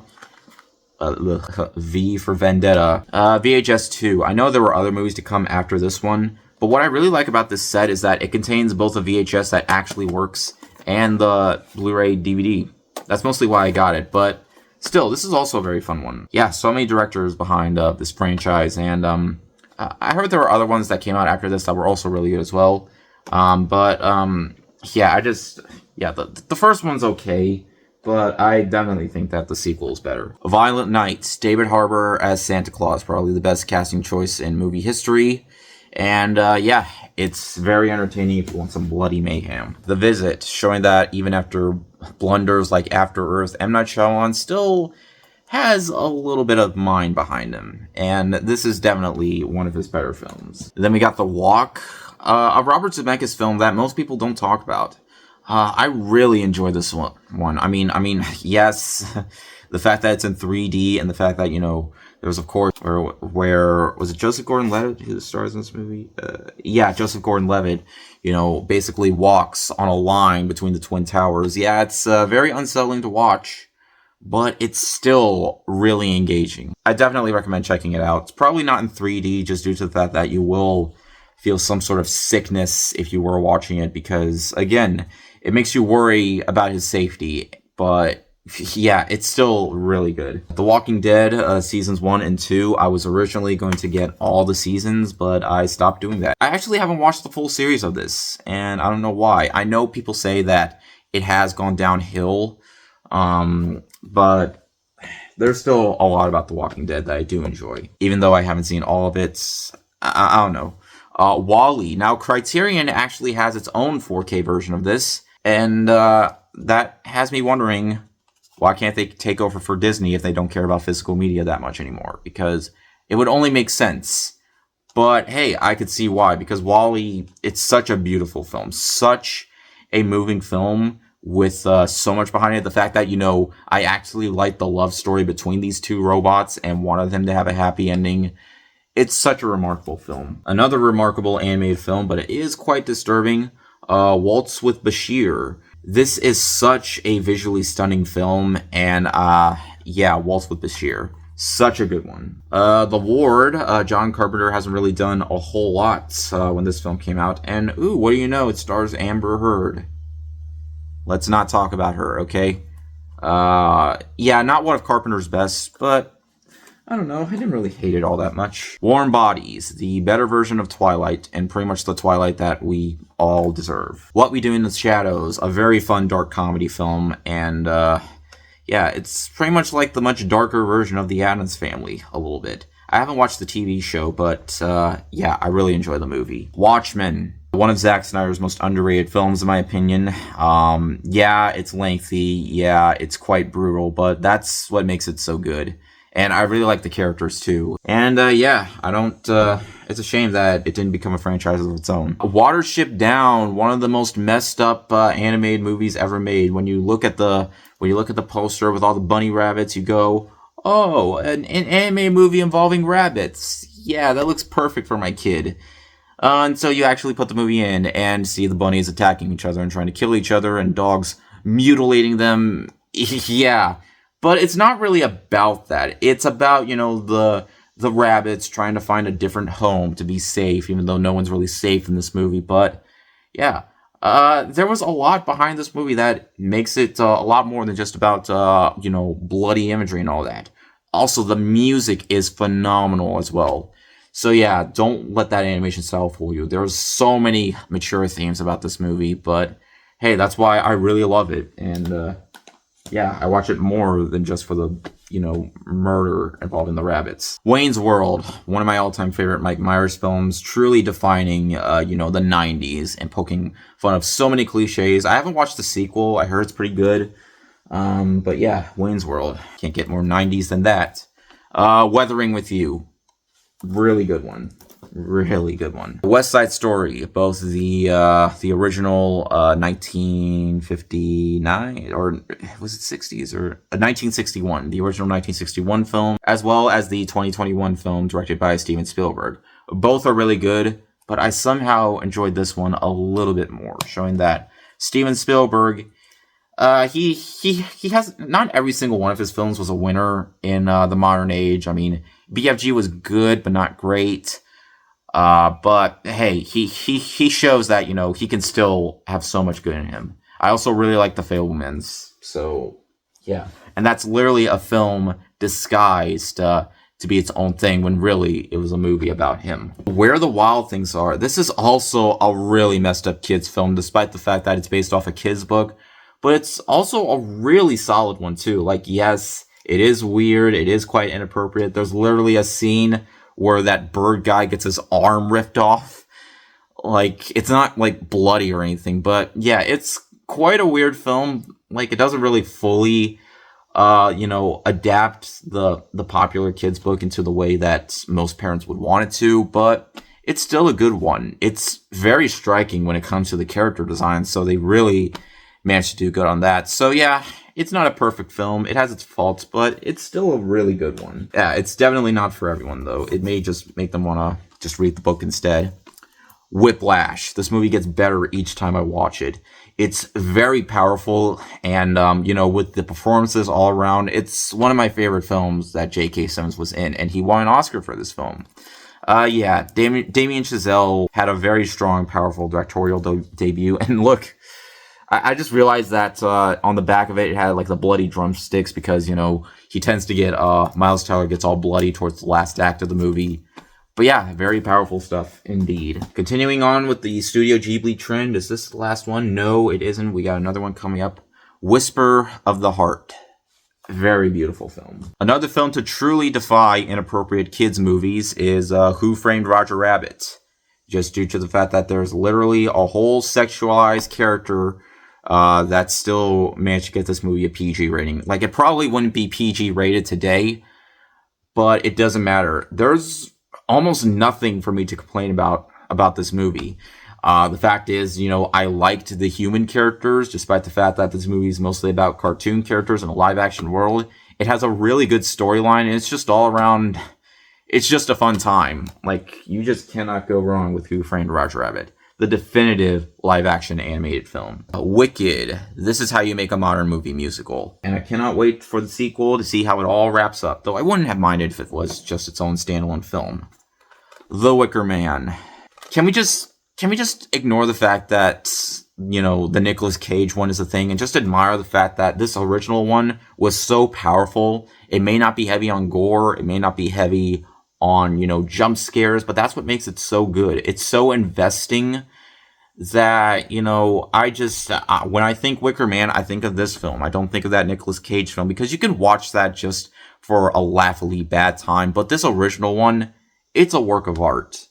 And it's a shame that, when most people think about it, they think of the Nick Cage one, but yeah, you need to check out this one if you want some more seriousness. The Wild Robot. I'm debating if I like this more than How to Train Your Dragon because, man, this movie just gets everything right that I just love it the more that I think about it. It's really a powerful film, and it shows how to make a modern animated film without the use of AI whatsoever.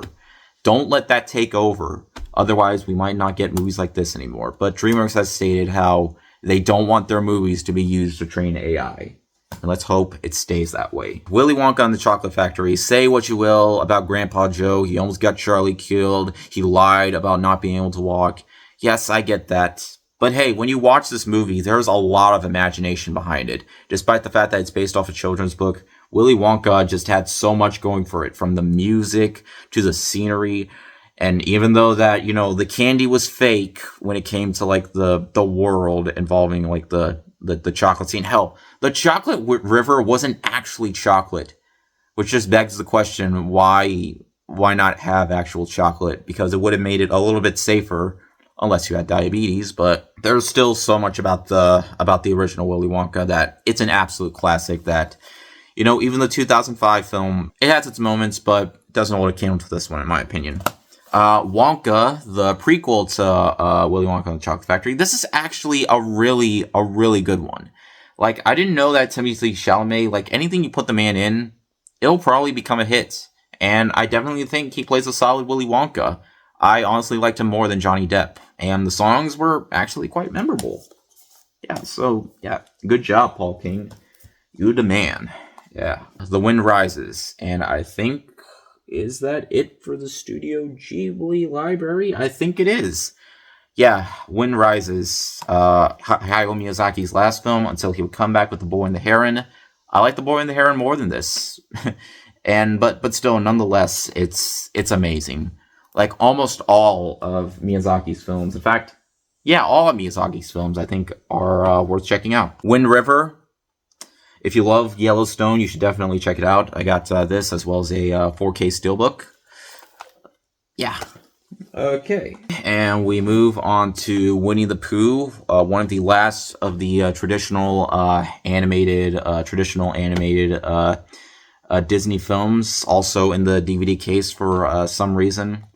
This is probably the shortest theatrical movie I've seen. I mean, I didn't see it in the theater, but it's only an hour and 3 minutes. If you take the credits out, it's like less than an hour long. I would have liked if it had gone on a little bit longer. I mean, I like this movie, but it really should have been longer, because the fact that you would pay like, I don't know, $10 to see an hour and 3 minute long movie, it just, I don't know, but still, it's really good.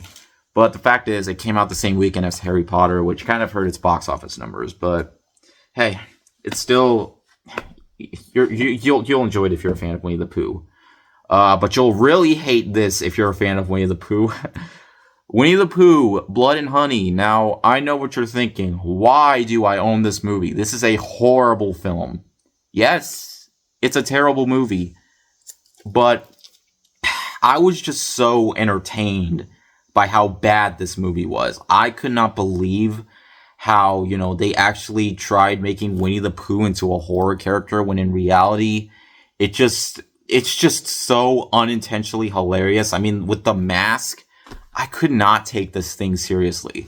It could have made for some fun satire, but all around, it's just a generic slasher film that has no reason to exist. I do like the sequel more than this, which I don't have, but I might as well get it since I have this pile of honey crap or whatever. But I just couldn't help but laugh at it. It's an unbelievably bad film that I just couldn't help but enjoy my time watching. It's stupid. It could have been far more smarter with its satire, but it didn't do that. It's not bad because it's Winnie the Pooh as a horror character, because that's really the point. But it's just bad because it didn't use its concept in a way that it should have. And for a low budget, it's actually quite impressive how much this movie made, which inspired the Poohniverse. And I just love the fact that the whole Poohniverse is having, like, this movie referenced in every single other movie. It's just like, hey, this movie's good. It's actually good. It doesn't matter how many Razzies this movie won. It's good. It isn't. But, oh man, I just love watching this for a bad movie night. So yeah. It is under my so bad it's good category, in my opinion. The Witch. This is a movie that gets better every single time I watch it. I understand it more, and really like how unsettling it is, especially towards the end, and would make Robert Eggers a new face of horror. Yes, I don't think you can have a movie collection without The Wizard of Oz. This is the Blu-ray 3D Steelbook and the 4K. I don't know what to say. It's The Wizard of Oz, one of the most iconic movies ever made. Wolf with Jack Nicholson. I actually never finished watching this movie. I was intrigued by it, but I never got around to finishing it. And I really feel like I should. Wolf Children, another pretty depressing anime film, especially towards the last act. Well, it's both depressing but also uplifting at the same time. The fact that, this mother fell in love with the wolf. I know that's kind of weird. You could say, oh, what is this, some furry fan fiction? When actually there's a lot more behind it than that. It's a very deep film about this mother who's been trying to watch her two wolf-like kids. That shows that while it is troubling being a single parent, there's a lot behind this film that I feel like definitely makes it worth watching. The Wolf Man, the original Hammer horror classic. Yeah. The Wolf of Wall Street. One of Martin Scorsese's best Martin films, and many people agreed Leo should have won an Oscar for this film. But hey, they made up for it 2 years later. The Woman in Black. It's hard to believe that this came out the same year as Harry Potter, and showing that Daniel Radcliffe was on a roll, and showing that he can also do horror as well.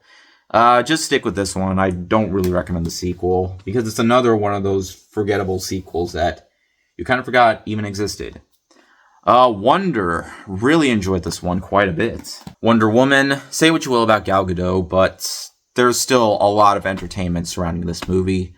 I kind of wish I could say for the sequel, but yeah, this is probably one of the only good things that she was in, aside from Zack Snyder's Justice League. Probably not the original version of Justice League, but yeah. Won't You Be My Neighbor? If you're a fan of Mr. Rogers, definitely check out this documentary. I also recommend A Beautiful Day in the Neighborhood, which is the biopic about Mr. Rogers. World War Z, a lot better than it needed to be. It would have been a lot more fun if it were R-rated and had the ending been a little bit more, I don't know. But World War Z, I've always enjoyed this one. I haven't played the video game, though. I am curious about that. Wreck-It Ralph, the original Blu-ray release, as well as the 4K edition, and as well as Ralph Breaks the Internet. I know everybody hates on this movie. Everybody on the internet say it's the worst thing in all of Disney's library of films.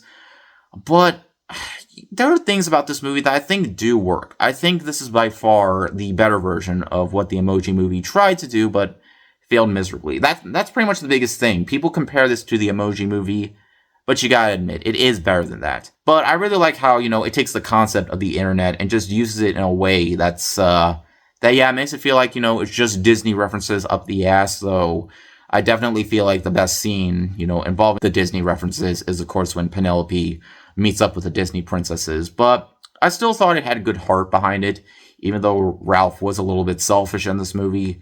It didn't really hurt the film for me. I still have myself a really fun time watching this one, despite what the haters think. I'm still always going to be one of its defenders. The Wrestler. Probably my favorite Darren Aronofsky film, though I haven't rewatched this one in a while, when I really should. X. Probably my favorite Ty West film. Alright, now we got ourselves an X-Men marathon, which include X-Men, X-Men 2, X-Men 3. Gets its fair share of haters, though, I don't know, I think it's alright. X-Men, X-Men First Class, The Wolverine, and last but not least, X-Men Days of Future Past. I liked X-Men Apocalypse, but I did not like, what was the other one? Dark Phoenix or something? Yeah, I don't... yeah. The Beatles, Yellow Submarine. Yeah, I don't really listen to the Beatles that much, but yeah, this is... The animation style for this film is so cool that it really fits in with the music. This is such a bizarre film, and for 1960 whatever, it holds up. Definitely check this one out. Young Frankenstein, truly one of the most definitive parody movies ever made. Gene Wilder, we may know him for Willy Wonka, but he is really good in this movie. He's really funny. Yeah, it's a lot of fun. You're Next, another really entertaining slasher from Ty West. This movie was hyped so much that people were disappointed that it had to come out 2 years later. But hey, I think it was worth it. Often kind of forgotten, but hey, I remembered really enjoying that one. Your Name, one of the best animated movies ever made, and one of the best anime movies ever made. You have to watch it if you're a fan of anime. Zack and Murray Make a Porno. I shouldn't go any further into this because, again, I'm trying to get this video monetized. I will say, I think it's a good movie, so yeah. Zack Snyder's Justice League. It may be 4 hours long, but hey, It's definitely the better version of Justice League. Zathura, basically like the sci-fi version of Jumanji. But hey, still a really fun one. Truly showing that, that inner kid in me that, even to this day, still really enjoy this. And it's hard to believe that Josh Hutcherson would go on to grow up and do more things later on. Quite interesting. Oh, yeah. And Kristen Stewart was in this movie as well. The fact that, Kristen Stewart went on to do this in 2005, while Taylor Lautner would go on to do Sharkboy and Lava Girl in 2005, then they would meet up together again in Twilight. Yeah, coincidence? Probably. Zero Dark 30, another excellent film from Catherine Bigelow. Zombieland, one of the best zombie movies ever made. Zoolander, one of Ben Stiller's most iconic films, and has a free movie ticket to see Zoolander 2 inside. I didn't use it because Zoolander 2 sucked, and I didn't even watch it in the theater. I watched it from home, probably for the best. And last, but absolutely not least, Zootopia, Blu-ray 3D and 4K Ultra HD. Cannot wait for the sequel, and I actually haven't seen this movie since I saw it in the theater. I don't know what took me so long, but I will have to rewatch it when the second movie comes out. Okay, adding in a couple bonuses because I just went to go see a movie, and I was at Second and Charles, and I was all like, you know what, I'm gonna get more pieces of physical media, at least ones that aren't super expensive, like this one, Tully. You probably haven't heard of this film. It came out in 2018. I actually did a review of it. Such a good movie. Like, one of Charlize Theron's, in my opinion, one of Charlize Theron's most underrated films. Like, it really had a lot going for it. It was mind-bending. It was, relatable. Really good one. And next up is a movie I never saw before, but now that I have the Blu-ray, I figured, yeah, I could watch it now. Hairspray. This is the remake. I never actually watched the original or the remake before, but yeah. And the fact is, both of these were brand new in the plastic when I went to go to Second and Charles, so that's why I got them. But yeah, I'll have to check the original out before I watch this one. I know the original's on Blu-ray, but yeah, just add that in there because the video's not finished yet. I mean, it will be by the time you watch it, but adding those in just because the video hasn't been finished yet. So there, now we're done. Whew. 5 hours of footage. 5 hours. Yeah, I better hurry up. I better hurry up and get Cartman to edit this. So, yeah, but hope you guys enjoyed. Because, yeah, I did not think that I would do this again, but I did. I went in depth in so many of these when I should have just gotten right to the points. Just say that I own this movie and just moved on, but I didn't. I went full in depth, so yeah, it's a good thing I have a lot of storage on my phone, and it's a good thing I cleared up because, oh man, yeah, I just better get to it, so that way I won't have to do it again later. But yeah, I will continue to collect physical media as long as it's still a thing. Nothing's gonna stop me, and yeah, thank you guys so much for watching. As always, if you enjoyed the video, make sure to like, maybe subscribe for more. You can also follow me on Twitter, Instagram, or maybe Blue Sky. Links are in the description. And I'll see you guys later. Word out.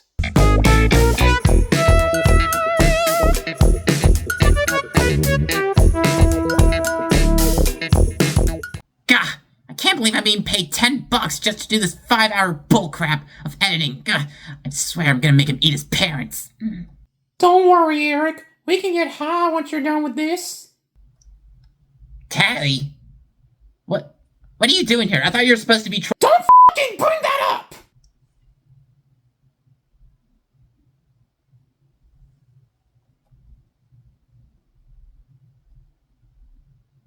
For what it's worth, I'm sorry, man.